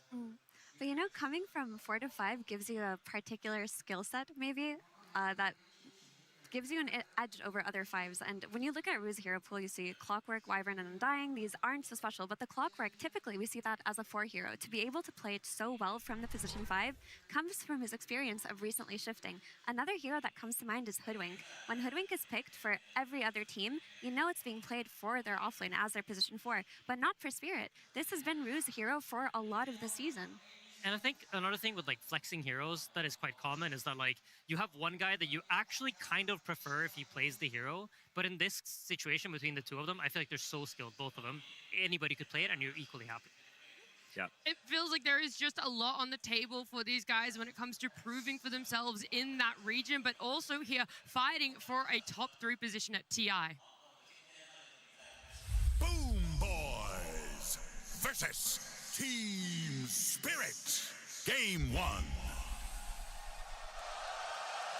It's going to be an absolutely insane best of 3 here. The lower bracket is where both of these 2 teams sit, and so elimination is also on the line. It's either glory or go home at this point in the competition. And we want to take a step back before looking closely at this draft of how do their playstyles match up. We've talked about this new formation of Spirit, but how exactly does that potentially take advantage of Boom Boys or give them an advantage? I think Boom Boys are one of the fiercest laning teams that has ever existed. They stick it to you every game with their individual skill and with their hero pairing. So I think for Spirit, even though the early game has been leveled up, I think it still sits below the prowess of Boom Boys. And so I think they want to get through that early phase so they can get to where Spirit's bread and butter truly is, if we look on a historical basis. And Boom Boys is looking to run them over with their, honestly, just laning excellence. Yeah, and I think the way that the 2 teams try to approach the mid game, I think Spirit is a lot more like macro heavy. How do we play the map as a split away from each other, and how can we utilize the different resources on the map to set up plays through either baits or whatever ways we can do it globally. BetBoom is a lot more, how do we group up as fast as possible and kill them? This is a big change of what we're seeing from our previous few best of 3s is Bounty Hunter isn't even looked towards, right? We were talking about this cyclical aspect of Dota that you start the tournament with a lot of similar bans like this. It shifts into taking out more of the supports, and yet when it comes to the Boom Boy Spirit matchup, they focus back on taking out a lot of cores, and it leaves a Wyvern and Lina trade to be had in the first phase. Yeah, we've seen Spirit really prioritize this Wyvern before. And I think it's very solid for them. We talked about it being an amazing laner, so even though it's playing against a Lina who's got a ton of magical damage, maybe the heal doesn't do quite as much, it gives you a very solid lane, it gives you that heal, and allows potentially Yatoro to play these super hard carries, maybe have a worse laning phase, but now you've picked a strong laner who's got the heal, who's got the great harass in lane, and that can, you know, get you off to a good start. And my question always for Team Spirit drafts is, what style are we going to see? Are we going to see where you early pick Laurel's hero and try to bait out a pick? You shaft him, but you set something up for later in the draft? Or is this going to be one of the drafts where you try to enable him? Because usually, like, shafting Laurel works against most other teams, but versus Boom Boys and versus GBK in particular, I don't want to see him in a position where he's just destroyed on lane. I mean, it is Boom Boy's forte, right? Get GPK going. Save is going to play for his game. They're going to try to enable him on the mid lane. And I think for many ways, if you don't contest that, you're going to get run over. And that's exactly what Spirit want to prevent. Do you prevent it by attacking GPK, or do you try to have so much pressure on the side lanes that they cannot make those moves? They force GPK out of his comfort zone, force him to come to the side lanes where he doesn't want to be. Yeah, I think both of those are very viable strategies. It's a lot just about choice, and I think Laurel is comfortable in both environments. There are games where the supports come to mid a lot and they help Laurel and they play through him, and there are games where he sucks it up for a little bit and they're owning side lanes, and eventually Collapse or Yatoro, they make a core move to mid and they flip things around. Whenever you're playing against Lina, the lane is always a big question mark because she's just so incredibly dominant against almost anything. And so I think already Larl's in a position where he needs to survive. You're looking to just maintain and get to a period, maybe in the mid game or the late early game, where you have kill potential on the Lina. I think also the coach interview we had with Mposhka kind of speaks to how Laurel thinks about Dota. He mentioned that he tried playing Slark against Ember and he felt like the hero does absolutely nothing in the mid game, and therefore it's fine to lose the lane. So I think for Laurel, he's kind of looking at a hero that's going to scale well into the game, where he feels like eventually I'm going to have high impact through my spells and it's not going to be through my net worth. Yeah. I do really like this Coddle though, and I'm actually a bit surprised that it went this far into the draft, because Save, first of all, plays it incredibly, and secondly, it's super good against the Winter Wyvern. You've already got a lot of magical synergy between the Solar Bind and all the Lina nukes, but on top of that, Winter Wyvern is a hero that wants to play for the lane. He wants to win the lane and use all this harass and healing to leverage that. But Coddle says, okay, you can heal and, you know, spit on the guy in the lane. I'm going to stack the camps. We're going to get farmed, and I don't care about your early game stuff. And he can open up problematic combinations as well, which is why this Ember pick early from Spirit is nice, for the reason of taking it away from Boom Boys potentially, with the Lina being flexed to carry. And also, now that you see the Coddle, you know that the position 4 is not going to be running to you as often if you're Laurel. He's going to be busy in the triangle stacking camps. He's not the best rotator, so you can get away with an early pick Ember. There's always the fear of Slark now that the meta has developed a little bit and we've seen it come out as a counter pick. But I'm not sure if Boom Boys want that approach here. Yeah, it's an interesting pick because I feel like GPK probably feels like he can destroy him with Lina too, you know? Yeah. And I think that's kind of what Spirit are hoping for, because the Slark against the Ember didn't look that nice yesterday. I will say, however, Wyvern is a quite effective hero at killing Slark, because if you get cursed, you have no way of purging it off, and it's very easy to follow it up with any sort of stuff. Yeah, it's true. But they definitely are he's putting his neck out a little bit. I think this Ember versus Lina is also, like, it's a very brave pick in the sense that, like, it's super good in the game. You have chains, you have the shield, Lina can't burst you. There's a lot of element assists that are very nice. But the lane can be very tough, and versus a very good Lina, you can get smacked. And so going into it saying, I know there's potential for this to go badly, but I'm confident enough in my skills in this, you know, high pressure match that I can get through the laning phase and get to the good parts of the game. That is it's a very, you know, sort of ballsy move from Laurel, and I like it a lot. I think in order to make that work, you need to have side lane pressure. That's kind of like the way you make that happen is by making sure that your side lanes are not also crumbling. They need to be stable. They need to ideally be pressuring the sides, forcing Lina to maybe make one awkward move that she doesn't want to do, which then allows Ember to get a couple of creep waves mid that recovers this game. Rubik comes out for Not Me. To me, this is my favorite hero to watch him on. His clockwork's been incredible, but it brings to mind the debut game he had at the Dream League that he joined, and he won a 3v5 base defense. He stole multiple spells. He stole a Winter's Curse into a Ravage and turned the game around. And in this game in particular, he's got Light Strike Array to steal. He's got all of Coddle's spells. I think he can make a lot happen here. Yeah, Light Strike Array alone is insane. As Lina, you have to be very conscientious of this. And there's some matchups like that. Pango, you can't give roll. And Lina, if you give this spell, it's better than almost any spell in the game. Rubik will solo carry the game if you give this spell. It is absurd. He cast it from so far away, and if you don't kill him, he just lifts you into stun, and into someone else follow stuns, into Light Strike Array again, and it just keeps happening. So it is something that whoever's playing the Lina, whether it be GPK or Kiritich, is going to have to keep very much in mind. He sets up a lot of offlane kill threats. Like you were talking about side lane pressure in Sania. Like you can play with Underlord. You protect the Underlord by existing as a Rubik, but you can lift back, double root. You can also play with a Doom and play for dives with the Scorched Earth plus Telekinesis. There's potential here. Yeah, no, I think this Rubik can absolutely shine. When I used to playing it against Lina was one of my absolute favorite things. Hoodwink Centaur, it's been a stable offlane combo throughout pretty much the entirety of this tournament. Boom Boys go back for it here. I think for them, actually it's probably Hoodwink safe lane, right? So Kataomi Hoodwink, save on the Coddle.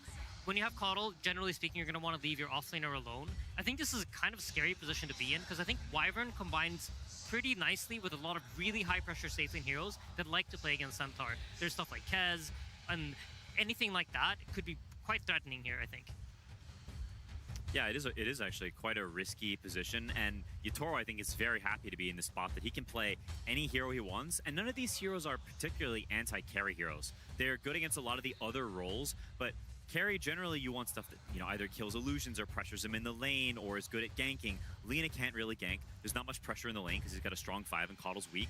And there's not really that much, like, burst or scary stuff for these illusion heroes. So Yatoro has a lot of options and can play, honestly, pretty much anything he wants, which is, that's his dream. And looking at these drafts, I do feel there is a lot of pressure on Laurel to do a lot on his Ember Spirit, but he's been in these cases before. When I look at the supports on Boom Boys, I think Ember can play a very aggressive game because Coddle and Hoodwink don't really defend themselves. The pressure on the Ember is going to come from Lina crushing him on lane. But if Laurel gets a little bit of help, which I wouldn't mind happening, I mean, I'll always advocate for him getting help, I think this can make Team Spirit actually be the tempo team. I also love the Slaughter. I feel like it's a conceptual answer to whatever Boom Boys are trying to build here. We saw it in the previous series. Lina doesn't have an easy time building armor items. Neither does Centaur. So they're trying to abuse the concept of these heroes. They're trying to abuse the fact that they can't buy good items against their hero. So they go for the Slaughter here, feeling that he cannot be replaced by anything. Yeah, it's a great call. I fully agree, and I think it's tough. This is a pretty nasty pick, and I don't know if Boom Boys can fix that necessarily with their last pick, because I think generally it's rough. The fact that Lina can't buy armor items naturally in her build is sort of an unfixable problem apart from gameplay. And whenever your only recourse is we have to do it through gameplay, we can't do it through items or any of these things, it raises the level of execution to maybe a point that is too difficult to actually, deliver on. And I think it also decreases your impact, right? Because now you're going to have to play around the starter. You can't play as aggressively as you normally would want to. You can't cast your spells as freely as you want to because of the Rubik. And this Lina that we're used to seeing GPK absolutely own with, he has like two things that he has to think about that in any other normal game he wouldn't. Yeah, no, it's super valid, and it's a big part of how the thought process goes whenever you're playing these high-impact core heroes, is you're thinking of what are the threats that impact my game in some way. I need to wait a little bit for this guy to go in the fight. Well, as those numbers stack up, you're adding things that you have to think about in each fight, that I need to wait for this guy, I need to wait for that guy. And then suddenly you're waiting all day, and you don't actually get to cast your spites ever in the fight. And so when you have multiple layers of countering like this, it can honestly render the Lina obsolete without some very good gameplay or very good lanes. Also interesting to see that Spirit decides to ban out two of the illusion carries that could have been quite good for them. They recognize that our draft is actually not very good at dealing with TB or Naga. And on the other side, Kez I thought was a great pick against the Centaur. They could have absolutely demolished that lane, and Boom Boys recognize the same thing. It's a very interesting position. Both carries being let to have their last pick. One of them is going to have to do it blind, and that hero pool is a little bit smaller now with the fact that all 4 final bans can go towards those hero pools and a lot of shared heroes between the two as well. But I think this is where Yatoro shines, right? This guy is the guy that will play so many heroes. He has probably the biggest carry hero pool of anyone, and just having the best heroes eliminated for both sides, I think benefits him more, because he has more to reach into and grab from. This is cool. We don't really see Yatoro play Tiny very often. Yeah. Like, he hasn't played it at all this TI, and it doesn't really fit his archetype, but it makes sense within this game. The heroes on Boom Boys outside of Centaur are so susceptible to being jumped and burst. If you have your Slardar going in, this Tiny with the Blink Dagger will instantly follow up, burst the Lina, burst the Hoodwink, burst the Keeper of the Light. The only thing defending them is the Stampede, but if you're chain stunned, it doesn't matter. Yeah, not mentioned earlier, Spirit potentially watching the teams playing earlier in the day and learning from that. And I think they were watching those Vision games and learned about, how to approach this Lina Centaur. We saw this exact same framework earlier today and with the Yandex series, and it got blasted by Slardar and lots of jumps who are just insta-killing the heroes. They've replicated that in a pretty big way, and I think Spirit, this is a great masterclass in countering what you see. Also, I think it's so cool that they managed to use the fact that TB is considered one of the best heroes against Tiny. It's banned out, and it sets up the Tiny to have such a nice game. But I love TA. This is every offlaner hates playing against this hero, and it's because it's so strong in the early game. It kind of flips the script of like, we're gonna have pressure on all our side lanes, and BetBoom are trying to address that by having their own pressure on their own safe lane. Well, I am very pleasantly surprised by the TA here. I'm always a fan of new heroes, especially new heroes at a main stage of TI. So finally someone, Quinn, is willing to pick her, a hero that you've had your love and hate relationship with. I'm a big fan of this hero. It's very cool. It hasn't been a mid hero for a long time, but as a carry hero, it has a lot of potential. The traps are very good against Winter Wyvern and Rubik, these ranged squishy heroes that are staying far back. Well, now you see them. Now you give an avenue for the Centaur potentially jump them a little bit easier. And I think Heritage is very, very competent and solid on this hero. And so I think it gives them the potential to pull the game back a little bit. But I still feel like Spirit have crafted something that more directly responds to what Boom Boys has. And I like that concoction they've created. So I'm a Spirit bear, but I like the TA pick. I would agree with that, but I do want to add that Boom Boys have lost with TA already this international. This hero has fallen off a lot to me in terms of her laning prowess. Used to pick her to crush the offlaner, but she got nerfed so heavily the last year. Like, her meld level 1 sucks. Her innate is really weird, and I don't think you can use it very well on lane. And to me, it just depends on her having set up to do damage, but maybe Boom Boys can pull it off. I feel like Spirit has all the answers. I love the way they've answered the draft. They've answered it as a whole, not just one-to-one hero counterpicks, and I love what they've got here. Okay, guys, I needed a little bit more confidence on the side of Boom Boy. Surely one person can give it to me. Okay, Save Coddle is like a legit beast. Okay. Whether it's mid or 4 or I don't even carry, I don't care. This guy's Coddle is next level Lisa Nagaib type deal. So if he's in the game, he can cook. Well, I'm glad you were willing to give me the confidence, but there is potentially another person as well. We've talked about it. Coddle save is so impactful, but there's so much more to a draft, and someone who helped curate that is standing by with Tsunami. It's Bulk. Thank you very much. Yes, I'm joined by Bulk, and Dima will help me translate. So, Bulk, what'd you do for the last 5 hours since we last saw you? Чем занимался последние 5 часов? He was watching Dota. Wait, you were just watching the games? You weren't prepping? You were just enjoying the TI? Ты просто смотрел игры и наслаждался интернешналом? Все так. Okay, nice. I'm glad you're relaxing. You have a lot of history against Team Spirit specifically, and over the year, you've actually been doing quite well. You have the advantage against them, but I know that deep down inside, there's something about this team that annoys you. What is the most annoying thing about playing against Team Spirit? Вы много встречались с Team Spirit в этом году, и у вас преимущество по счету, но что-то вас явно в них должно раздражать. Что именно? Ничего, я думаю, что мы с ребятами всегда рады играть против Team Spirit. Nothing annoys us about them, really. We are just glad to play them every time. You're having a real good time right now, Bulk. Are your players, do they have the same feeling? Like, took the 5 hours off, they relax, and then now they're ready to just excited to play some Dota? Выглядит так, что ты отлично проводишь время. То же ли самое у твоих игроков? Кайфуют ли они от происходящего? Да, мы все вместе кайфуем тут. Yeah, every one of us enjoys what's happening. And I'm enjoying it with you, Bulk. Looking forward to how game number 1 goes as we send it to our casters.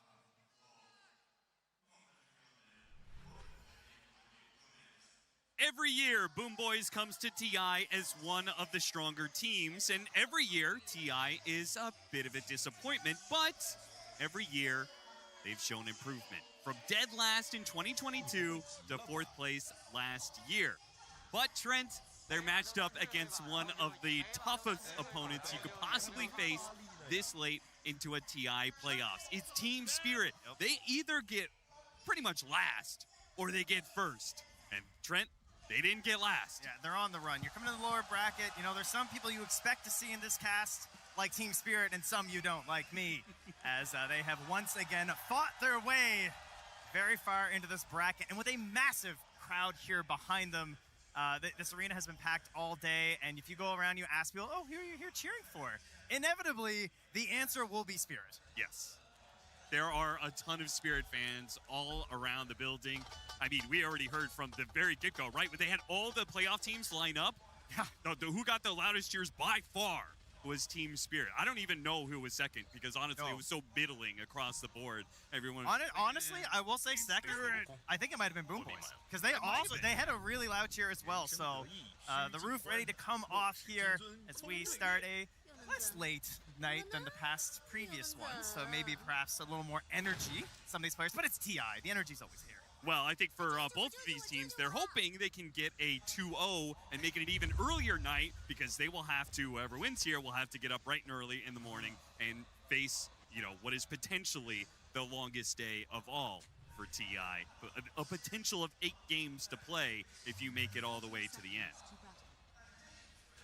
Right away, the advanced strats coming out here. We're throwing the balloons, trying to figure out what's up. A few wards here in the mid lane, and I mean, you heard Bulk. they were chilling. They were just watching the games. I don't know if I wouldn't say they've changed very much based on their draft tier. It didn't sound like they changed too much in their research. He said, just watch some Dota. Enjoyed it, you know. Knows what to do, knows what not to do. Did you see that play, by the way? The Ember Spirit went across the river. His smoke broke, and he tossed over the ward I love to that the Rubik, who was still smoke. So it kind of looks like, oh, he planted a ward there. But no, not me. Actually put an entirely different kind of mid ward. We're still going to have a 2-2 split, though. Yeah, the meta's gotten crazy on that, hasn't it? Like, we got people passing smokes like that, or dropping them in the trees by the towers. We'll do that a lot as well.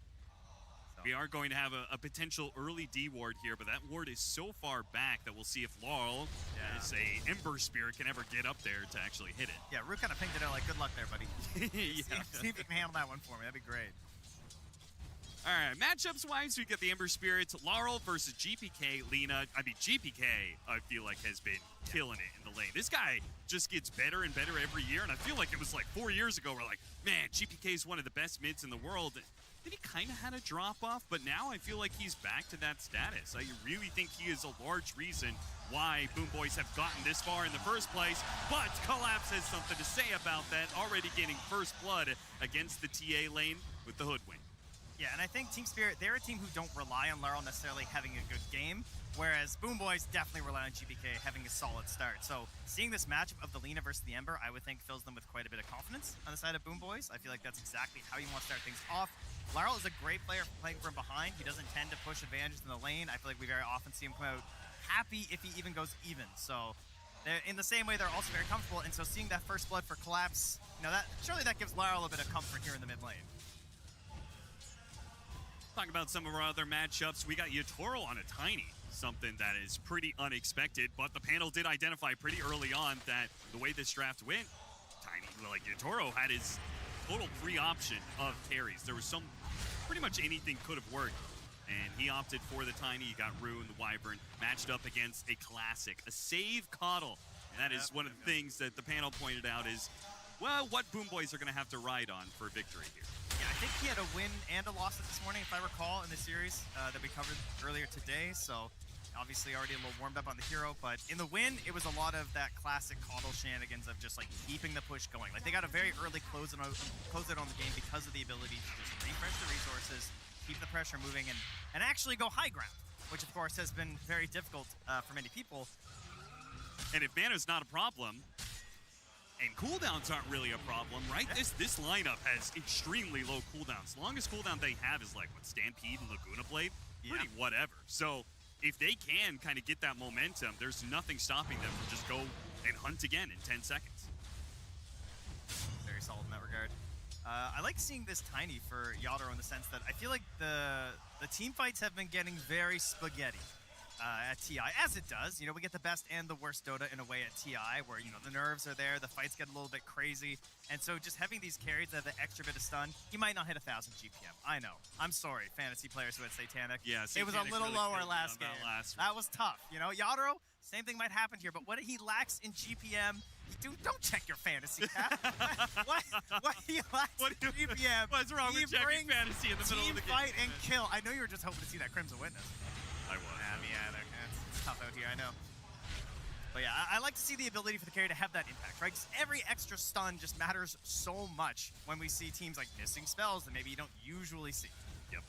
And when it comes to TI, right, the team fight spells, but also the repositioning, right? Those are always such powerful tools when everybody kind of clusters up a little bit, everybody plays a little bit tighter. GPK might get punished here. Laurel, GPK was trying to pressure into the mid lane, gets caught by a not me rotation, telekinesis toss back, save, desperate with the save, but will not be able to pull it off. The turnaround perhaps, Laurel gets off the slide, it's almost safe, that's gonna die. Laurel dropping lower and lower, commits for the kill, can't get it. He knew there was no way out and probably wanted to die just to get the full resources back up into play. Team Spirit strike first in the mid lane when it comes to the rotations. Yeah, you'll take that trade for sure. Nearly got himself a second one. That would have been pretty fantastic there. And the instant reaction, too, as well, from the side of Boom Boys. Both teams just absolutely ready to help out their cores here. And they rotated both supports, right? Yeah. And they didn't have to move the Winter Wyvern. I mean, that was just completely reactionary from Boom Boys, and they couldn't save GPK. All they could do was even things out by killing Laurel, which means the Wyvern got to pressure the Centaur even more. Tough to do that, though. Centaur is one of the best offlaners for a reason right now. When your offlane is almost guaranteed to lose, feels like Centaur is just like the best go-to option. Yeah, just throw him in there, especially the ability to catch him on the helm. It's the new age Midas. Not just from the ability to take those creeps, of course. We have nerfed that a little bit, but dragging the waves. Yep. That's the off-lane life these days. I hate so much that we're watching this, like, they're doing it with the Helmet Dominator. We're watching Lone Druid do it with his hair. This is getting ridiculous, man. Do you think maybe they'll stop leaving the lane at some point? That's too sad. Yeah. We can't kill the creativity. I think the further away from the lane they get, the stronger the creep should get. Okay. There we go. Then we'll just start killing stuff. Give the power back to the people. I like it. Put us on the balance. All right. Where's our level 6 on these mid laners? They're going to clash again here. GPK so close to the Laguna Blade. Laurel's going to try and pressure him out. Yeah, there's a lot of resource trading coming for the 6-minute rune. He gets his 6 first and immediately drops the Laguna Blade with the slow burn. Whew, 15 HP. Laurel barely survives. You can see why Laurel was looking for that kill there. Yeah. And Nami's just going to have to accept that this one is not for them, so goes for the stacks instead. Kataomi's already at the bottom rune, saves at the top rune, so he is forced to take the regen. The pressure from Rue does work in that regard. Rue gets up to the high ground, hit by an LSA, but lost sight. So no extra kill for GPK. Yeah, Rue's gonna, or sorry, Nami's gonna pick up some of the gold in the mid here as well. He's gonna get some of that when Laryl's forced to retreat back to the base. And no rune for GPK means that Laryl's not immediately coming back to like a big disadvantage here. And it's crazy that they managed to get that kill on Lina.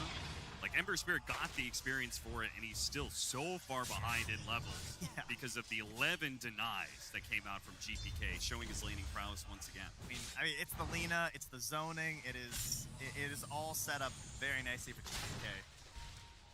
It'd be interesting to see how his build can coordinate with the rest of his team too. I think we've seen the Centaur with these big ranged heroes, obviously very powerful both against and with them.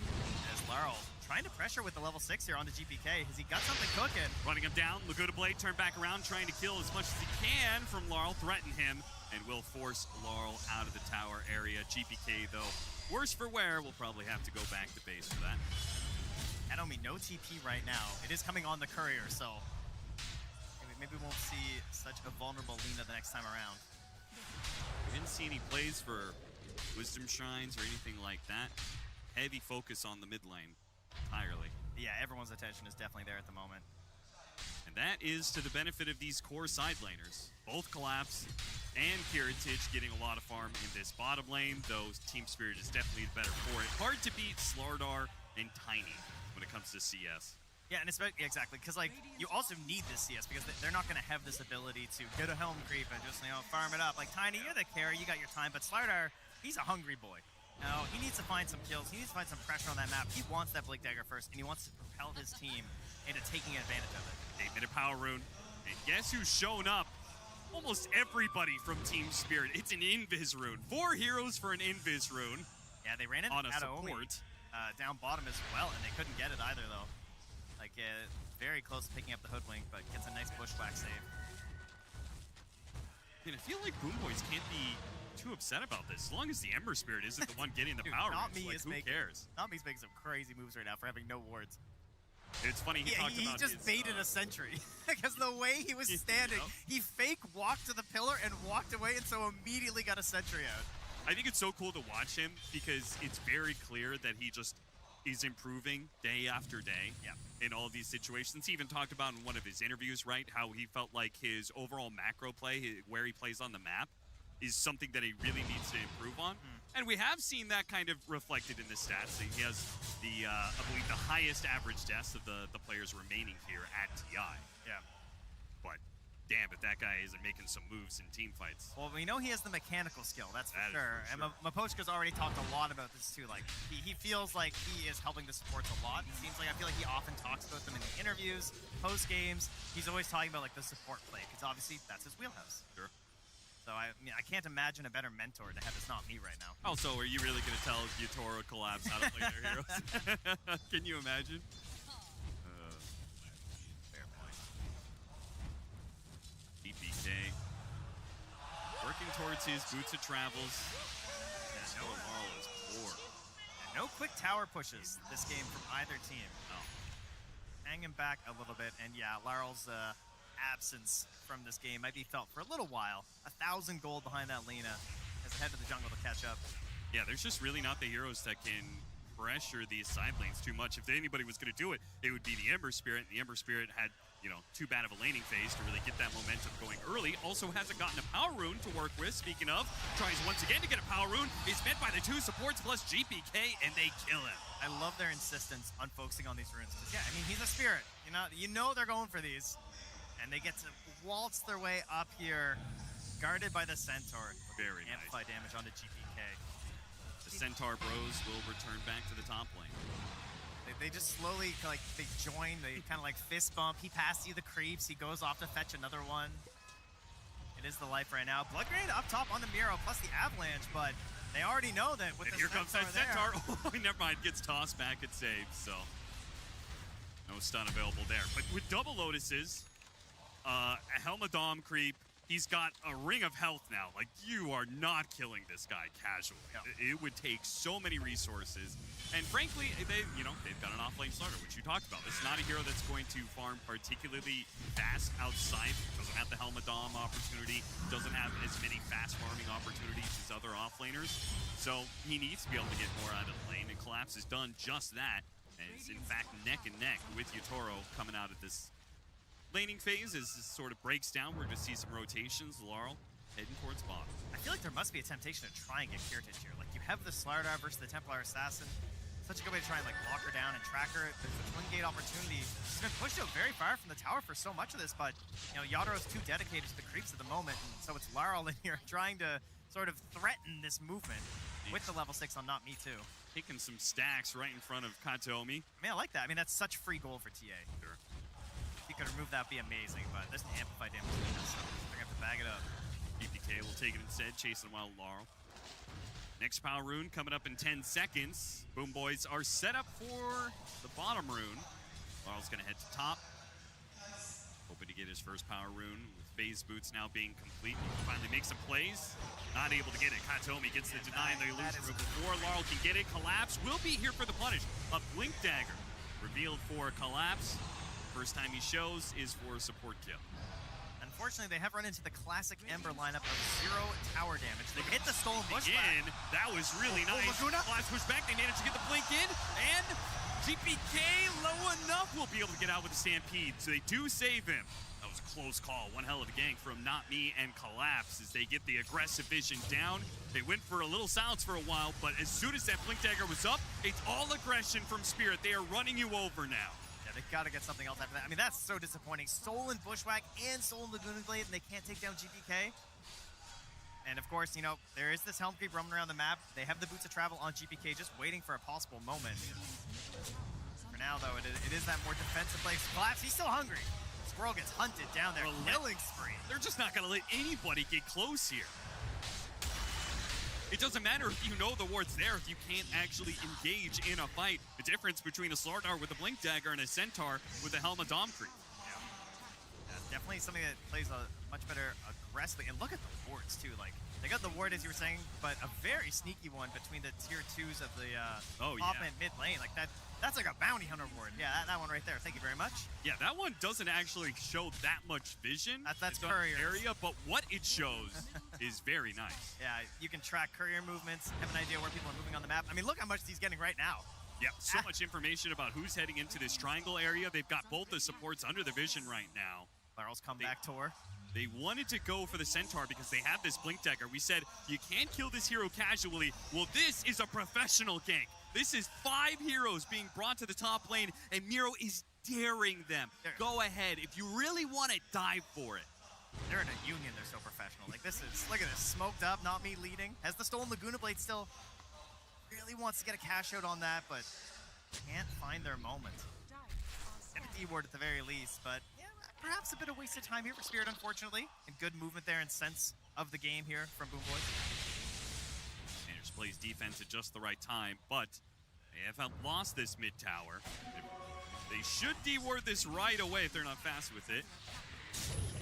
Apparently they didn't know at all. Kiritich just going to be caught by this ward. Bushwhack does get the grab, but there's still enough telekinesis. Maybe with a Stampede they can actually get away. Rue is now the one in trouble, playing off the side blade hits. Does get Rue low. Still has his Winter Curse and a Cold Embrace. Not much it can do against the Laguna Blade, though. Really tried to do the cool, like, don't look at the explosions, walk away, side blade off that. Like, he was backing away real early. Brother, he threw the 3, didn't look, and it kind of clanged out a bit, but friends cleaned it up.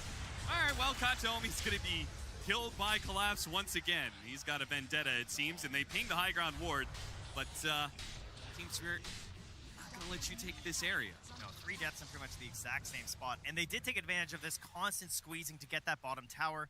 Yadro has moved down here as well, farms up a little bit, will go back, so tower taken, map further reduced here for the side of the Boom Boys, and that really hurts. This is the timing of the game where you are trying to accelerate a Templar Assassin and Alina to hit those big timings around 20 minutes. You want to get those objectives with Templar Assassin and feel strong there, and when you have less farm on the map, it's going to be harder to do that. Team Spirit up, 2,000 net worth. You've got Yasha complete for Yatoro, should be flying out soon. But you can see, I mean, they didn't manage to make it happen with that 14-minute Wisdom Shrine, but that early Blink Dagger picked up. Playing Sim Heroes very fast. Team Spirit, ever since they got to playoffs, man, they just looked like a different beast. I mean, we all knew they had it inside. True. You know, that's definitely the fear, I think, that all their opponents are thinking the entire time. You just wonder, like, when is it going to click? Yes. Every single pro player has always said, you play up against Team Spirit, you know there's a possibility they could show up as the best team in the world. Sideblade hits, ooh! Bailed out barely as that last Sideblade hit didn't connect. Larl, though, trying to make something happen still. Immediately, Kiritich returning fire, but he's going to be caught by the Avalanche toss up in the air, almost burst it down. Another round of the refraction, though. Now Yatoro's the one in trouble, and Yatoro is dead. The Lina cuts him down to size, and now the TA trap slowing down Not Me. They're going to get an extra kill out of this. Do not let this Rubik get away with the TA traps. Sometimes you wish your carrier would get more involved early, and sometimes the monkey paw curls. Yeah. And they show up, and it doesn't quite go the way you were hoping. I mean, that's the blink, right? Like, this is... You're trying to get involved the second you have this item, and trying to keep this squeeze going on to Boom Boys, but they answer back emphatically. I feel like many lesser teams would be down like 5K net worth, right? Oh, yeah, 100%. But Boom Boys have been playing some excellent defense. Yeah. They had a lot of stacks, too. Just constantly keeping those available for the Lina and the TA, not letting those get stolen here for Team Spirit. Playing really far back at that 14-minute Wisdom Shrine as well. Very good stuff. Very patient play from them because it's, you should just be losing a lot economy-wise in a game like this. The net worth gap is continuing to grow between the mid laners as Larl, not able to find many kills with these rotations, has the Vessel. He's got a killer build. But Spirit limited to 6 right now, and many of them have come from Collapse's Blink Dagger, not so much Larl. Back it up here. I mean, a Centaur just standing here farming his Ancients. He can stand tall and take it. Yeah, what do you think of this fast Lotus Orb? I think he feels the pressure, right? Like, he knows how Team Spirit are playing this game. There's obviously a Slardar, so that is our big need here for a bit of Dispel. Mostly so his TA can play the game, and earlier this morning, it was Save who was dying in a lot of really good ways. I think this game, it's Kataomi, right? He got handed the mantle of, could you just kind of go out there a little? Yeah, could you just run interference for every single aggressive move the Team Spirit's going to make? And, well, he's been doing that. He is 5 deaths of the 7 Team Spirit kills, so. Catching up to his last hits. He's got 6 right now, so we'll see.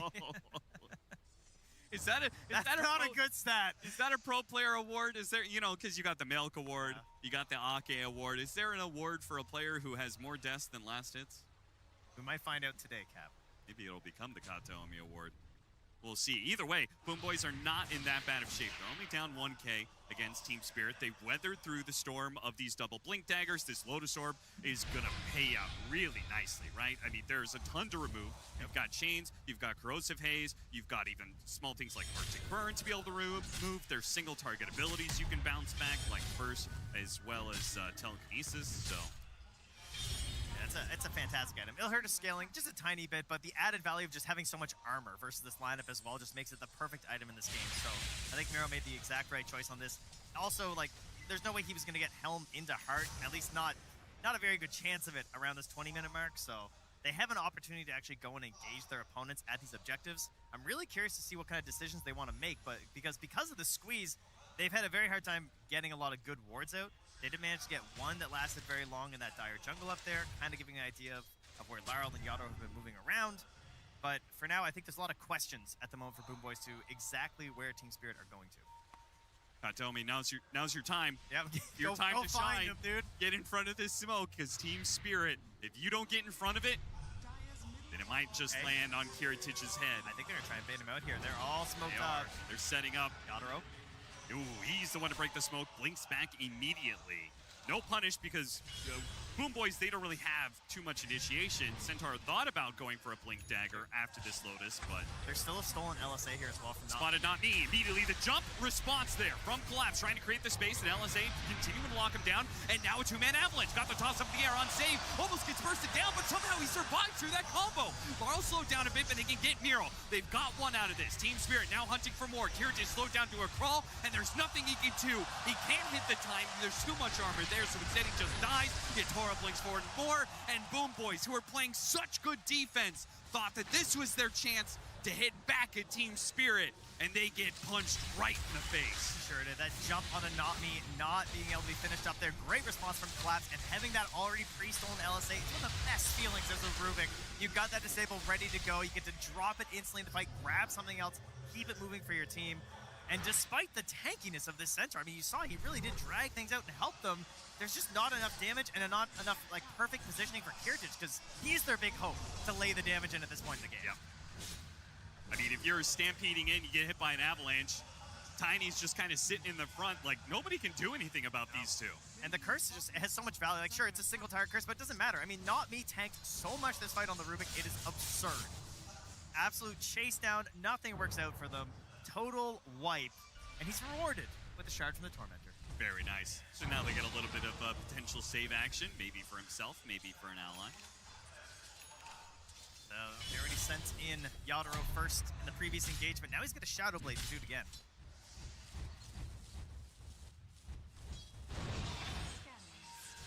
Trying to figure out what to do in this game is GPK. He's doubling down. He is going for the Chrysalis, so they're gonna probably lose save here.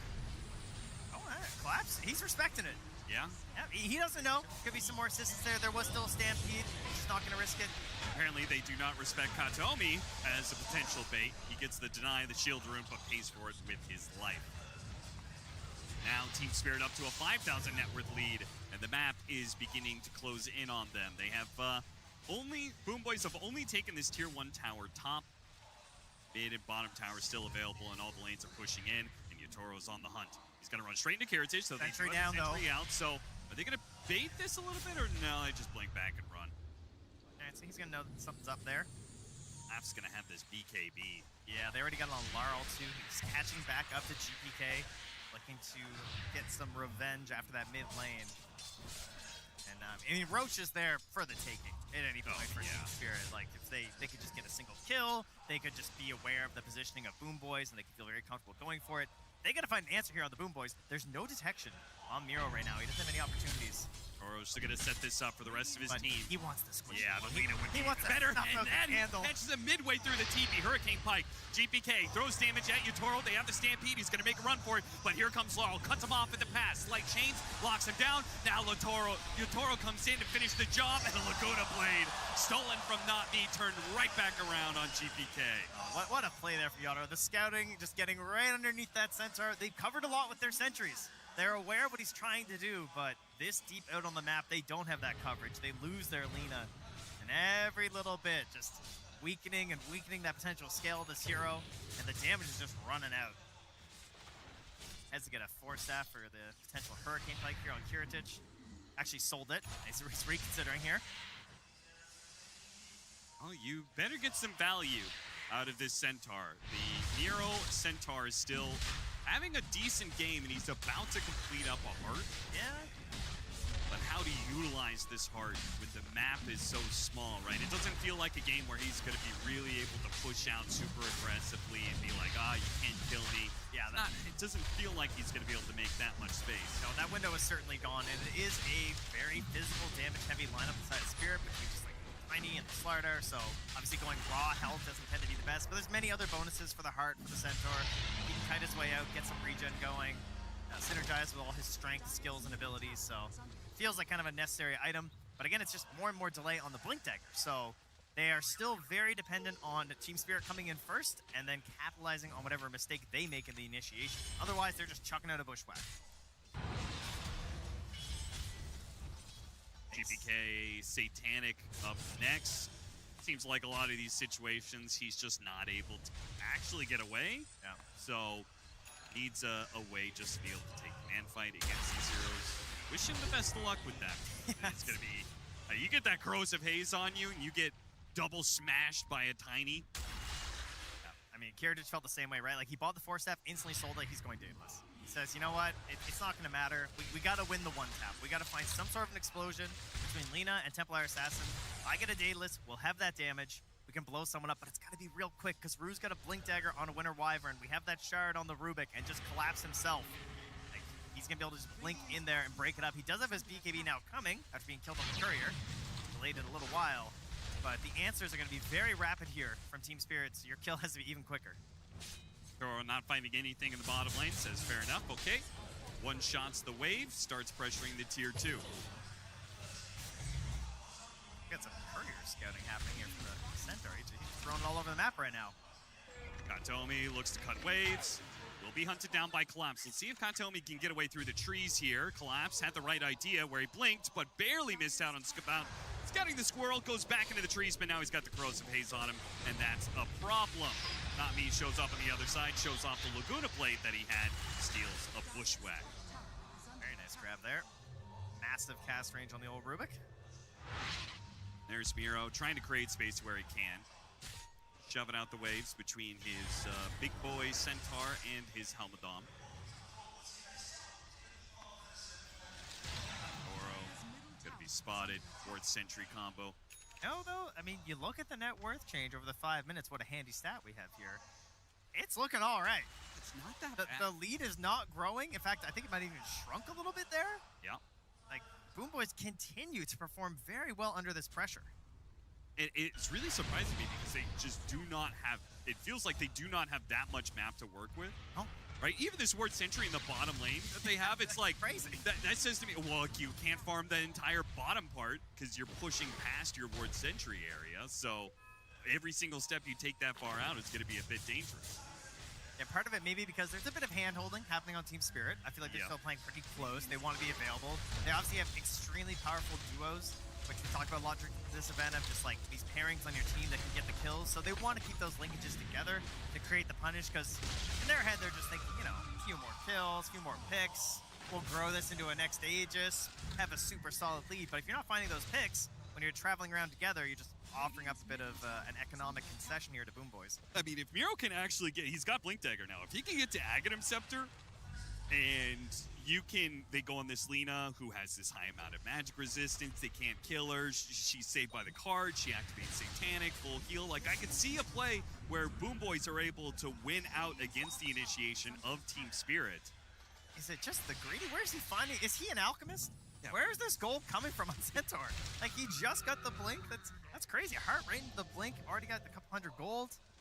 I mean, how many greedies are they working with? Like, Centaur's got one. I assume Caudle's probably got one. Yeah. He did benefit from the fact that last time they spotted him on the map, they went for GPK instead. This time around, he's the only man in town. It goes to show, yeah, all that tankiness doesn't add up against a corrosive haze and a hefty amount of physical damage from Team Spirit. Finally rewarded for playing so tight together here for a while. I like this, though. Boom Boy's immediately going to try and run out to top lane. Yeah, for the wood. Oh, it's already gone, is it? Yeah, there he lost the woods. Never mind. Maybe they can get Laurel, but no, GPK is just shoving out the wave, so never mind. They play back to their base. They're not really going to make any sort of aggressive action here. Laurel also running around with that gem here, too, so darkness encroaching ever further towards your base as Boom Boys. Only one more minute, though, until the day will break. This will be an interesting damage test, right? Don't think there's any way Yatoro kills him here, but just him alone gets him down to about half HP. Now the Winter's Curse, actually, ooh, that's going to set things up really nasty. The Bushwhack! Going to combo him with the Bushwhack, stole from Not Me, and both of them go down. Collapse delivers Force with the crush to follow through, and now Kiritich all the way underneath the tier 4s. They don't give a damn about your base. Team Spirit wallop Boom Boys in a big way, take a 10K net worth lead, and now can take over the base. Would you say they passed your test, Cap? They certainly passed it with flying colors, Trent. All right, I can agree with that one.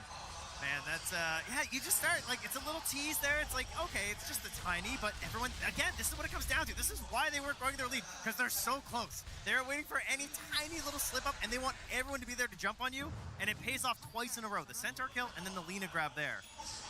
Team Spirit playing so tight together here, and now you're rewarded with an Aghanim Scepter for Larl. Such a good base-breaking tool for this hero. Zipping around in there, spotting anyone playing defensively. Yeah, how do you protect your supports? The Ember Spirit jumps to the back line, like how do you stop it? He's just gonna kill the Coddle, he's just gonna kill the Hoodwink. I mean, you know, Not Me will be right there with them too, right? Yeah, he's gonna hop in the second it looks even a little bit appetizing. One lane of Barracks, Glyph is gonna be popped, that'll push Team Spirit back. There's no rush to these things because, well, they can wait for Roshan if they want. They know they have a massive net worth lead. Yeah, I like the Nullifier as well for Collapse here. Yeah, he's finished his Slardar items. Nice. This is what you want, right? And then if we blow up the Lina, we blow up the TA, how are they gonna fight us? So we're gonna pick our target, we're gonna try and nullify all these additional saves and tools they have between Yule Scepters and Force Staffs, Ghost Scepters, whatever they got, I can deal with it with a Nullifier. Yeah, it's so bad that Miro's like, I've got 3,700 HP, I've got a plate mail, I've got the extra armor, and maybe I need a Ghost Scepter. That is not a good look. Yeah. And it's not even a Crozier game either, so there's not even a vision of like success later on for that build. I imagine he goes Aghanims first if he can. Like, I feel like he's gonna attempt to get there, because that would be massive. Yeah. They will be able to very efficiently take second Tormentor, which is the shard for Yatoro. Rich getting richer here. Boys, feeling they can move out just a little bit. They are under some vision here from Team Spirit. Very hard, obviously, to move out on the map at this moment, so they're going to have to use a very precious smoke. Yeah. That is a smoke that is completely ruined. I mean, even just getting wards down to the smoke will be great, honestly. Like, they need something, you know? I'm Very sure they have trying to catch Larl. Larl may still be caught. The telekinesis toss away. It's close. They need a little bit more physical damage. Oh, they got him on the side blade. Followed him all the way to his death. Still, though, Yatoro is here. He's already killed Save. And now with the toss back on Miro, they're going to play the distance here. Keep him within striking distance as much as they can. GPK under threat with an amp damage. Throws the Laguna Blade after collapse. Heritage is here. All right. What's the play? Are we backing it up? It seems like both teams are kind of discussing. They're not really sure. Bruce still has Blink ulti. Not Me still has the Laguna Blade. Yatoro kind of testing it once again. They still have so much vision here. They got out on the map, but they couldn't do any sort of de-warding, so Yatoro wants to peek his head up here. Not who he's looking for. Gonna jump on a Miro. Laguna Blade, toss back, and oh, that Centaur! A tanky boy, shredded with ease from just 2 players of Team Spirit. Yeah, maybe he wanted one of the bigger cores, but... Look at Yatoro, he's playing fast too. Already teleports to the other side of the map with his Silver Edge, hunting down. Yeah. Might just be rewarded with right a kill on past the Kiritich. wave. Yeah, this guy's good. Okay, who's coming? The refraction's almost look at the arrows on the map. These jumps the heroes.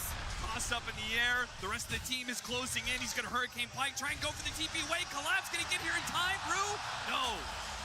Nobody gets there in time to stop the TP away. That could have been a death sentence for Boom Boys.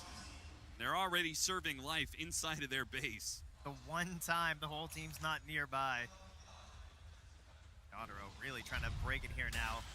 That being said, with everything that's occurred over the past couple minutes, we're now up to a 16K lead here for Team Spirit, so time to get some real dominating items. I mean, Yatoro still not into anything defensive. He is just all out raw damage, and yet he still sits at 4,190 HP, so I don't think he has any real concerns about that at the moment. He's almost 10K up on the TA. Yeah, I've only just now noticed that net worth gap. Oh, dear. That's pretty good. This guy's still 800 GPM. This ain't your average Tiny. Crack a few barracks real quick, end this game. He might crack something real big. Might crack Alina here too. Dave is here, but I don't know how much you can actually take. This feels like deja vu. A Centaur, now Alina. Caught on the Ancient, tossed back to the medium camp, and easily killed. The godlike, make it beyond godlike for Yatoro. Yeah, Not Me suffering from success here. Steals the Laguna Blade again after just using it, unfortunately. Hoping to get a second spell, but he's a little too good at snagging this ulti, it would appear. Would love to get an LSA. Collapse, Stalky behind the wave here. Anyone want to step up? Nope. Everyone's sitting behind their tier 4s.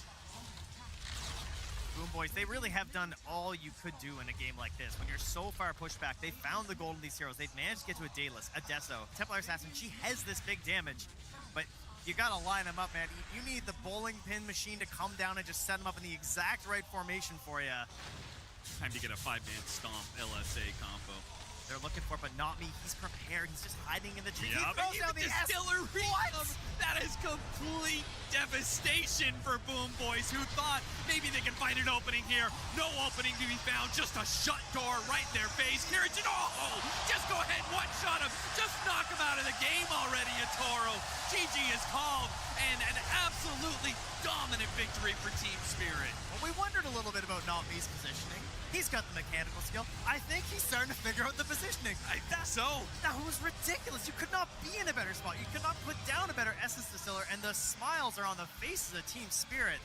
A dominant game one here with, I would say, a draft that's a little harder to play with. There was a pressure to get this going and keep the aggression up on the side of Boom Boys. Keep them pushed in like this, and Team Spirit never let up. Team Spirit have been looking so hot on playoffs, man. Like, group stage, it was like, is Team Spirit really going to show up to TI? Yeah. I mean, they made it to playoffs. Of course they can turn it on.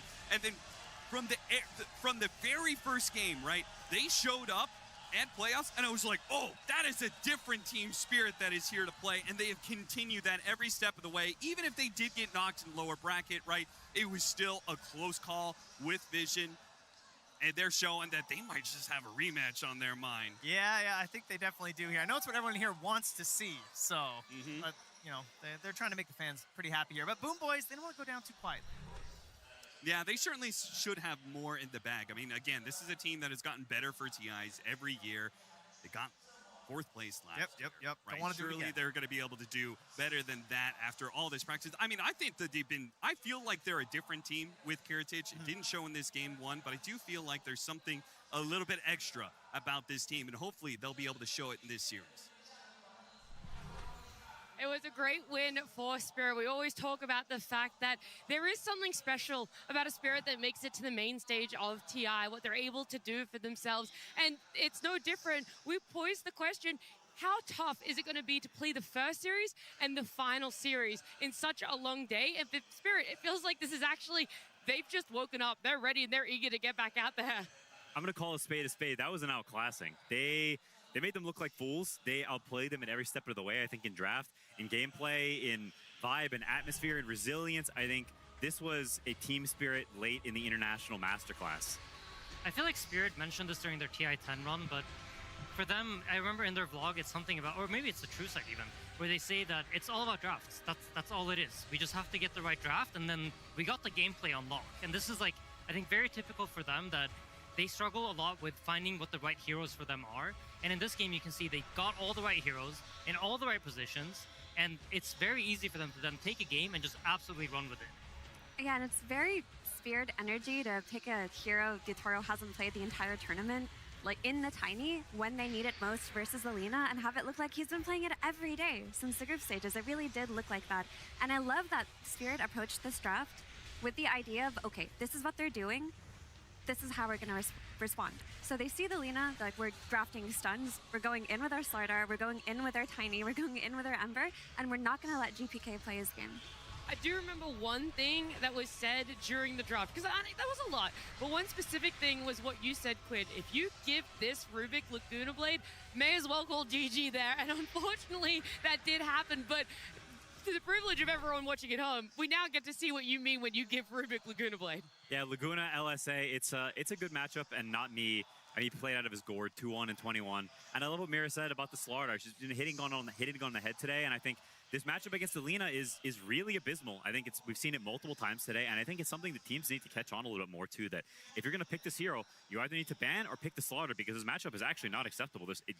We have not seen anyone play to fix it. This is the first pick Alina. You're most confident here. You're like, you can't counter this. And then 3, 5, and 2 is the scoreline. These two things do not align. It's so interesting how the meta has developed this international, where Lina has been picked first ban for a lot of the group stages. Slardar, a hero who was popular only 1 month ago, kind of fell off. We don't see him that contested. Then all of a sudden, Slardar's been the solution all along to Lina's. When did this happen? Why did people take so long to figure it out? That's the beauty of the international. Yeah, for sure. And it's the beauty of Team Spirit, I would say. They are one of the teams that they try to counter what the concept of your draft does instead of just answering one-to-one heroes. I'm sure Boom Boys were doing their prep, and they Boom Boys were doing their prep yesterday, and they were thinking about bad matchups for Lina, and they were like, DK, I can play into that. Ember, I can play into that. And they absolutely do not care about any of that stuff. But I doubt Slardar crossed their mind, because it's one of those Spirit things where they're thinking outside of the box. They're thinking outside of the norm. Normally, you see a mid laner, you want to answer with a mid laner.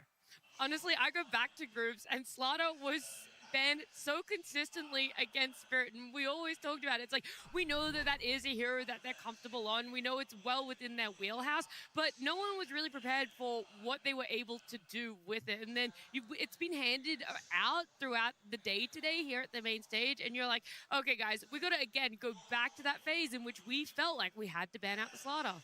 Yeah, honestly, it's one of my favorite parts about the Spirit team when they get really good is what Aiden said, the way they draft is so cool that they didn't first pick the Slardar. They're not rushing it. They're picking it whenever it conceptually counterpicks what you do. So many teams, you look at like a Falcons or a Boom Boys or an Aurora, teams like these, they pick what they're going to pick and they run it until the wheels come off. Spirit says, I don't care how many wheels you have, we're going to pick what is good against what you're picking. We're not going to pick the same thing every time. This is a 4-course meal. We're not serving the same dish every day. We're gonna look. I don't even know what a 4-course. What was it? 4-course meal. Okay, well, we've only done 1 course of the 4-course meal. That's with the paddle. We're gonna have the 2nd course with Purge talking about the Slardar. Thank you, guys. Lots to feed you over here. The Slardar had a fantastic laning stage, which is great because his net worth was so high. And this is a little bit atypical if you're not playing mid. Off-lane Slardars are a little bit less effective usually. So because he was ahead and he got this Blink Dagger at 12 minutes, he gets to terrorize the map, which he did very, very successfully here. First jump here, killing the Hoodwink. Check out this really cool tree cut by Not Me using the Quelling Blade so that he can sneak in behind towards GPK, getting the chain disable. He steals Laguna Blade, which is very flashy, but it only does 400 magic damage, unfortunately. But still, the pressure is fantastic, and Collapse is going to back up briefly, and with a third bash again, is once again going to find another hero on the map. And immediately afterwards, he says, I'm not done yet, because his purpose in this game right now is to pressure as much as he can, and to make his opponents not be able to play the map. So he goes to a camp, he gets his bash primed, ready to go, and he again finds a Hoodwink. They still haven't killed the tier 1 tower yet, and they're playing all the way by tier 2s, which is incredible. They killed the tier 1 shortly after this, and immediately as that's finished, they do the same thing again. They smoke, and they go to the top half of the map, kicking Boom Boys out of the triangle. They don't actually get a fight here because Boom Boys does anticipate it, but this pressure that they're putting on the map is gigantic. And it's not just Slardar. Sometimes it's supports and the Ember Spirit. They get out, but they do end up losing the Winter Wyvern, but that's just one hero getting killed here. They pressure in the same area again. And the whole reason that they're pressuring, let's take a look at the map really quick. If they basically just restrict this area here and this area here, it's really inefficient for the Radiant heroes. They basically have to go like this to here, or they have to do some wild thing, or it's difficult to invade in that area. It becomes very, very scary. So the last fight that ends up happening that's really, really impactful here is when Spirit finally lets their opponents kind of get out on the map. They kind of bait them into their observer ward. So they have good vision, which makes their initiation a lot better. And this all started from pressure into forcing Boom Boys to feel like they have to get something done, and then they play them into a ward. They just completely serve them up on a platter. That's my last food analogy. I got nothing left for me. Back to you guys. Thank you so much, Pudge. Breaking it all down, dissecting it, and definitely enjoying what you had there on offer. And it's such a simple concept, right? When you talk about it, overtake an area, plant some vision there, ensure that your enemies can't take it back. But we see it take it to the next level with Spirit. They take over that triangle like Pudge is talking about. They move back, and you think if you're Boom Boys, okay, we've seen them in the bottom. This is our chance to take back the try. And Spirit take it one next level, and they go, actually, we're going to move back up that way, and you're also not going to get to deal with that one. So it feels so crummy as a support, Aiden, when you're just like, what do I do? Because now I can't even do the basics of dewarding. Yeah, it ties back to their concept. They love to bait you in. That's what they love to do. They will bait you in. And in this case, they're baiting you in with a ward. Do you think this ward is free? We're going to come here and slap you. It was very masterfully done. I mean, for a good portion of this game, there were only 2 kills for like 12 minutes. there was some movements mid where Team Spirit supports came to help Laurel, and then Boom Boys' supports came and they countered, and it felt like maybe things would happen after that, but there was a lot of farming going on and a lot of patience, and what ended up happening was Spirit drafted for very strong side lanes. Unfortunately, the last pick TA didn't shut down the Slardar, so all they had to do was sit back and wait, and whenever Slardar was ready to enter the game, then they could push Lina away from the mid lane, which is what we saw in Purge's clips. And then when Tiny was ready to enter the game, TA had no game. Yep, that's how you do it. Easy as that. I mean, I think it goes It all back the time. it goes back to what Aiden said, in that Spirit talked about in their vlogs is all about the draft. And I think for Boom Boys going into next game, you need something that's easier to execute. You need something that scales better. You know Spirit likes to play a long game. We know Boom Boys is not a team that snowballs the game super quickly. They win lanes, they do well in lanes, and then they farm a lot. And so if we're going to be farming a lot, if both teams want to do that, then you need something that goes the distance, because their heroes simply do not go the distance this game. It just doesn't suit them. It's not how they're going to win this series. And I think they have to alter fundamentally how they're heading into the game so the gameplay can work at all. I do have some more questions then about Spirit's draft, because we have seen time and time again that there are two cores that like to be a bit of the tankier guy. They like to be the blink, stun, initiate. But to have two of that same role on the roster has fallen short before. But why does it work here with a Slardar and a Tiny that feel like they're almost overlapping in that regard? That's a great question, and I think it's a lot because you have a mix of damage in your other heroes. You've got two ranged supports who both got magic damage. You've got Ember who's got magic damage. And against some lineups, when you commit into the middle of them, say you're playing against an Underlord, well, you both jump in, you get double pitted together, and you're stuck and you die. Compared to you're playing against a squishy Lina or a squishy TA, you jump and you kill this guy, well, they explode like that, and the turnaround is not there that flips it in the same way. And so I think it's a masterclass for Spirit in recognizing what the enemy heroes have, and they don't have the capability to turn this around. And so in a case where double melee has been losing a lot, it works in this case because we can actually kill the heroes when we jump them.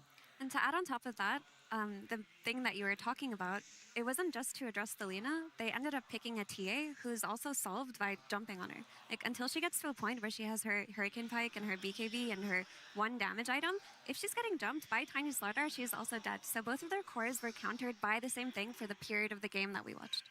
And even to further add to that, I feel like what Spirit does is they amplified each other. They just keep amplifying each other's heroes. But if you look at Boom Boy's heroes, you don't have that. Where's TA's amp? There's nobody making TA stronger than what TA just is as a base model. There's nobody making Lina stronger than what she has as a base model. And the same thing for the Centaur. Like, these three heroes don't have inherent synergies the same way, like, hey, I'm going to make my Tiny deal 3 times as much damage by removing a bunch of armor does.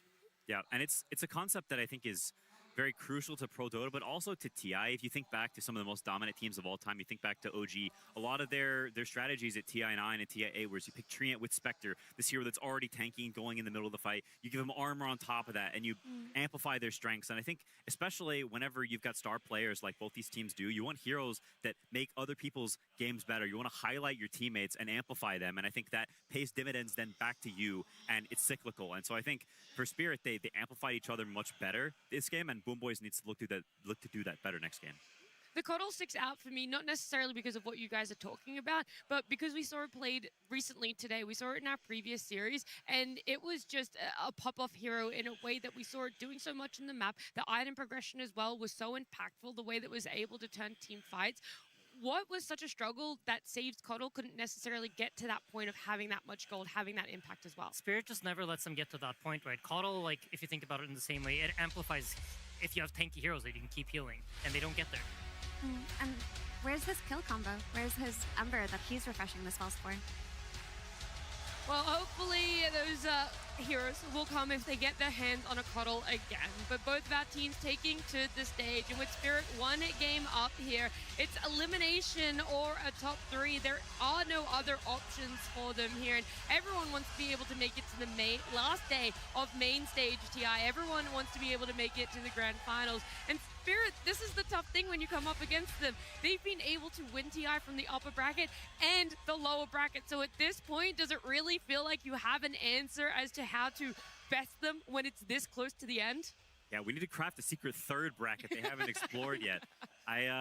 I fully agree, and I think for Boom Boys, this is the toughest spot for them in tournaments. They're a team that is always top 4. They're always one of the contenders, but are they the winner that often? I think that is typically where they fall short against these teams that are, consistent tournament winners. Boom Boys has a history of falling a little bit shy, and Spirit are like the poster child for clutching up and winning the tournament. And so I think Boom Boys, this is a moment to prove to everyone that, hey, we're not like that. We have what it takes on the biggest stage.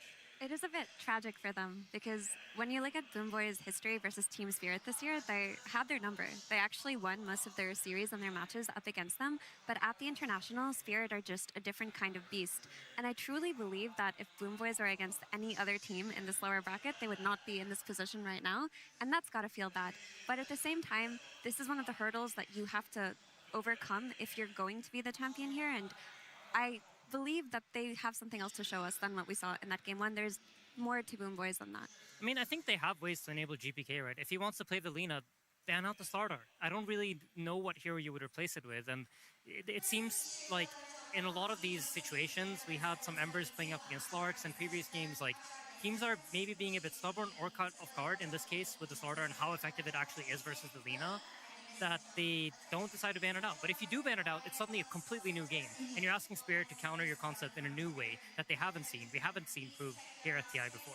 Yeah, I think that was also a fantastic read or call from Spirit in game number 1, was the fact that they see the Lina pick, and even though there is a potential for a flex, they go, not on Boom Boys, that's already their mid displayed, and so we don't have to worry about this spark potentially coming out. So I love that adjustment for them, but I have full faith Boom Boys will make the adjustment. When I look at every series they played here on the main stage, it has gone to a 3rd game. So if anything, if history were to repeat itself, this should be a game that Boom Boys are more comfortable playing than a game number 1 against Spirit. Yeah, and you have to keep in mind that the draft is done before the game, obviously. But whenever that means whenever you go into a booth, if you have a lot of nerves and you have a lot of tension, well, the first thing that's going to affect, it's going to affect the draft before the gameplay. And so that's where sometimes where a lot of that tension goes, and you can bungle a game 1 draft because your anxiety is not actually going into the game. It's not affecting your gameplay, but it's screwing you before you even get to the game. And so I think now they've gotten some of those nerves out of the way. Okay, we dropped game 1, it's Spirit, whatever, write this one off. It's a mulligan, we messed up the draft, and now you can start fresh. The anxiety is gone, and you can focus on what is a big part of the Dota game that is the draft. Yep, absolutely. I think, Dota always starts out 0-0. It's the same game. There's nothing's changed. Game 1 does not affect game 2 in any way, shape, way, or form. And it's important to come in with the game with that mindset. And obviously, these guys have been here so many times. I'm sure they're going to be able to reset just fine. Yeah. Although I do have to bring up the history of Boom Boys as a team and how they always come so close, and typically their problems in the past has always been anxiety at LAN tournaments, making it so far but not being able to do it, and this is where they're most tested. It's a test for sure, one that they've studied hard for, and one that a lot of people believe that they have the preparation and the answers for. But at the end of the day, you are 1 game down, facing elimination, and a lot is on the line for game number 2. Boom Boys versus Team Spirit. Game 2. We're going to see how this draft unfolds, what adjustment Boom Boys have been able to get for themselves in what feels like such a short time between games in a hard-fought best-of-3. Obviously, Spirit for themselves want to be able to run a similar thing back, but with a first-pick change-up, it is Boom Boys that are going to have a slight advantage in getting what hopefully is going to be a pivotal point, a strong foundation in their draft and build up to a win. Yeah, I'm curious to see what they go for, and I like that Spirit continues to first ban the IO, and they're going to swap things around and take the Wyvern themselves. I think this is very solid, and Kataomi is one of the players that first popularizes here whenever it sort of had its re-rise to resurgence. He is kind of the Wyvern guy that played it before it was cool, and so who better to put it into the hands of than him? It's kind of funny. He actually used to be a position 4 player when he first came up, and he would play this hero like as a carry from the 4 position. I'm sure everybody's seen this guy in your pubs that buys a bunch of nulls, buys treads, buys a bunch of carry items, and is just flying around trying to kill you. That used to be him once upon a time. Yeah, I remember Entity.Kataomi and his Winter Wyvern. And Spirit have moved the Ember up in priority. They're not too afraid of it. The one question is the Slark Saurians. Oh, it has to be banned. I was going to say, surely the Slark is banned. I feel like they're not putting themselves through that once more. I mean, don't call me Shirley, but I also think it should be. I think it's I don't know. We've seen Spirit give it before, and they played against it, and they said in the interview they thought it would be fine, and it wasn't fine. We've seen people continually, time and time again, try to beat the Slark with Ember, and it never works. And so please, for the love of humanity, don't be stubborn and ban the Slark. Is there anything else that GPK could look to play towards Ember? Because while he did own on the Slark today, maybe if Spirit go for some Night Stalker like they did the other day, like as a theory craft versus a Slark, then they could be discouraged from it. Are you thinking like Yatoro Ember? We get to see a new hero unlocked? No, I'm thinking that they don't mind if Slark comes out on Spirit because they have this Night Stalker pick up their pool for Okay. collapse. Like you try to concept counter instead of lane counter. All right. Personally, I think the Ember Slark specifically might be so bad that that kind of approach actually doesn't work. I think the Night Stalker is cool, though, and I think if you were going to try to go that approach, you need to help the Ember's itemization. I think we saw what you talked about, and we saw, okay, they banned the Slark. But, like, I think what screwed them last time was that there was a Doom, too, and so he couldn't just have the Ghost Scepter and just be this tanky guy who goes in and say, okay, Slark pounces me, I press Ghost Scepter, and we waste each other's time, and it's sort of a net draw. So I think you would have had to itemize in that direction, but banning it to me is the safer path. I also feel like Boom Boys are like, they are the we want to win lanes and snowball kind of team. You know, you take that away from them and suddenly they're not as threatening. So I think it also has to do with the kind of opponent that they're going up against and recognizing like this is their strength, this is what they play for, and for that reason we're not going to put them in a position that they're happy in. And Spirit have left Lina in the pool for GPK, and if Boom Boys want to run it back, they could just pick Lina plus Slardar out of phase and get rid of the Slardar threat. It's an interesting idea, and also like Spirit potentially trying to pick the Slardar early here means that you're playing it into a Winter Wyvern, which is traditionally a very good hero against you. You're all about physical damage, not just your own, you also want to amplify somebody else's, and Wyvern counters all of that. Yeah, we've also seen GPK play the Slardar themselves, so it'll be a flex for them going into the end of the phase. It's interesting to me now that they pick Rubik even whenever, like, it's probably okay against Wyvern, but it doesn't seem particularly crazy to me, and so I think this to me is like a not me saying, hey, I'm kind of feeling myself, I was owning that game, just give me the Rubik again, I just want to play it. And they acquiesce and say, hey, you did cook, here's the pot and pans. I mean, Winter's Curse is a big one to steal if you can, but Rubik also just covers for Doom. We've seen this yesterday as well. Like, if you have a Rubik, you can comfortably set up for a Doom later in your phase because you can't give the enemy Rubik. Or an Underlord even. Yeah, I actually think it's very much related to the Underlord that you bring up. Ember hates playing against it. You pick the Rubik, that way you've covered off that angle. And that's one of the best things with Rubik. I think whenever people see Rubik, they freak out and they don't want to pick any heroes that could give him any spells in any position ever. So suddenly the hero pool that you're drafting from is a lot smaller. And that's exactly what Rubik does for them when you pick it this early. Yeah, I think it's interesting that they opt for the Invoker against the Ember. People have sort of chosen a path this tournament of we're not actually going to try to counter Ember in lane. We're going to pick something that's good for the game ourselves, whereas traditionally you'd see Necrophos, Huskar, Viper, stuff that stomps Ember early and prevents him from ever getting online. And I tend to think that's a better approach. This hero on Ember is so powerful when you get off the ground running that just giving him free lane every game is kind of strange to me. I don't know if I agree with that approach. I also don't think of GPK as like a traditional Invoker. Whoa. Am I wrong? Whoa. Let Mira educate you right now, Insania. Get ready for a lesson, a schooling of kind. GPK Invoker is goated. It's one of the best, and I've seen him so many times in TI elimination games pick Invoker as his go-to, as his comfort hero to put the game on his back. Like, this is what he does when he's like, I don't want to get eliminated. I will carry you. Give this to me. You take Tiny or Sven, Kiritich, you press stun, I will carry. Leave the carrying to me. All right, cool. I mean, I'm excited for it. I mean, it's also, I think related again, once again, we have to take a look at the bans, right? Like, I think GPK is somebody that would gladly play Shadow Fiend against some Ember mid. He would gladly pick one of these like super strong stompy heroes and just absolutely run Ember over. But I think the heroes that he enjoys playing are both banned out. And here comes the Underlord for Spirit, which is set up by the Rubik earlier. I have been a huge fan of this hero throughout this tournament. I feel like he offers so many things. It's a lot of instant disable. And something I guess we don't actually talk that much about, but stuns coming out really fast or roots coming out really fast has tremendous value because all these like heroes that you want to pick that are able to get away if they just have a slight bit of time, instantly countered. I mean, even when you get later, right, the Zuma reactions for the BKBs as well, if it just takes that one extra little bit of a millisecond to cast or to get it off, that's enough for the core to be able to walk away scot-free. Yep. Damn, did Team Spirit get their two most annoying support heroes in one draft? Yeah, in some ways, I hope it's the Not Me Clockwork and they play a 5 route, because the Not Me Clockwork is just a sight to behold.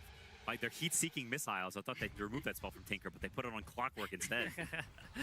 Dude, that was so fun to watch yesterday. He was just like running around with the cogs, hooking to get out, not to get in, because he's just running into people's faces, cogging them, and just hooking to get out. And I think no one even mentioned in the interview like how incredibly annoying Not Me is when he plays Clockwork. At some point, they brought up his accuracy, and we thought, oh, are those the accuracy of his cogs? And it was just the hook shot, but it made sense to us.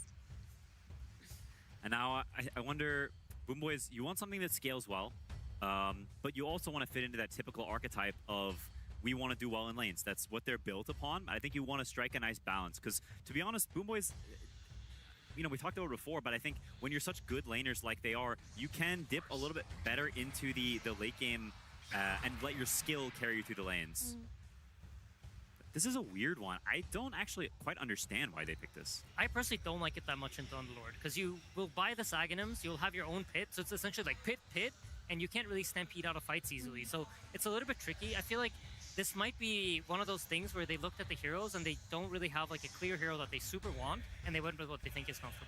My take on this is they want this Invoker to be their win condition. They want GPK to carry the game, and for that, they're looking towards the lanes and setting up for Sunstrike kills. Like, to them, that was the priority. So we're going to have a stun on one side lane and a stun on the other, and we're going to make sure this Invoker gets as flat as possible, which is why I wouldn't be surprised if we see Alec Tiny or Sven come out for the other lane, because if they don't get these Sunstrikes going, we've seen time and time again Invoker just lose in tempo to the Spirits.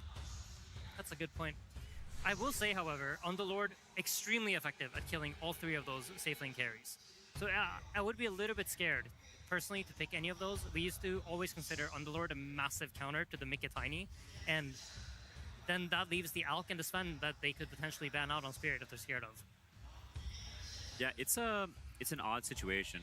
They banned the Necro, which I think is also quite a good shout. Kiritich actually has a bit of an unusual carry hero pool in some ways. He plays the IO and the Necrophos. I think those are some actually his best heroes he's played this tournament. And so I like you can also see sort of the regional rivalry. I think that the more like deep cut heroes that a lot of other teams are not prioritizing right now, that they know, hey, we know what this guy likes. We played against him for years, whether it's in pubs or TMs in the tier 2 scene, the tier 1 scene before they were coming up.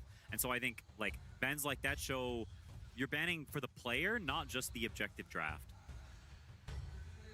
Also a hero that really fits Boom Boy's concept, right? It's a lane-dominating hero. I think Spirit right now feel quite happy with the position that they're in the draft, and they don't want something to come in on this last pick that messes up their concepts and doesn't let them play their heroes. Yeah, which begs the question, we're back in sort of that double carry last pick we had last game, so both clearly prioritizing the 2 men on the split screen. And I have to feel like that Spirit last time definitely got the better end of it, and they didn't even have the last overall. They had the one before that. And so I wonder, now that the script is flipped, maybe the second to last pick is actually preferable because there's so few carries left that you get, let me get the first grab, and then you're left with the leftovers. It does feel like they need a ranged carry with the Clockwork, but they need a ranged carry with a good BKB timing, which is a little bit odd because you need that BKB versus Invoker and you want to start snowballing. And that doesn't really happen with Jawas and TAs so much. It's usually the Svens and whatnot. That's a good point. I'm trying to think, what would I want to play here if I'm Boom Boys? They're not sure either. Like, this is quite a bit of reserve time use. I mean, you see Kiritich literally scratching his head. Yeah. I don't know if they know fully, and some of this may come down to the pressure, right? It's TI, the clock is ticking down, and sometimes when you're the last pick, it can be more of a burden than a boon in that, like, your team is waiting. Do you have some great, awesome pick, and you're thinking, and maybe you're not sure, and the clock is ticking, you keep looking, and it's going down. Oh, I need to think of something really good. Oh, this isn't so good in lane, and someone gives a suggestion. There's just a lot happening. It's so much, and it floods your mind, and you've got to make a call. You've got to be the clutch guy. I mean, I could see Ursa, but I feel like this hero hasn't been good. It's like conceptually good against what he's going up against, but the hero's just weak. Holy smoke. Whoa! A Jug? All right, so positives for Jug. He doesn't really die, so they have a lot of roots if you look at Team Spirit. Ember root, Underlord root. None of these spells really affect him. He buys Mantha. He has the spin, so he essentially has 2 get out of jail for free cards. The only stun that's there is Hookshot and Rubik Lift, and neither of them are like amazing lockdowns to kill a carry from full HP to nothing. So he has that going for him. Healing Ward is also an extremely effective skill to deal with slow damage. And if you look at Spirit, it's not that much burst. A lot of the damage is going to build over time. So he has those 2 things going for himself. So there is value to the pick here. Does that hit the timing of what you're talking about as well, Mira, where you're like, they want someone with a BKB timing that feels comfortable? Yeah, I was talking about that in reference to Spirit, but the same thing applies. The same thing applies for the Juggernaut. He gets it for free, right? So you can comfortably play into all of these routes that Insania talked about. And the TA comes out, that's the BKB carry that's going to be ranged and playing with the clockwork. Again, I'm not the biggest fan of this hero, but she's going to be very effective in providing burst damage. Insania talked about how the healing ward is going to be sustaining them a lot while the rest of the damage is slow. This is your hero that's going to try to kill them before they get healed up. I want to give you guys a fun little stat about what we've just seen, by the way, where we've seen a team or a player play a certain carry hero, lose with it, and then it is immediately picked up by the opposing carry player to end up losing. It has already happened 3 times this TI, and in an elimination best of 3, Yotoro, who was one of those statistics, goes back to it and says, this time around, guys, I promise, I will win on it, and I will show you a good TA. Okay, I like it in this instance, though, because if you look at Boomboy's heroes, they have some heroes that are very committal or want you to clump. They've got a Centaur who's going to blink in and stun. They've got a Winter Wyvern who wants you to group up for Curse. And if you look at Spirit's heroes, look how spaced out they are. Ember is floating around or chainsing you from far away. Rubik is super far away. You don't see him. Underlord is in another dimension and he portals to you. Clockwork is rocketing you and Tia has traps. They're not, none of their heroes are near you. We go back to the first hero you pick. Spirit conceptually counterpicks you. This Wyvern is looking at the most miserable draft of his life. And because of that, I like the Tia pick. And I think the Juggernaut is cool and interesting, and I'm excited to see what it can do because it's not a traditional hero, but it can definitely outscale the heroes on Spirit. I think Juggernaut might be too much of a traditional hero and maybe should not even make any more appearances because he's been left behind in time. But hopefully, you know, I'm wrong, and I would love to see Boomboys win this game and prove us all wrong. I hope the GPK Invoker makes me think of Miracle and makes me happy to see it. Is there a certain timing that you're necessarily looking for in Insania when it comes to Boomboys playing through that jug? I feel like with Juggernaut, if you're able to extract like a lot of stuff from his early game, that's the best way to play it. All right, well, we're going to see how our teams or our coaches are feeling about this Juggernaut, because even though they didn't pick it, I'm sure they have a lot of thoughts about it. It's Miposhka standing by with Tsunami. That's exactly what I had on my mind. Miposhka, Boomboys picking Juggernaut. You told me before we started the interview, it's not bad. Give me the reason. No, that hero is not bad into lane against Underlord because he can always because of his killing work, he can always regen up and he also can dodge his Firestorm. So he's not gonna be harassed very much in lane. And also it's healing ward strong against Ember because our draft is more like on harass, poke, and healing ward just gonna restore their resources after our poke. So Jagger is okay. It's a good pick, I think. For them. But I'm seeing that even though some heroes can be good picks, they are just not good in general because we've seen Puck show up on the main stage quite a bit. There's no catch on the enemy team, and still the Puck will lose because the numbers just aren't good enough. Do you feel like Jug is in a playable state right now, or you think that maybe the spells aren't going to be able to carry Jug to success? About Puck, I think this hero is just not strong overall because of meta. Like a lot heroes always farming a lot. They farming a lot of items, so they always has a lot of HP, and it's very hard for Puck to deal enough damage to kill them. They always restore their HP later, and something like that. Also, the hero need to farm a lot. He can't really make some moves, and he can't enable many strong supports right now in this meta. So Puck is just the hero, I think. But in this game, they have, I think, much better draft. It's not only about like how you play in general. It's more about draft. But in this, previous games they had just worse draft. In World, I think they cannot do anything. That's why game was so easy. But in this game, they has much more better draft. So game would be much more interesting. Well, then let's watch this interesting game as we get into game number 2. I think Miposhka might have just been biding his time until Team Spirit finally claimed first blood, which they did. Collapse manages to find it once again. They got it last time, right? In game 1 with the Slardar. So Team Spirit, once again, cooking in lanes, probably overperforming in lanes. I do like how gracious he was about Boom Boy's pickup of the Juggernaut. Yeah, actually a legit hero. It's nice to hear, yeah. And this idea of the counter pick and having the healing ward, and then his opinion on some of the other meta heroes. Like, I mean, I don't blame Tsunami one bit. You hold that mic there. That's Maposhka speaking. That's you know? right. You let him keep on going. The game can wait. The GOAT wants to talk. Let him talk. Let him go. You know, sometimes he's begging for long answers like that. He's not going to leave one hanging there.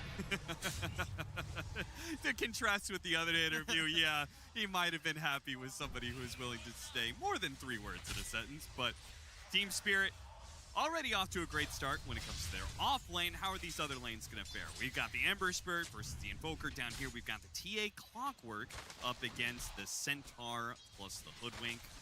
Dave rocking something that's going to be a bit more active and a kill combo with the Centaur, which I do appreciate. Yeah, I think this is essentially the antithesis of playing Keeper of the Light.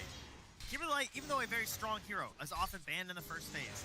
It kind of feels like when you already have a 5-stack and then your 6th friend shows up, and then they kind of go in the coach slot, you know? And when things are going well and they're chatting and like doing things, it's like, yeah, it feels really nice. Like Coddle's in behind you, chakring and like blasting and stuff. But when things are down, they're just kind of there, and they're just like, oh, you could have done something a little better there, because they can't really help that much, you know? Yeah. They can just push out the waves a little bit. Like, this gives Save a little bit more impact in the game. Trying to push him off Yutoro.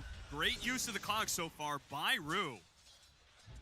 That was quite well done, because Yutoro almost dying there. A combination, bushwhack, stomp, potential sunstrike over the top. Unfortunately, Yutoro did dodge that one, so Boom Boys miss out.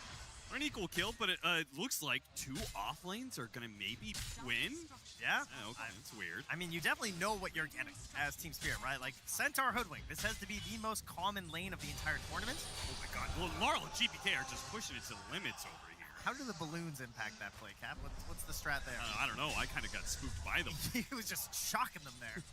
I think he was just trying to mash all his heals and everything, the sticks, and just flailing all over the buttons there. Pop the fairy fire, pop the stick, everything. Yeah, throw the balloons, you know. Everything settles back down though. Laurel just had to deal with this very annoying Forge Spirit. Lasted his way through this one. GPK gonna chase after him. Oh, hiding behind the tree, GPK taking a lot of damage from the creeps. Laurel looked like he wanted to try and hunt him down and get a slight. Does have mana for slight chains again, so GPK's got to be careful. He's got the Quas, he's got a Water Rune coming up, so maybe he'll be fine or not. Not Me will make sure to take that one away. Tries to protect it, but it does get denied by the Forge Spirit, so Laurel does not get a refill on the bottle, and we will stay at this very precarious stalemate to the mid lane. Yeah, save in here. Laurel chasing nearby after the mana burn. Oh, we got double pushed by the cogs, one into the other. Almost ended up on the wrong side of the cliff area where the Ember Spirit could have hunted him down, but fortunately, Save will get away. Yeah, and at least keeps him away from the bounty runes, so Laurel can go and bottle that up and get some reprieve here in the mid lane. And good news, I'd say, as well for Yadoro, too. Gets him into a 1v1 versus the Centaur, a little bit more comfortable. Obviously, Centaur is going to be able to farm and trade all right, but it's you're okay if you're trading evenly at this point in the match. Juggernaut totally free farm, which is what you want to see if you pick this hero specifically for the lane. The panel talked about how important it is for Boom Boys. It's always been a big part of their identity. Yeah. Winning lanes, at least coming away neutral. It feels like if you watch Boom Boys and they lose lanes, oh, you're in big time trouble. But this time around, they're walking away with an all right CS situation here. Bad. Don't want to have GVK too far behind. It is the Invoker, so a mid that's known to be a little bit slower. Maybe not playing his typical style. It's, you know, he likes to get his hands a little dirty, and this time you just throw some Sunstrikes. You farm it towards your Meteor Hammer. We're going to go and stack some Ancients. Farm your way into the game that way, so might be a little more patient. Yeah, Not Me has been roaming back here for a long time. The way around. Full snap. Laurel maybe trying to bait him in a little bit. Not Me. He's going to show up. Much GPK surprise. Rocket Flare, Blood Grenade, toss him back into the flames of Laurel. Finish him off, and they've got the heroes here to be able to perhaps secure Power Rune. Yeah, Kanomi. Be able to split it up. Patented Wyvern does find the ward in behind. We'll even leave it there. But... Okay. Power Rune. Full refill. It's going to be Haste Rune top, so back to base. Even with the harassment of the Arctic Burn, he'll be full. and have power to work off of. Something that our Ember Spirit from Game 1 did not really get the opportunity to do. Back over to Yutoro. Ooh, the bushwhack off the mark there. Sunstrike still gonna land, and Yutoro would certainly be dead if bushwhack landed. Looks like he'll die either way. Yeah, no outs on that play here. As GBK getting chased down here. Another blood grenade. Hits him with one cogs. Another round. A second cogs. Lands. Not me. Coming in from the side. Bait Bolt. Telekinesis once again. And Laurel zooming all around. You've already used the tornado. Nothing to dispel the power of this power room. I mean, Nami just never Look left. at him run. He's going to go for the Wisdom Shrine, too. Ooh, okay, Laurel trying to make something extra out of this play. And, I mean, who's here? Save is nearby. Yeah, the Centaur's going to have to come back and try and fight this Ember Spirit, who has Flame Guard off cooldown.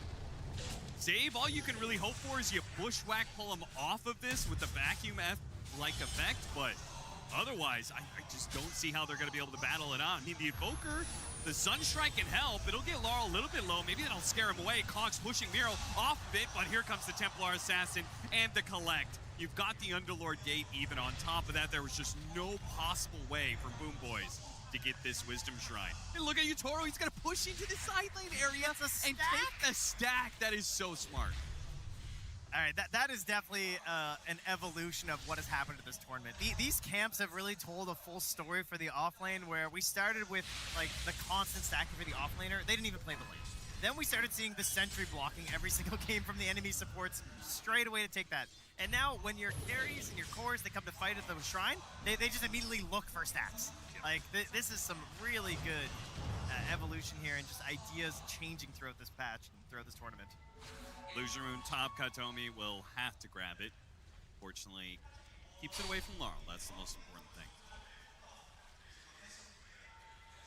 Juggernaut's still the biggest winner off of this laning phase. Has just been totally free farming, no surprise against the Underlord. Has forced Collapse out of lane once or twice. Very rare Battle Fury builder. Going to be entering into our game here once again. Super common tool we get to see, and it is a little bit slower paced. Farming into an item that just helps you farm a little bit more. But it does have the safety of the spin TP. Of course, there is the hook shot, but not the most reliable one necessarily, especially when they're trying to do it in the middle of a wave. They generally have a good idea of how they're trying to escape versus the clockwork. I mean, it does make me worry, though. It feels like there are some... It's going to be kind of hard to get good on these slashes against some of these heroes. It's going to be kind of hard to always make sure you can spin TP away. Not the freest Juggernaut. And it feels like, yes, he did win the lane. He farmed really well, but were there other heroes that, you know, with how much attention the supports have gone to mid, like, I feel like there's plenty of heroes that also could have had an okay time up here. So you kind of hope that this second half of the game for the Jug adds a lot of value. I wonder how much this conversation with the TA pickup and everything came about this mid lane, because Team Spirit certainly came into this with a plan. My goodness, they just swarmed this mid lane nonstop, making sure the Invoker had no game whatsoever, and they were able to do so because you got two side laners that can play solo against heroes, right? Collapse, possibility that he dies maybe, but he can always TP away, right? It's double slows, like there's nothing really here that can stop it. So he can always TP away. Templar Assassin is always kind of a hard hero to threaten in lane at some point. Yeah, she's always whittling you down with these side blades. You're never exactly sure just how much burst she's going to have on you, so it's always a little bit tense. Later in the lane, your higher levels of refraction are just hard to get through. Yep. I mean, especially if you could pull the supports away, then a Centaur versus a Templar Assassin, there's nothing Miro can do about that. I mean, how often have you seen Ember get a tower before 10 minutes? I guess this was like 9.5 minutes. Full on. I mean, I guess it wasn't an Ember, right? It was Ember and two friends. So it certainly wasn't a fair fight for GBK. It was a tri-lane. It was in his defense, he spawns Forge Spirits. So he kind of makes it unfair. It's a weird 3-on-3, sure. Yeah, I feel like you deserve to have your buds come mid in that case. We got some stacks still, so not me even making sure, even if Collapse did get shut down in lane, which he absolutely did not, there was still recovery options here in this triangle.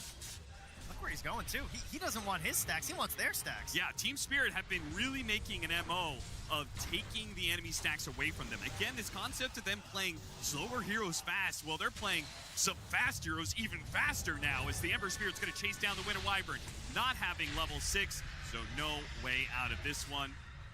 I mean, what's the point of the most farmed carry if he's just going to let him die like that? He's right next to you. Yeah, he's running for the hills. That's your man. Part of this. You know, you give everything to him, and he just goes back to spin on some neutrals. Couldn't even leave him a healing ward as a gesture of goodwill. Just as if maybe it could have done something. GBK GBK, he's trying to get something here. As you can see, the stacks are even, 10 on each side. Yeah, we're going to need camps stacked, and then we're going to need camps taken. Because Yeah. while Boom Boys have, sure, they've stacked, but guess what? Spirit has taken half of those stacks that they've made. Heritage wants to hold his safe lane tower, but is he going to be able to do so? Once again, you've got this Centaur who doesn't really give you a whole lot in this early game. Best he can do is he's going to be pressured to spin and maybe TP out. Look at Laurel. There's the spin, there's the TP out, and the hook shot. Rue's level 6 and he's here. Heritage, you can't toy with Team Spirit like that. They've got the killer instinct here. They brought Rue up just for that opportunity. The tornado's going to go out from GPK. Maybe they can get one kill off of this with the sharpshooter and the meteor. They will, but it's going to be worse for Boom Boys. It's going to be Kataomi run down by Laurel. Returns with fresh resources. Can even chase after Save a bit. How many remnants does Laurel have? Is he able to hunt him down back behind the tier 2? No, he's going to give up on it. Got his vessel good to go. It is flying out already at 12 minutes and 30. He'll have it. Man, this is looking a lot like the last game. Knocking down the mid tower, pressuring into the top tower, getting all this vision, stealing all of your stacks, and you have these heroes who, again, are pretty dependent on the stacks, mostly the Invoker in this case. Yeah, they were having this argument in the green room, right? About, like, everybody is playing slow. Surely one of these teams could punish this play. And it seems like, well, Team Spirit's the one to take up this mantle. I think the risk was shown in game 1, though, because you saw how it just didn't grow. Yeah. Like, they were just constantly pressuring and everything, but still Boom Boys were able to keep it relatively close. And so there still is this pressure to, you have to find these kills, you have to keep it up, you can't make any mistakes, because if you suddenly get wiped, then all of a sudden, all this effort and harder gameplay you've put in, more mental effort, just gets wasted and you're behind. So they succeeded game 1. And would you be able to do this against a team that is even better at playing map, right? Yeah. Could you do something like this to Vision? Push back with the cogs, locked down by the chains, an easy pickup for Laurel. Vessel charges continue to grow, and Boom Boys, all they can say is, well, we're getting some of our items. They've got a Battle Fury on Juggernaut, but once again, it's going to be them watching Team Spirit run down supports, maybe in run down cores every once in a while they try and push for their first couple of items that will allow them to fight back. It just feels like they're walking into the same all the way back here. Wait, what? Okay, there's no... The game's over? All right, Boom Boys, go ahead and call it. The admin has said that there's no possible way for you to win this game. I'm sorry. 14 minutes. I mean, Insanium wanted to do this as a bit, but production's in on it, I guess. It's over. Simply call it. Rue pushing him back. Another Wisdom Shrine taken by Team Spirit. I mean, they're absolutely relentless. This is a Team Spirit that is just going to shove you out of the game as quick as possible. Until he's tossed back with the Soul and Meteor.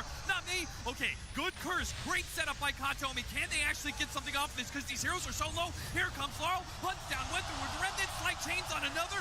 2 kills off of that one. A desperate TP away works for the Centaur. But there's just no shot. Even with a curse like that, Boom Boys could do nothing to push back against Spirit. They couldn't connect with a Sunstrike. They couldn't get a finished kill there. At the very least, they only lost their 2 supports, but it's just a sign of what is to come right now.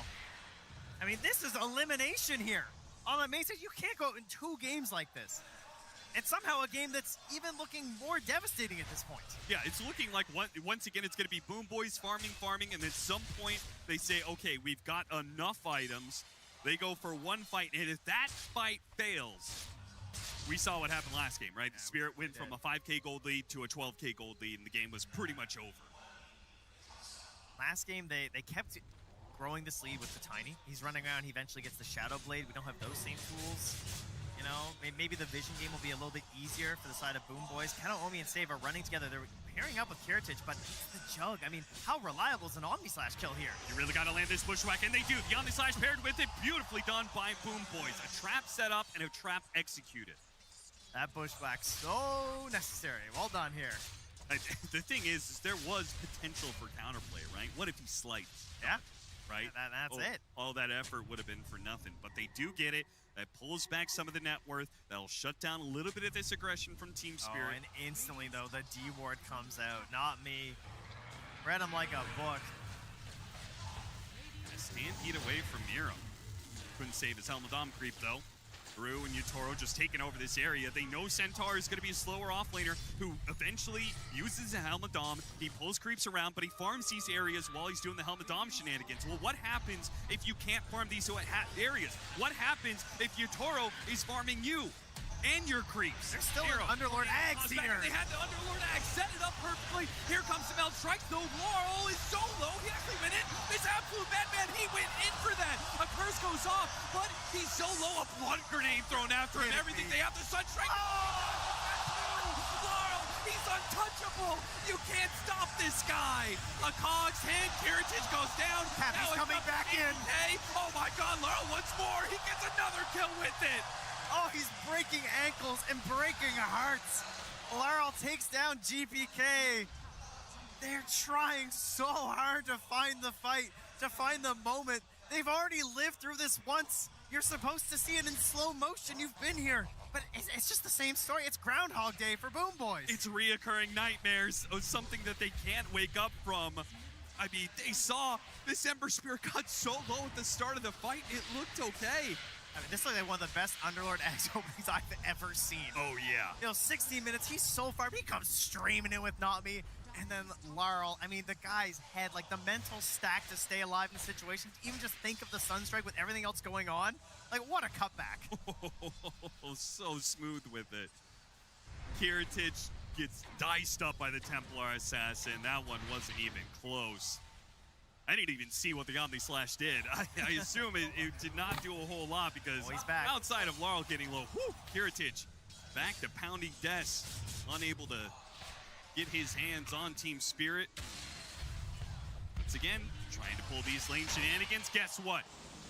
There's a hook shot pushing you back away, and the cancel on the TP2. Stuck up in this corner, a corner he will stay in if Rue has anything to say about it. Miro turns, nowhere to run. He knows he's dead. Beautifully played by Rue. I have never seen so much action occur on this set of stairs than in this game. Yes. They are just trying to live here on this Centaur and getting punished over and over again. Yadro will take the tower as a prize. He now gets his Lotus. I mean, this is just... It's everything of last game and just so much worse for them. Boom Boys, they found a lot of good successes. It is true in the last game. They're going to have to channel every little bit of it in this one, though, if they want to try and find that one play. I mean, it's a bad side. Oh, man. He must have so much hero damage on this game. It is unbelievable how many cogs he's hitting.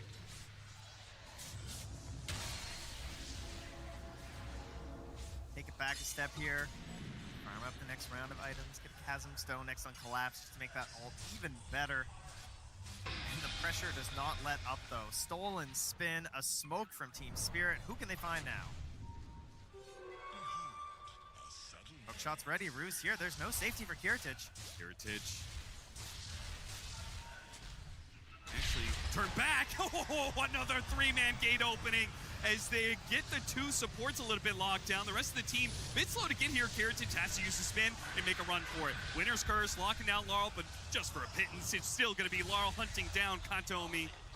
You just get a Winter Wyvern out of that. A little bit surprising considering the number of heroes caught inside of that initial pit gate opening there. But they also walk away with an interesting prize, a Winner's Curse for Nami. Yeah, very split fight to start. Oh, maybe they get GPK as well. Off of this ward, off the TA trap, slowing him down. Telekinesis quickly bursted. Yutoro leading the way on this Templar Assassin. If you buy a Meteor Hammer and you don't get to farm Ancients, there's no point having this item, you know? And that is your path to further grow in this game as the Invoker. And he was completely denied that. You're in behind a Rubik who's got an Essence Distiller. He's the same level as you. He just throws it on top of you, and you have no escape. Chopping away at tier 2s very brazenly. Map's just going to open up even further. I mean, take like the tier 1s inevitably happens, right? But the tier 2s feels like that's when the map really starts breaking down if you lose those. And you just got to find every little nook and cranny you can get some farm at. Nero's way down on the bottom side of the map, trying to get into a Blink Dagger, maybe open up some sort of a Sunstrike play. Heritage is spinning away. Spin and a curse to stop him. They've got multiple answers at this point. Rue's still holding on to the hook shot. Let's see who he wants to hunt down with this one. Keeps on poking at Katomi with the cogs, but they want Heritage. And Heritage, he's trying to go through the gate, but no, that's going to be stopped by the Shackles. And Laurel, dominating streak for him.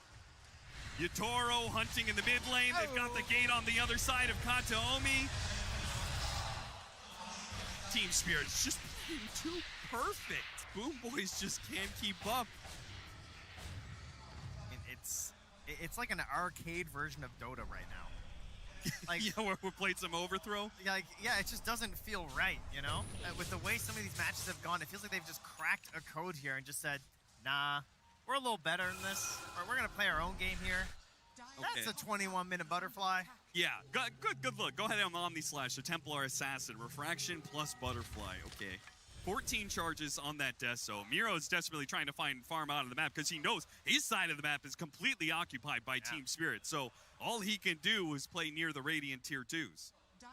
Had to find a little secret path down here, and he does not dare go back because danger lurks in his own jungle. An air of menace is about on the dire side, so gonna come over to the much friendlier looking Radiant jungle. And I love how efficiently that both of these lineups for Team Spirit, because they the Sword Art with the Corrosive Haze, now with the Templar Assassin, which they took away from Boom Boys, and this one, they can take Tormentor and Roshan very efficiently. They don't actually need to bring that many heroes to it. They can still play the map, still be menaces there. Boom Boys can't get close because they're trying to deal with these lanes and everything. It's so interesting because having these objective takers like the TA or the Slider hasn't looked like a big benefit because there's always been this like team fight because there's never such a giant gap. It's always felt like, well, I don't necessarily want to Rosh because the team fight's how they get back into it. And even now, they are trying to look for that moment. That's the read from the Boom Boys. Atos up on the Invoker. Can they find the perfect Not me. They actually managed to get the jump on him. He had spin. He was trying to bait them in, but didn't activate it fast enough. So Boom Boys will get the pick off. It's still going to be losing Roshan. Aegis for free for Yatoro. No threat there. Butterfly and an Aegis. I mean, simply put, this Invoker doesn't feel strong enough to kill this TA twice. No, he's going to rely on a lot of help from his friends. He's going to try and set things up a bit here with an extra bit of disable. Rodavatos pick up for the Invoker. They are desperate to stop Laurel and the havoc that he has been playing on Boom Boys. Yeah, but I mean, there's already the shard for the Rubik. There's a Force Staff there for the Clockwork. They already have these tools because of this giant gold lead that is going to rely on not only some offensive plays from Boom Boys, but likely some positioning issues from Team Spirit. And that has not looked like something that they're really going to be doing in this series. You might even have a global save. Yeah. You've got Lotus Orb coming in for Underlord, so he can gate in and just pass over the Lotus whenever you need it. Huddled up behind their tier 2. Yatoro, he doesn't care. He doesn't care at all. Go ahead, fight me if you want. I dare you, Psyblades, making mincemeat of Kataomi even through the cold embrace. You see, that's called pure damage there, folks. All right, he's gonna cut right through you on that with the Psyblades. And the TA traps are giving so much vision. They've got the gem, making sure there's no vision down for Boom Boys. Okay, Tornado, Rod of Atos. Oh, but there's that telekinesis toss away. So Kiritich has to work for this one. He's so Omni Slash. So now Kiritich has to waste even more time trying to get this Rubik, and he can't. He has to spin TP out. They can't even kill a Rubik. They can't even stop Not Me. Yeah. I'll second that one. Yeah, it's getting larger and larger here. A battle for top 3, and it's not a bad one at all. This has just been a pummeling. Yeah, it's a complete massacre here on the stage.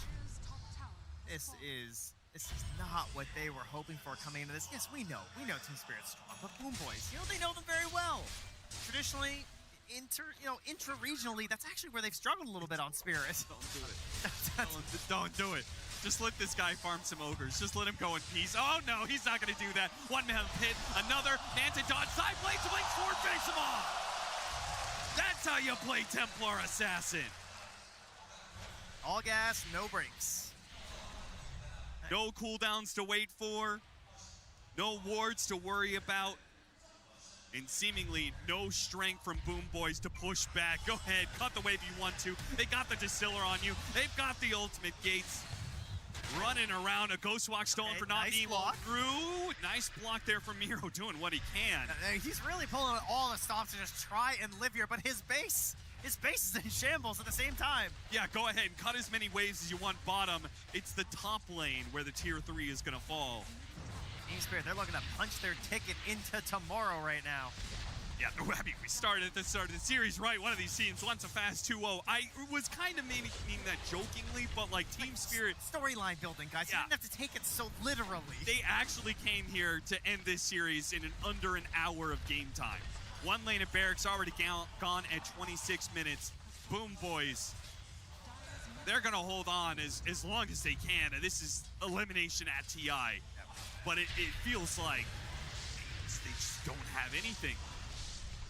A smoke wraparound here, gonna be broken by Laurel. 2 minutes to hit the stomp. Can you get the bushwhack afterwards? In the sharpshooter. Hook shot attempted. Laurel gets off the BKB. Stampede stolen by the Rubik. They're going to activate that once again. Laurel's just going to toy with them. 100 HP, 200 HP. It doesn't matter. He just keeps on trucking at you. They do have the Omni Slash in the back line. So once again, Notme steals that one. Uses it back on the Juggernaut. Laurel finishes off the Winder Wyvern at low HP. GPK diving into the base. Yotoro to try and finish him off. Needs some help from his team in order to get vision on this guy. They'll chase after save all the way into the tier 4s. They have the gate to lock him down. Yotoro off the side blades, can't quite finish him off. Turns the damage back around onto Kiritich with a spin. Running, trying to get back to the fountain to stay alive. Another gate to hold him here. The Firestorm trying to finish him off. He gets to the back. The Cold Embrace keeps him alive, but GPK dies. He got away once, doesn't get away twice, and he's gonna have to buy back if they want to be able to hold a second lane of Barracks that is rapidly falling to Yotoro. Kataomi's bought himself a blink dagger. Look at him, he's got 15 seconds left on the Aegis. He doesn't care. He's trying to kill heroes inside of the fountain right now. Not me just chucking these Sunstrikes in, trying to help Yotaro fountain farm. Blood Grenade, they're desperately trying to stop Yotaro from getting outside the base so he won't get the Aegis regen. Their only chance of killing him is if he stays at the 20 HP mark, but 20% HP. But rather, Yotaro gets away, now back up to full. Elena Barracks. 20 seconds till the curse is back up here. They're just throwing out Sunstrikes. Damage on Kiritich, man. Just burning this Hydra's Breath. The healing ward barely doing anything. Side blade almost finished him off. Look at this healing ward now helping Yotaro too. If it wasn't hard enough already. Yotaro just one after another, right? Yeah. Like, oh, the Juggernaut's gonna stop me? No. Okay, now the Centaur? No. Yeah, it's just one after the other. Who's next? Who's next? Who's got me? Royal Rumble, currently Yotaro reigning. There's the curse.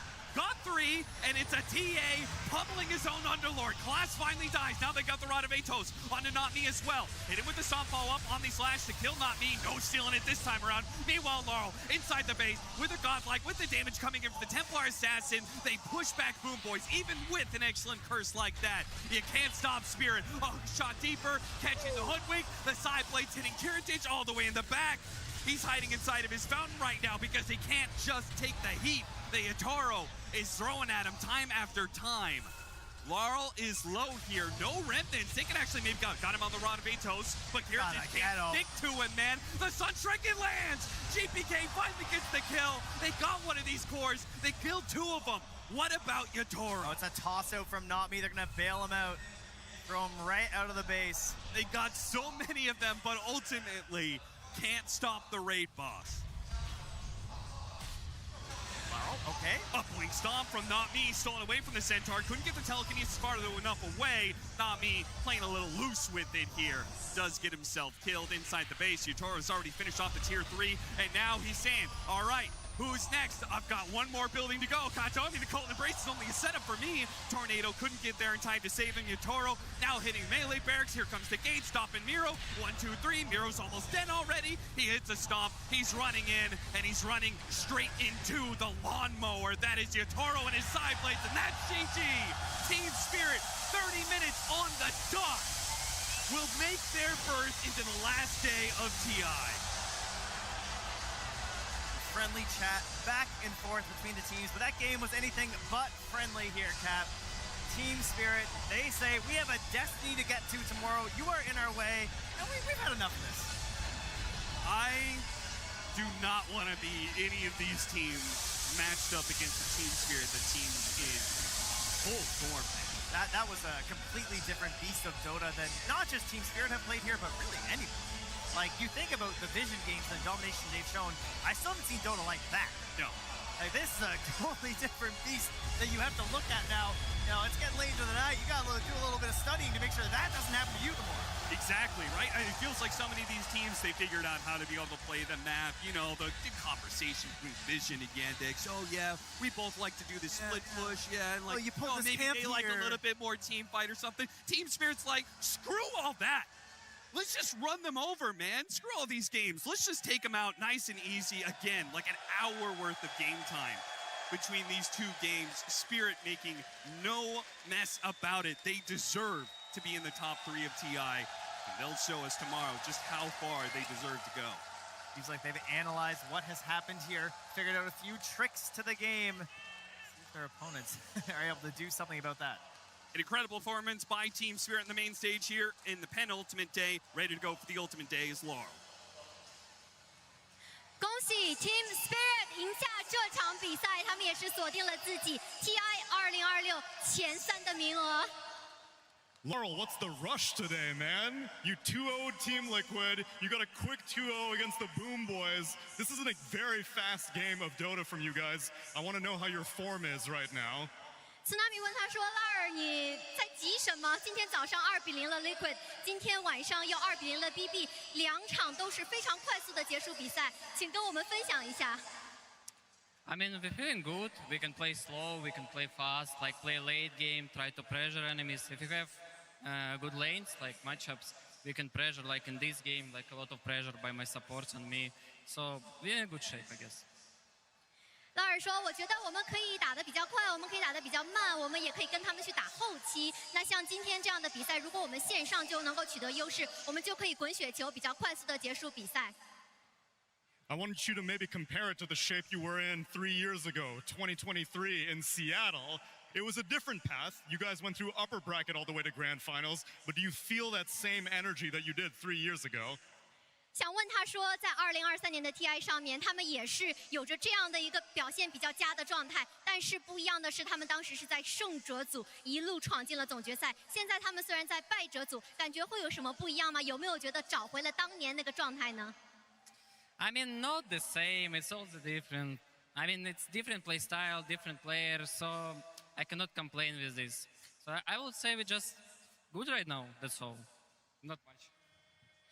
我觉得其实并不是一模一样的，我只是觉得我们现在的状态还是比较不错的。 You have one more opponent before you can make it to grand finals. Yandex has been a demon for you guys all season long.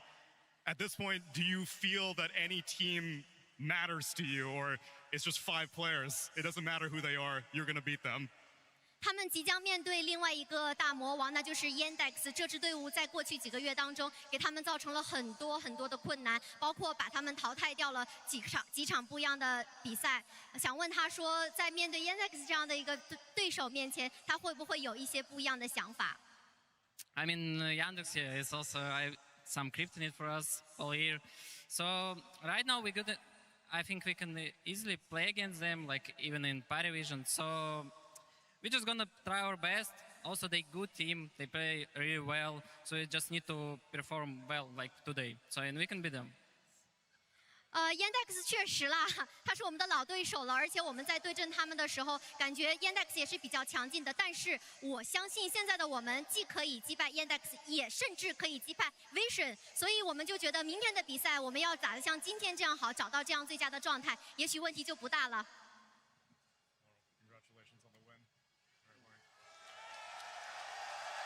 I love what Lal is standing out there and saying after a quick 4-0 day for them here to be able to make a run in the lower bracket that they have been doing is they're willing to play slow, they're willing to play fast, they're willing to play any play style that will give them the advantage over their opponent. And it feels like now you don't really get to have this comparative one-to-one play style matchup conversation, Effie, because there is so much more that Spirit are bringing to the table than necessarily other competitors right now at TI.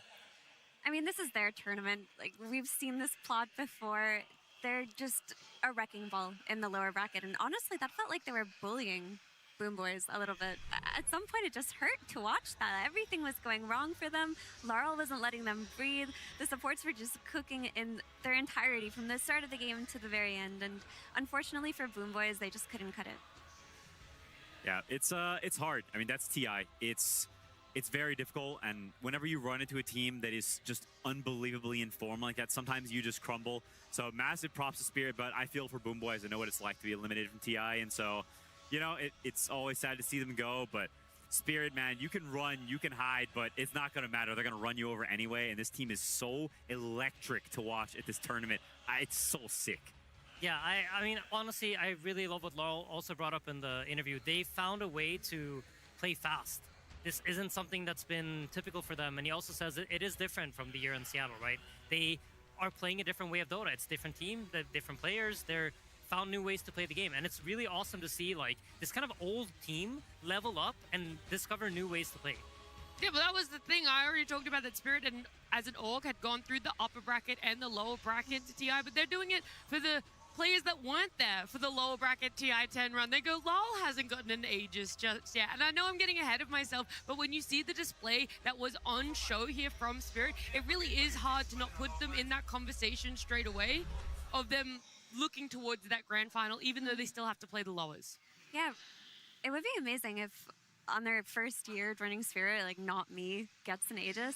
I remember when Team Spirit won their second Aegis, Yataro basically said that they wanted to do it for Laurel, and they just have this sense of wanting to bring their newer players in and experience that feeling, and I just can't wait to see what happens tomorrow. There's more for them looking towards that, but right now we do have to say an unfortunate goodbye to Boom Boys, who should be very confident in their top 4 finish here. Yeah, thank you. I'm here with Miero from Boom Boys. Miero, first of all, we're very sorry that you guys have been knocked out of the tournament. Thanks for taking the time to talk to us. It felt like this was a tough break for you guys to bump into a Spirit team in such good form like that. Before the tournament, but before the main stage began, Save said that top 3 was the aim for the team. Are you still happy with a top 4 finish here in a tough field? 在淘汰赛开打之前 ，Save 有提到过目标成绩是前3、前4也是不错的成绩，在那么竞争激烈的 TI。你会不会对这个成绩感到自豪？ Of course, we're happy with this result. Have nothing to say about. Yeah. Fair enough. 我们肯定是对自己的成绩感到自豪的，其他的也无需多说了。You guys got second place in EWC before the tournament. You got top 4 here. Team seems to be going from strength to strength, getting better and better results. Are we going to see you guys kick on next year and really start pulling in some big wins? 队伍在这个赛季其实成绩都是不错的，在 EWC 拿了亚军，然后这个比赛成绩也很好。我们有没有机会看到你们队伍再次冲刺？ Yeah, of course we're happy with this result, and I want to say thanks to every fan that support us. So the fans have been supporting you guys all year. There's a lot of fans here. How much energy does it give you to have them cheering for you guys throughout this TI? You guys giving me a lot of energy. Спасибо всем, кто поддерживал. Очень люблю вас, ребята. 我们其实非常高兴，有很多支持我们的粉丝，现场的观众也很热情。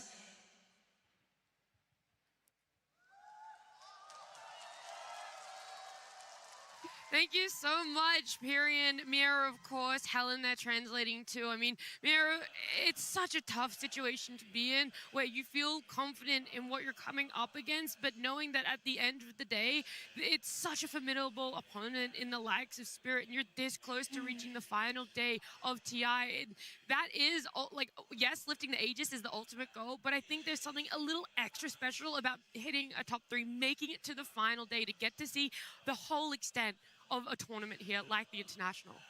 Yeah, it's tough. It sucks. It sucks to fall just short of the final day.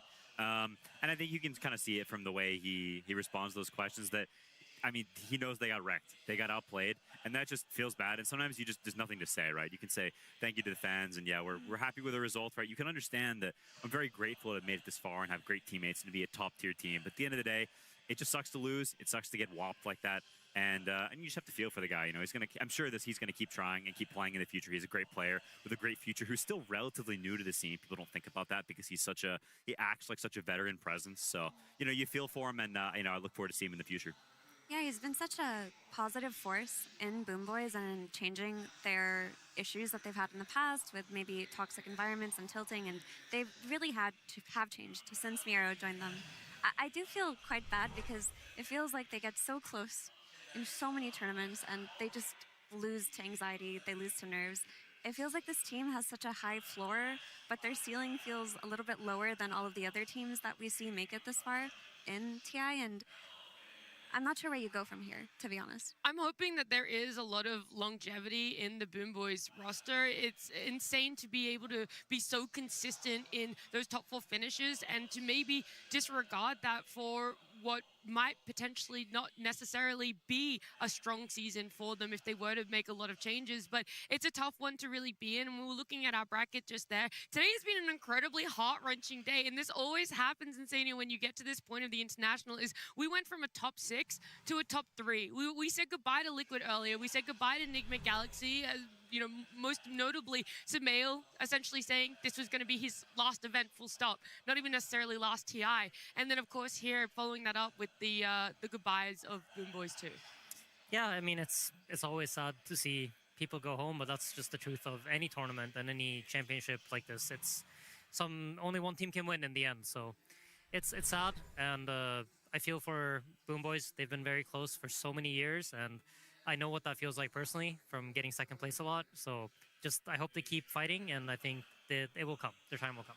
For 3 teams, the fight still is on, though. We haven't crowned our champion by any means. That joy comes tomorrow. We are going to have our final day of our Shanghai International in 2026. It's going to start off with Yandex and Spirit in that lower bracket final starting at 10 a.m. There's a lot of fun content to come between that lower bracket finals and our grand finals. I think most notably the cosplay contest. People love that every year, and so by no means are we going to be looking over that one. That one's going to be a lot of fun to get to warm you up and whet the appetite going into the grand finals.